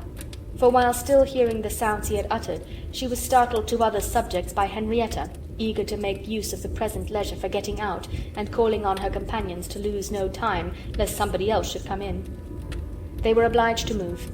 Anne talked of being perfectly ready, and tried to look it, but she felt that could Henrietta have known the regret and reluctance of her heart in quitting that chair, in preparing to quit the room, she would have found, in all her own sensations for her cousin, in the very security of his affection wherewith to pity her. Their preparations, however, were stopped short. Alarming sounds were heard, other visitors approached, and the door was thrown open for Sir Walter and Miss Elliot, whose entrance seemed to give a general chill. Anne felt an instant oppression, and wherever she looked saw symptoms of the same. The comfort, the freedom, the gaiety of the room was over, hushed into cold composure, determined silence, or insipid talk, to meet the heartless elegance of her father and sister. How mortifying to feel that it was so!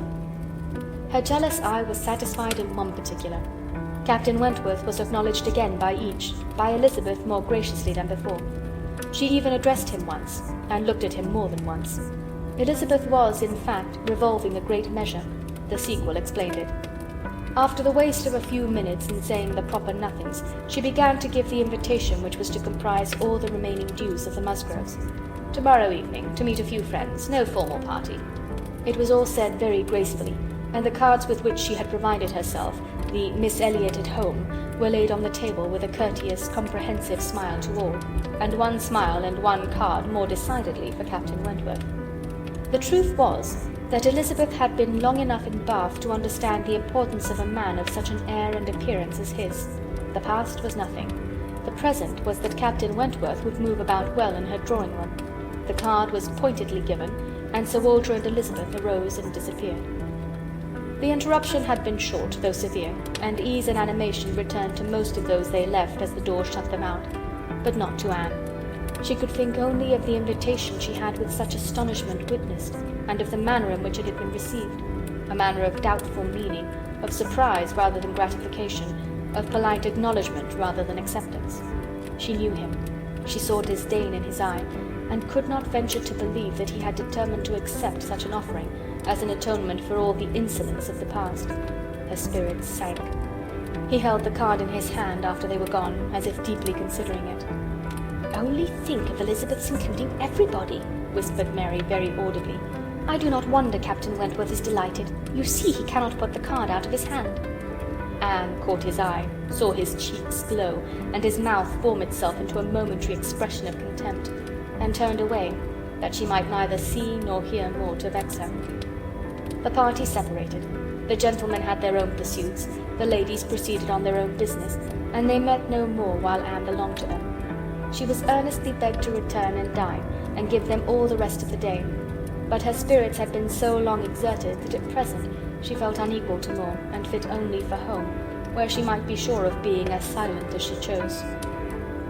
Promising to be with them the whole of the following morning, therefore, she closed the fatigues of the present by a toilsome walk to Camden Place, there to spend the evening chiefly in listening to the busy arrangements of Elizabeth and Mrs. Clay for the morrow's party, the frequent enumeration of the persons invited, and the continually improving detail of all the embellishments which were to make it the most completely elegant of its kind in Bath, while harassing herself with the never-ending question of whether Captain Wentworth would come or not. They were reckoning him as certain, but with her it was a gnawing solicitude never appeased for 5 minutes together. She generally thought he would come, because she generally thought he ought, but it was a case which she could not so shape into any positive act of duty or discretion as inevitably to defy the suggestions of very opposite feelings.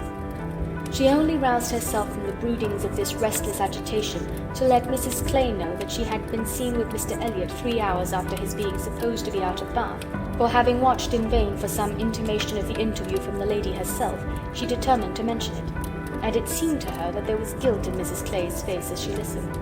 It was transient, cleared away in an instant, but Anne could imagine she read there the consciousness of having, by some complication of mutual trick, or some overbearing authority of his, been obliged to attend, perhaps for half an hour, to his lectures and restrictions on her designs on Sir Walter. She exclaimed, however, with a very tolerable imitation of nature, "Oh dear, very true. Only think, Miss Elliot, to my great surprise I met with Mr. Elliot in Bath Street. I was never more astonished. He turned back and walked with me to the pump yard. He had been prevented setting off for Thornbury, but I really forget by what, for I was in a hurry and could not much attend, and I can only answer for his being determined not to be delayed in his return. He wanted to know how early he might be admitted tomorrow. He was full of tomorrow, and it is very evident that I have been full of it too, ever since I entered the house and learnt the extension of your plan and all that had happened, or my seeing him could never have gone so entirely out of my head." End of Chapter 22. Chapter 23. One day only had passed since Anne's conversation with Mrs. Smith, but a keener interest had succeeded, and she was now so little touched by Mr. Elliot's conduct, except by its effects in one quarter, that it became a matter of course the next morning still to defer her explanatory visit in River Street.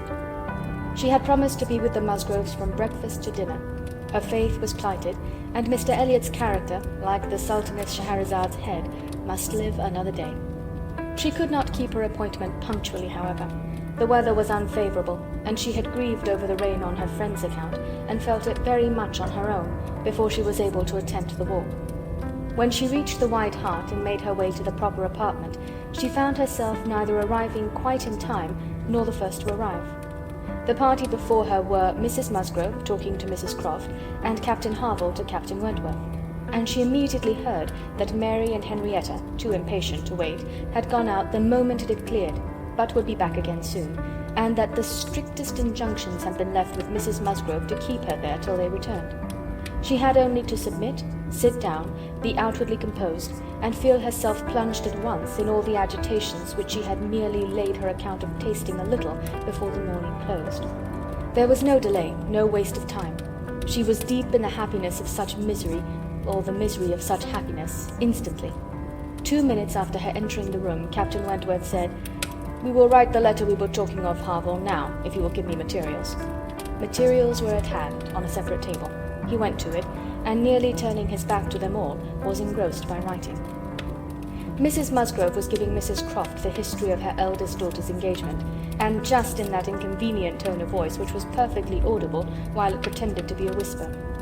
Anne felt that she did not belong to the conversation, and yet, as Captain Harville seemed thoughtful and not disposed to talk, she could not avoid hearing many undesirable particulars, such as how Mr. Musgrove and my brother Hayter had met again and again to talk it over, what my brother Hayter had said one day, and what Mr. Musgrove had proposed the next, and what had occurred to my sister Hayter, and what the young people had wished, and what I said at first I never could consent to, but was afterwards persuaded to think might do very well, and a great deal in the same style of open-hearted communication.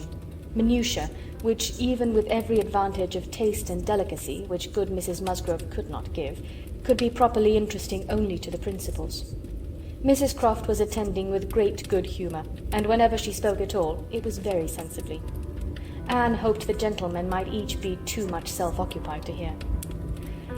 "And so, ma'am, all these things considered," said Mrs. Musgrove in her powerful whisper, "though we could have wished it different, yet altogether we did not think it fair to stand out any longer, for Charles Hayter was quite wild about it, and Henrietta was pretty near as bad, and so we thought they had better marry at once, and make the best of it, as many others have done before them. At any rate, said I, it will be better than a long engagement." "That is precisely what I was going to observe," cried Mrs. Croft. "I would rather have young people settle on a small income at once, and have to struggle with a few difficulties together, than be involved in a long engagement. I always think that no mutual—" "Oh dear, Mrs. Croft," cried Mrs. Musgrove, unable to let her finish her speech, "there is nothing I so abominate for young people as a long engagement. It is what I always protested against for my children. It is all very well, I used to say, for young people to be engaged, if there is a certainty of their being able to marry in 6 months, or even in 12, but a long engagement—" "Yes, dear ma'am," said Mrs. Croft, "or an uncertain engagement, an engagement which may be long. To begin without knowing that at such a time there will be the means of marrying, I hold to be very unsafe and unwise, and what I think all parents should prevent as far as they can." Anne found an unexpected interest here. She felt its application to herself, felt it in a nervous thrill all over her, and at the same moment that her eyes instinctively glanced towards the distant table, Captain Wentworth's pen ceased to move. His head was raised, pausing, listening, and he turned round the next instant to give a look, one quick, conscious look at her. The two ladies continued to talk, to re-urge the same admitted truths, and enforce them with such examples of the ill effect of a contrary practice as had fallen within their observation, but Anne heard nothing distinctly. It was only a buzz of words in her ear. Her mind was in confusion.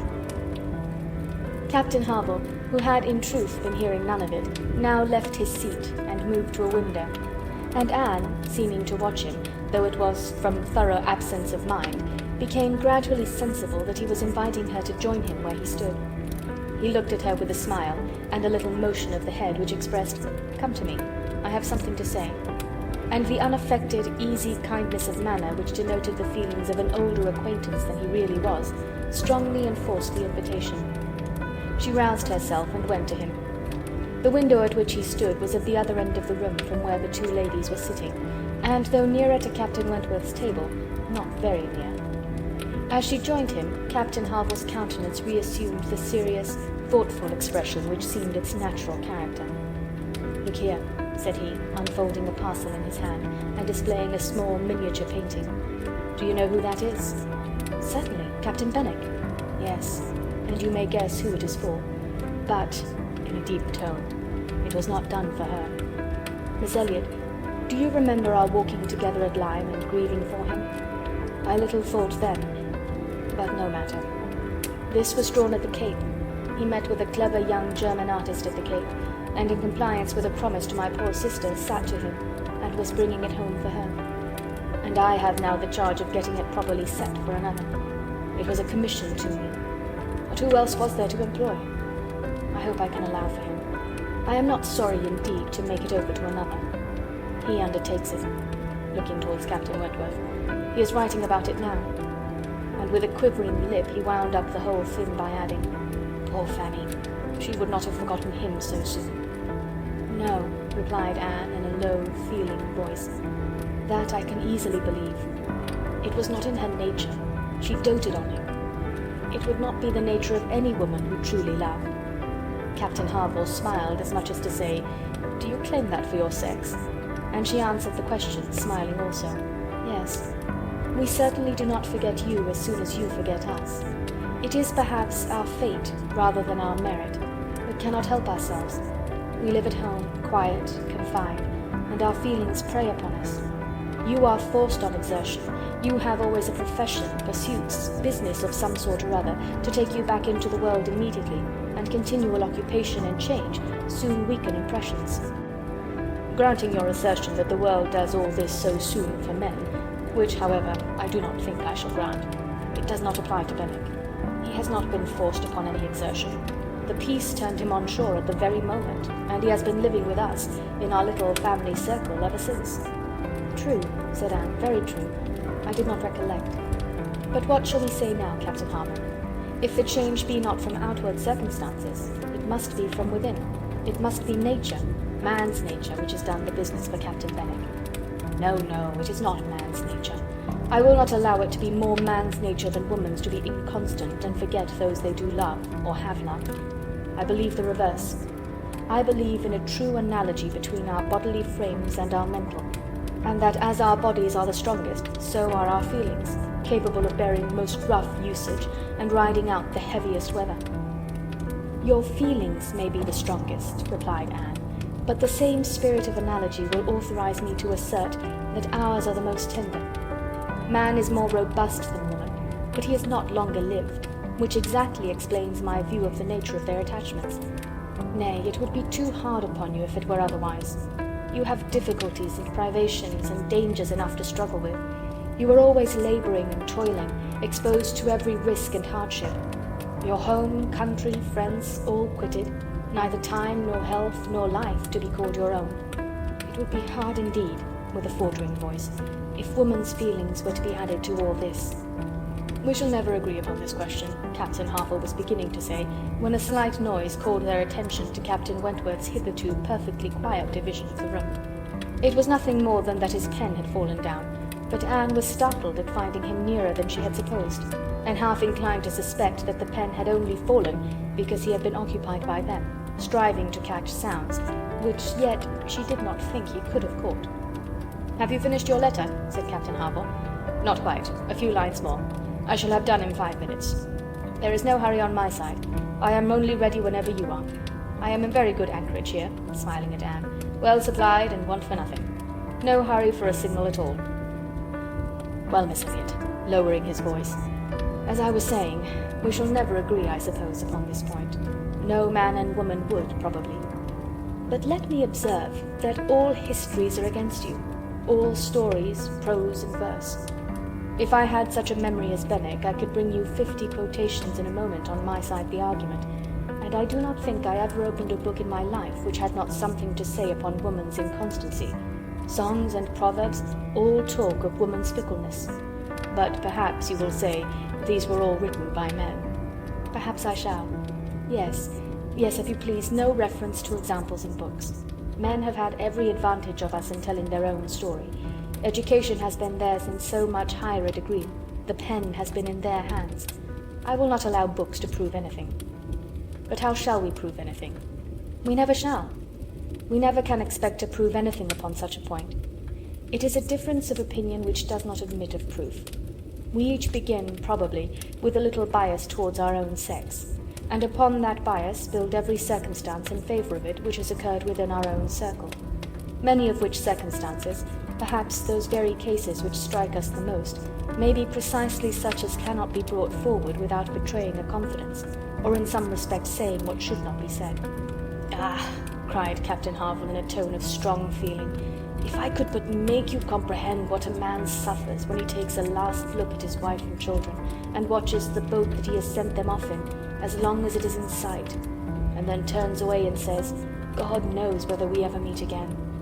And then, if I could convey to you the glow of his soul when he does see them again, when, coming back after a 12-month's absence perhaps, and obliged to put into another port, he calculates how soon it be possible to get them there, pretending to deceive himself and saying, 'They cannot be here till such a day,' but all the while hoping for them 12 hours sooner, and seeing them arrive at last, as if heaven had given them wings, by many hours sooner still. If I could explain to you all this, and all that a man can bear and do, and glories to do, for the sake of these treasures of his existence. I speak, you know, only of such men as have hearts," pressing his own with emotion. "Oh," cried Anne eagerly, "I hope I do justice to all that is felt by you, and by those who resemble you. God forbid that I should undervalue the warm and faithful feelings of any of my fellow creatures. I should deserve utter contempt if I dared to suppose that true attachment and constancy were known only by woman. No, I believe you capable of everything great and good in your married lives. I believe you equal to every important exertion and to every domestic forbearance, so long as, if I may be allowed the expression, so long as you have an object. I mean, while the woman you love lives, and lives for you. All the privilege I claim for my own sex, it is not a very enviable one, you need not covet it. is that of loving longest when existence or when hope is gone. She could not immediately have uttered another sentence. Her heart was too full, her breath too much oppressed. "You are a good soul," cried Captain Wentworth, putting his hand on her arm quite affectionately. "There is no quarrelling with you. And when I think of Benwick, my tongue is tied." Their attention was called toward the others. Mrs. Croft was taking leave. "Here, Frederick, you and I part company, I believe," said she. "I am going home, and you have an engagement with your friend. Tonight we may have the pleasure of all meeting again at your party," turning to Anne. "We had your sister's card yesterday, and I understood Frederick had a card too, though I did not see it. And you are disengaged, Frederick, are you not, as well as ourselves?" Captain Wentworth was folding up a letter in great haste, and either could not or would not answer fully. "Yes," said he, "very true. Here we separate, but 𝕻𝖊𝖓 and I shall soon be after you. That is, 𝕻𝖊𝖓, if you are ready, I am in half a minute. I know you will not be sorry to be off. I shall be at your service in half a minute." Mrs. Croft left them, and Captain Wentworth, having sealed his letter with great rapidity, was indeed ready, and had even a hurried, agitated air, which showed impatience to be gone. Anne knew not how to understand it. She had the kindest "Good morning, God bless you," from Captain Wentworth, but from him not a word nor a look. He had passed out of the room without a look. She had only time, however, to move closer to the table where he had been writing, when footsteps were heard returning. The door opened. It was himself. He begged their pardon, but he had forgotten his gloves, and instantly crossing the room to the writing table, he drew out a letter from under the scattered paper, placed it before Anne with eyes of glowing entreaty fixed on her for a time, and hastily collecting his gloves, was again out of the room, almost before Mrs. Musgrove was aware of his being in it. The work of an instant. The revolution which one instant had made in Anne was almost beyond expression. The letter, with the direction hardly legible, to Miss A.E., was evidently the one which he had been folding so hastily. While supposed to be writing only to Captain Benwick, he had been also addressing her. On the contents of that letter depended all which this world could do for her. Anything was possible, anything might be defied rather than suspense. Mrs. Musgrove had little arrangements of her own at her own table. To their protection she must trust, and sinking into the chair which he had occupied, succeeding to the very spot where he had leaned and written, her eyes devoured the following words: "I can listen no longer in silence. I must speak to you by such means as are within my reach. You pierce my soul. I am half agony, half hope. Tell me not that I am too late, that such precious feelings are gone forever. I offer myself to you again with a heart even more your own than when you almost broke it 8 years and a half ago. Dare not say that man forgets sooner than woman, that his love has an earlier death. I have loved none but you. Unjust I may have been, weak and resentful I have been, but never inconstant. You alone have brought me to Bath. For you alone I think and plan. Have you not seen this? Can you fail to have understood my wishes? I had not waited even these 10 days could I have read your feelings, as I think you must have penetrated mine. I can hardly write. I am every instant hearing something which overpowers me. You sink your voice, but I can distinguish the tones of that voice when they would be lost on others. Too good, too excellent creature, you do us justice indeed. You do believe that there is true attachment and constancy among men. Believe it to be most fervent, most undeviating in F.W. I must go, uncertain of my fate, but I shall return hither or follow your party as soon as possible. A word, a look, will be enough to decide whether I enter your father's house this evening or never." Such a letter was not to be soon recovered from. Half an hour's solitude and reflection might have tranquilized her, but the 10 minutes only which now passed before she was interrupted with all the restraints of her situation could do nothing towards tranquillity. Every moment rather brought fresh agitation.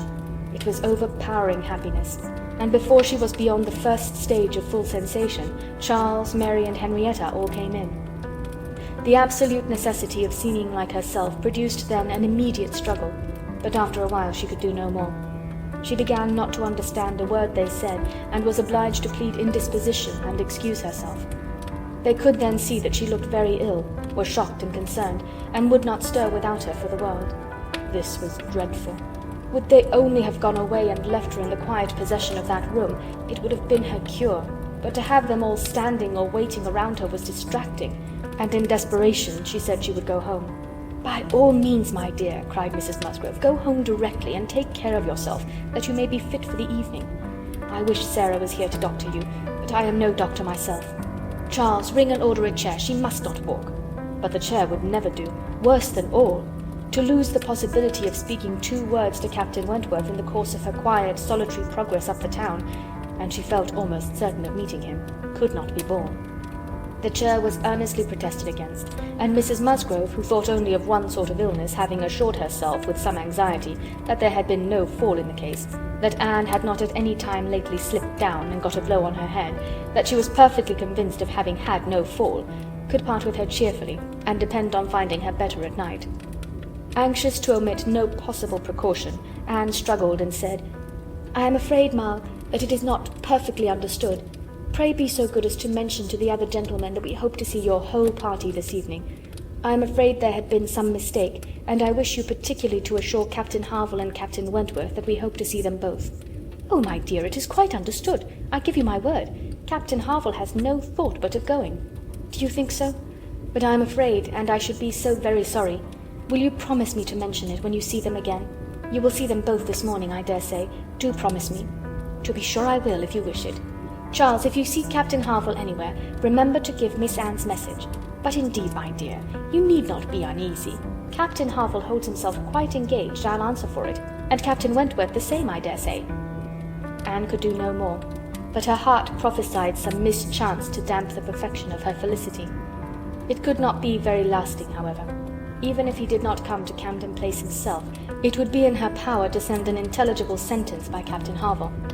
Another momentary vexation occurred. Charles, in his real concern and good nature, would go home with her. There was no preventing him. This was almost cruel, but she could not be long ungrateful. He was sacrificing an engagement to the gunsmiths to be of use to her, and she set off with him, with no feeling but gratitude apparent. They were on Union Street, when a quicker step behind, a something of familiar sound, gave her 2 moments' preparation for the sight of Captain Wentworth. He joined them, but as if irresolute whether to join or to pass on, said nothing, only looked. Anne could command herself enough to receive that look, and not repulsively. The cheeks which had been pale now glowed, and the movements which had hesitated were decided. He walked by her side. Presently, struck by a sudden thought, Charles said, "Captain Wentworth, which way are you going? Only to Gay Street, or farther up the town?" "I hardly know," replied Captain Wentworth, surprised. "Are you going as high as Belmont? Are you going near Camden Place? Because if you are, I shall have no scruple in asking you to take my place and give Anne your arm to her father's door. She is rather done for this morning, and must not go so far without help, and I ought to be at that fellow's in the market-place. He promised me the sight of a capital gun he is just going to send off, said he would keep it unpacked to the last possible moment that I might see it, and if I do not turn back now I have no chance. By his description, a good deal like the second-size double barrel of mine which you shot with one day round Winthrop." There could not be an objection. There could be only the most proper alacrity, a most obliging compliance for public view, and smiles reigned in, and spirits dancing in private rapture. In half a minute, Charles was at the bottom of Union Street again, and the other 2 proceeding together. And soon, words enough had passed between them to decide their direction towards the comparatively quiet and retired gravel walk, where the power of conversation would make the present hour a blessing indeed, and prepare it for all the immortality which the happiest recollections of their own future lives could bestow. There they exchanged again those feelings and those promises which had once before seemed to secure everything, but which had been followed by so many, many years of division and estrangement. There they returned again into the past, more exquisitely happy perhaps in their reunion than when it had been first projected, more tender, more tried, more fixed in a knowledge of each other's character, truth, and attachment, more equal to act, more justified in acting. And there, as they slowly paced the gradual ascent, heedless of every group around them, seeing neither sauntering politicians, bustling housekeepers, flirting girls, nor nursery maids and children, they could indulge in those retrospections and acknowledgments, and especially in those explanations of what had directly preceded the present moment, which were so poignant and so ceaselessly in interest. All the little variations of the last week were gone through, and of yesterday and today there could scarcely be an end. She had not mistaken him. Jealousy of Mr. Elliot had been the retarding weight, the doubt, the torment. That had begun to operate in the very hour of first meeting her in Bath. That had returned after a short suspension to ruin the concert. and that had influenced him in everything he had said and done, or omitted to say and do, in the last 24 hours. It had been gradually yielding to the better hopes which her looks or words or actions occasionally encouraged. It had been vanquished at last by those sentiments and those tones which had reached him while she talked with Captain Wentworth, and under the irresistible governance of which he had seized a sheet of paper and poured out his feelings. Of what he had written, nothing was to be retracted or qualified. He persisted in having loved none but her. She had never been supplanted. He never even believed himself to see her equal. Thus much indeed he was obliged to acknowledge, that he had been constant unconsciously, nay, unintentionally, that he had meant to forget her, and believed it to be done. He had imagined himself indifferent when he had only been angry, and he had been unjust to her merits because he had been a sufferer from them. Her character was now fixed on his mind as perfection itself, maintaining the loveliest medium of fortitude and gentleness, but he was obliged to acknowledge that only at Uppercross had he learned to do her justice, and only at Lyme had he begun to understand himself. At Lyme he had received lessons of more than one sort. The passing admiration of Mr. Elliot had at least roused him, and the scenes on the Cobb and at Captain Wentworth's had fixed her superiority. In his preceding attempts to attach himself to Louisa Musgrove, the attempts of an angry pride, he protested that he had forever felt it to be impossible, that he had not cared, could not care for Louisa, though till that day, till the leisure for reflection which followed it, he had not understood the perfect excellence of the mind with which Louisa's could so ill bear a comparison, or the perfect unrivalled hold it possessed over his own. There he had learnt to distinguish between the steadiness of principle and the obstinacy of self-will, between the darings of heedlessness and the resolution of a collected mind. There he had seen everything to exalt in his estimation the woman he had lost, and there begun to deplore his pride, the folly, the madness of resentment, which had kept him from trying to regain her when thrown in his way. From that period his penance had become severe. He had no sooner been free from the horror and remorse attending the first few days of Louisa's accident, no sooner begun to feel himself alive again, than he had begun to feel himself, though alive, not at liberty. "I found," said he, "that I was considered by Wentworth an engaged man, that neither Wentworth nor his wife entertained a doubt of our mutual attachment. I was startled and shocked. To a degree I could contradict this instantly, but when I began to reflect that others might have felt the same, her own family, nay, perhaps herself, I was no longer at my own disposal. I was hers in honour if she wished it. I had been unguarded. I had not thought seriously on this subject before. I had not considered that my excessive intimacy must have its danger of ill consequence in many ways, and that I had no right to be trying whether I could attach myself to either of the girls at the risk of raising even an unpleasant report were there no other ill effects. I had been grossly wrong, and must abide the consequences."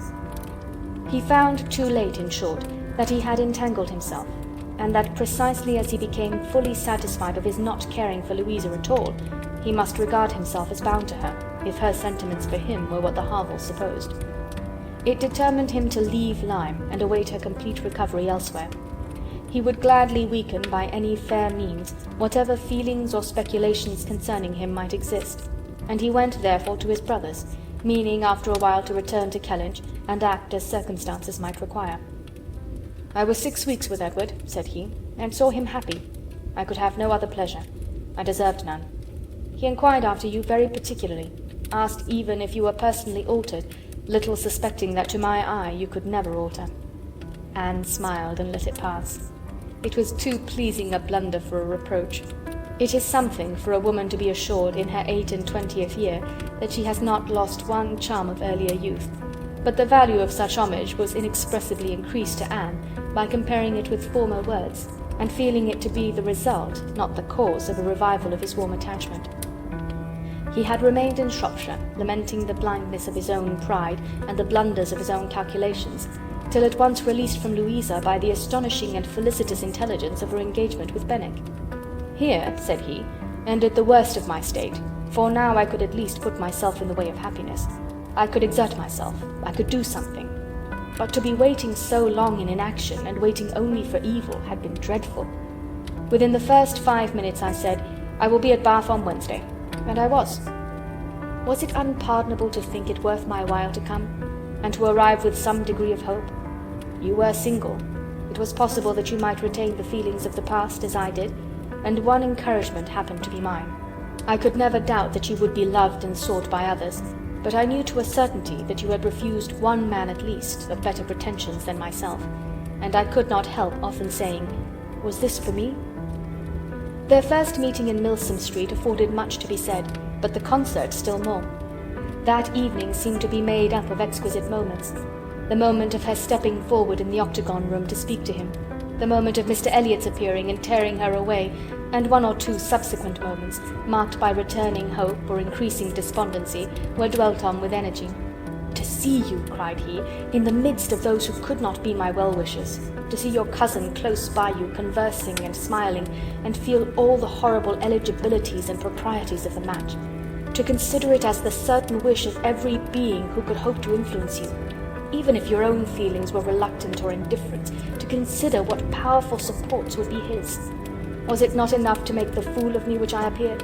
How could I look on you without agony? Was not the very sight of the friend who sat behind you, was not the recollection of what had been, the knowledge of her influence, the indelible, immovable impression of what Persuasion had once done, was it not all against me?" "You should have distinguished," replied Anne.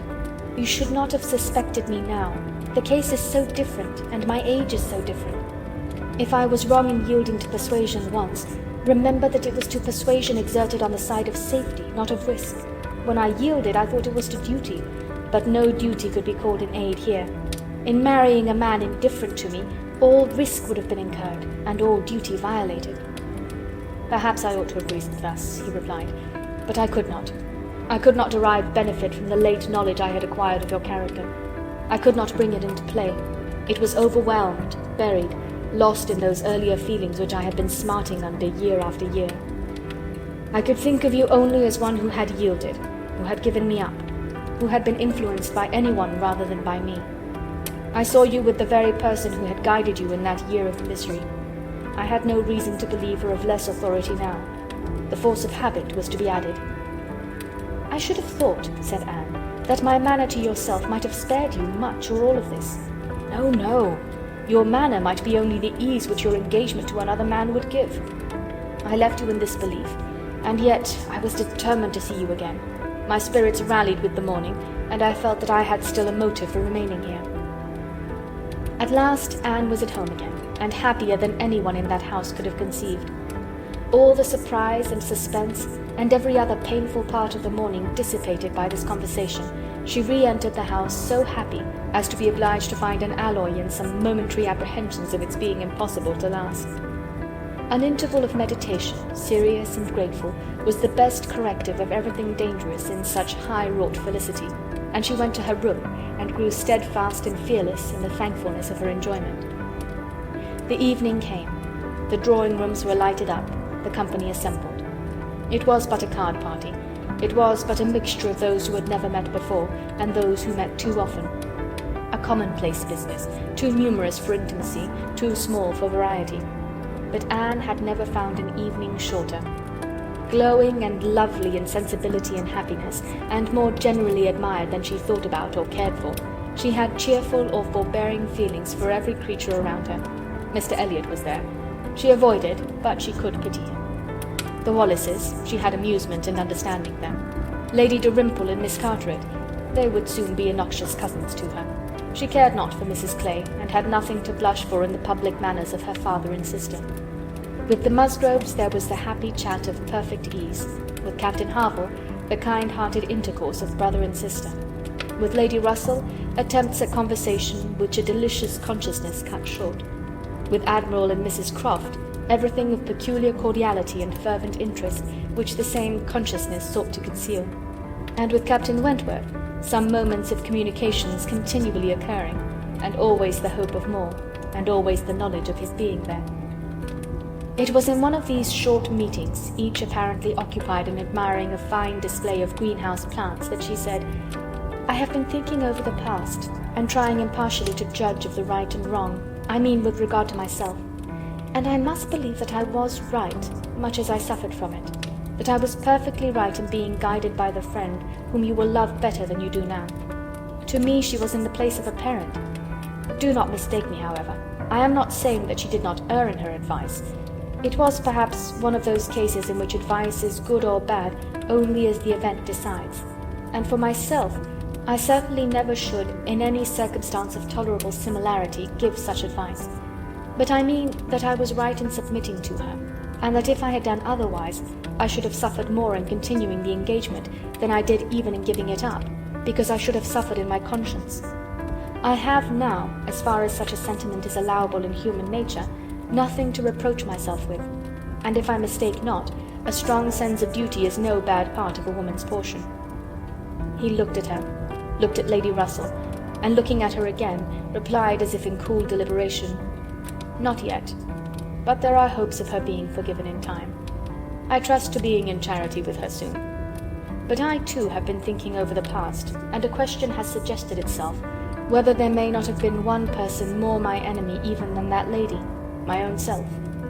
Tell me if, when I returned to England in the year 8 with a few £1,000 and was posted into the Laconia, if I had then written to you, would you have answered my letter?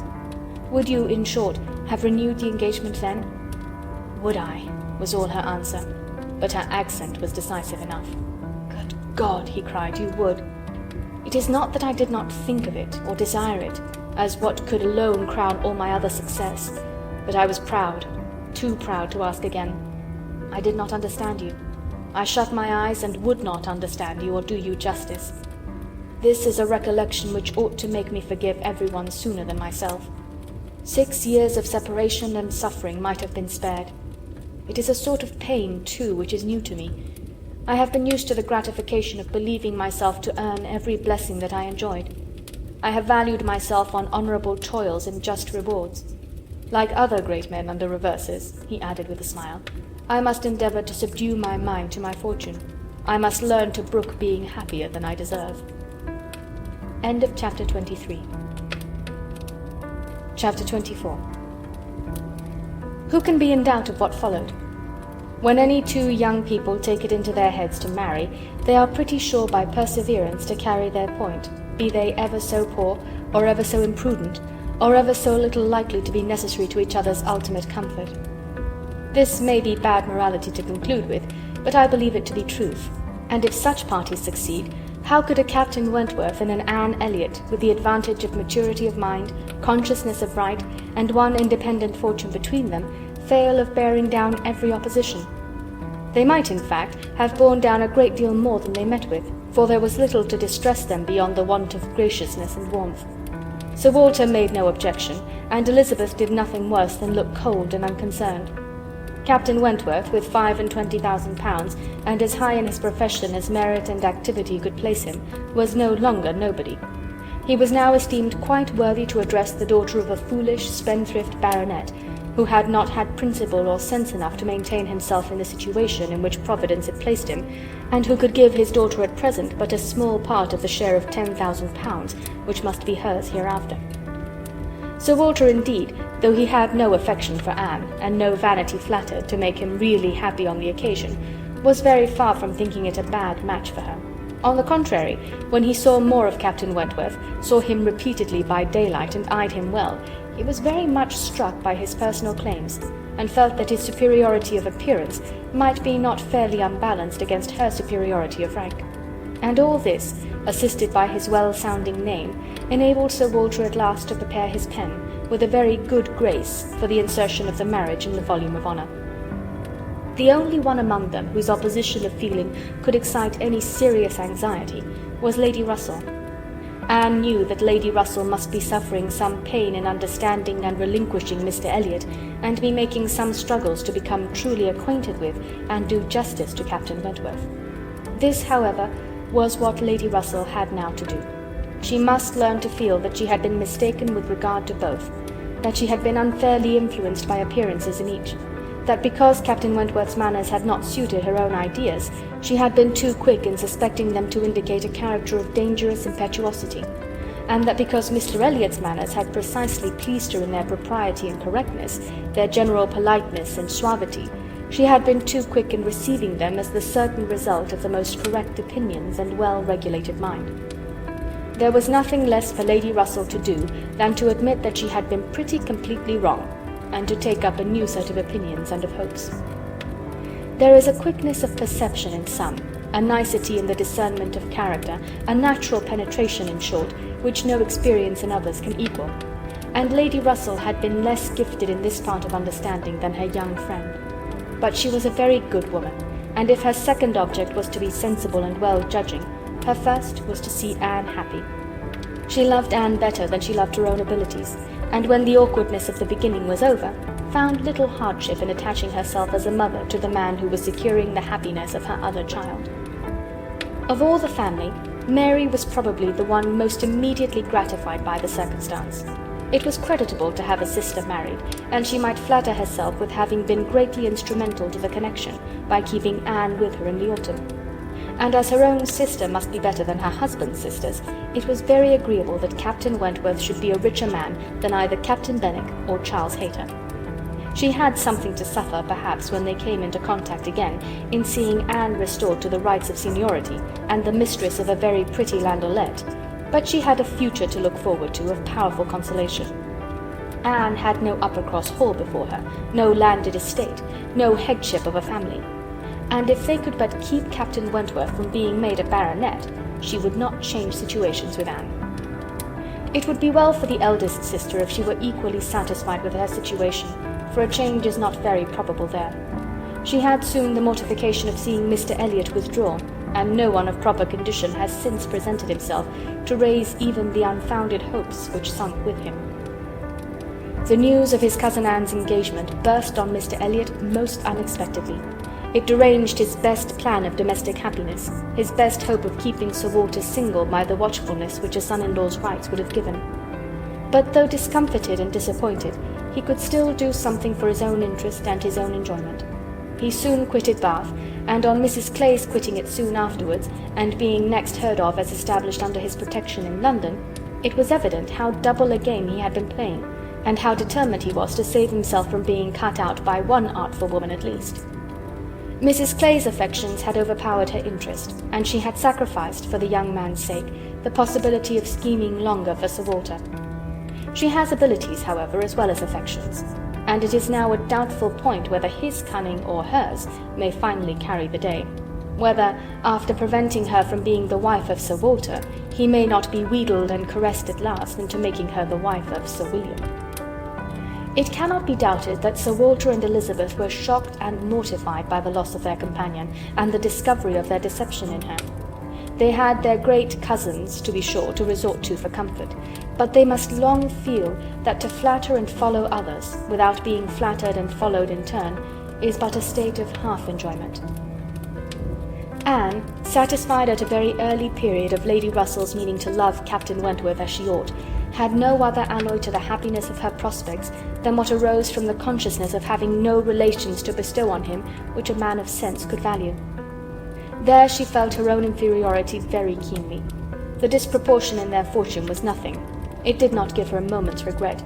But to have no family to receive and estimate him properly, nothing of respectability, of harmony, of goodwill to offer in return for all the worth and all the prompt welcome which met her in his brothers and sisters, was a source of as lively pain as her mind could well be sensible of under circumstances of otherwise strong felicity. She had but two friends in the world to add to his list, Lady Russell and Mrs. Smith. To those, however, he was very well disposed to attach himself. Lady Russell, in spite of all her former transgressions, he could now value from his heart. While he was not obliged to say that he believed her to have been right in originally dividing them, he was ready to say almost everything else in her favour. And as for Mrs. Smith, she had claims of various kinds to recommend her quickly and permanently. Her recent good offices by Anne had been enough in themselves, and their marriage, instead of depriving her of one friend, secured her two. She was their earliest visitor in their settled life, and Captain Wentworth, by putting her in the way of recovering her husband's property in the West Indies, by writing for her, acting for her, and seeing her through all the pretty difficulties of the case with the activity and exertion of a fearless man and a determined friend, fully requited the services which she had rendered, or ever meant to render, to his wife. Mrs. Smith's enjoyments were not spoiled by this improvement of income, with some improvement of health, and the acquisition of such friends to be often with, for her cheerfulness and mental alacrity did not fail her. And while these prime supplies of good remained, she might have bid defiance even to greater accessions of worldly prosperity. She might have been absolutely rich and perfectly healthy, and yet be happy. Her spring of felicity was in the glow of her spirits, as her friend Anne's was in the warmth of her heart. Anne was tenderness itself, and she had the full worth of it in Captain Wentworth's affection. His profession was all that could ever make her friends wish that tenderness less, the dread of a future war all that could dim her sunshine. She gloried in being a sailor's wife, but she must pay the tax of quick alarm for belonging to that profession which is, if possible, more distinguished in its domestic virtues than in its national importance. End of Chapter 24. End of Persuasion by Jane Austen.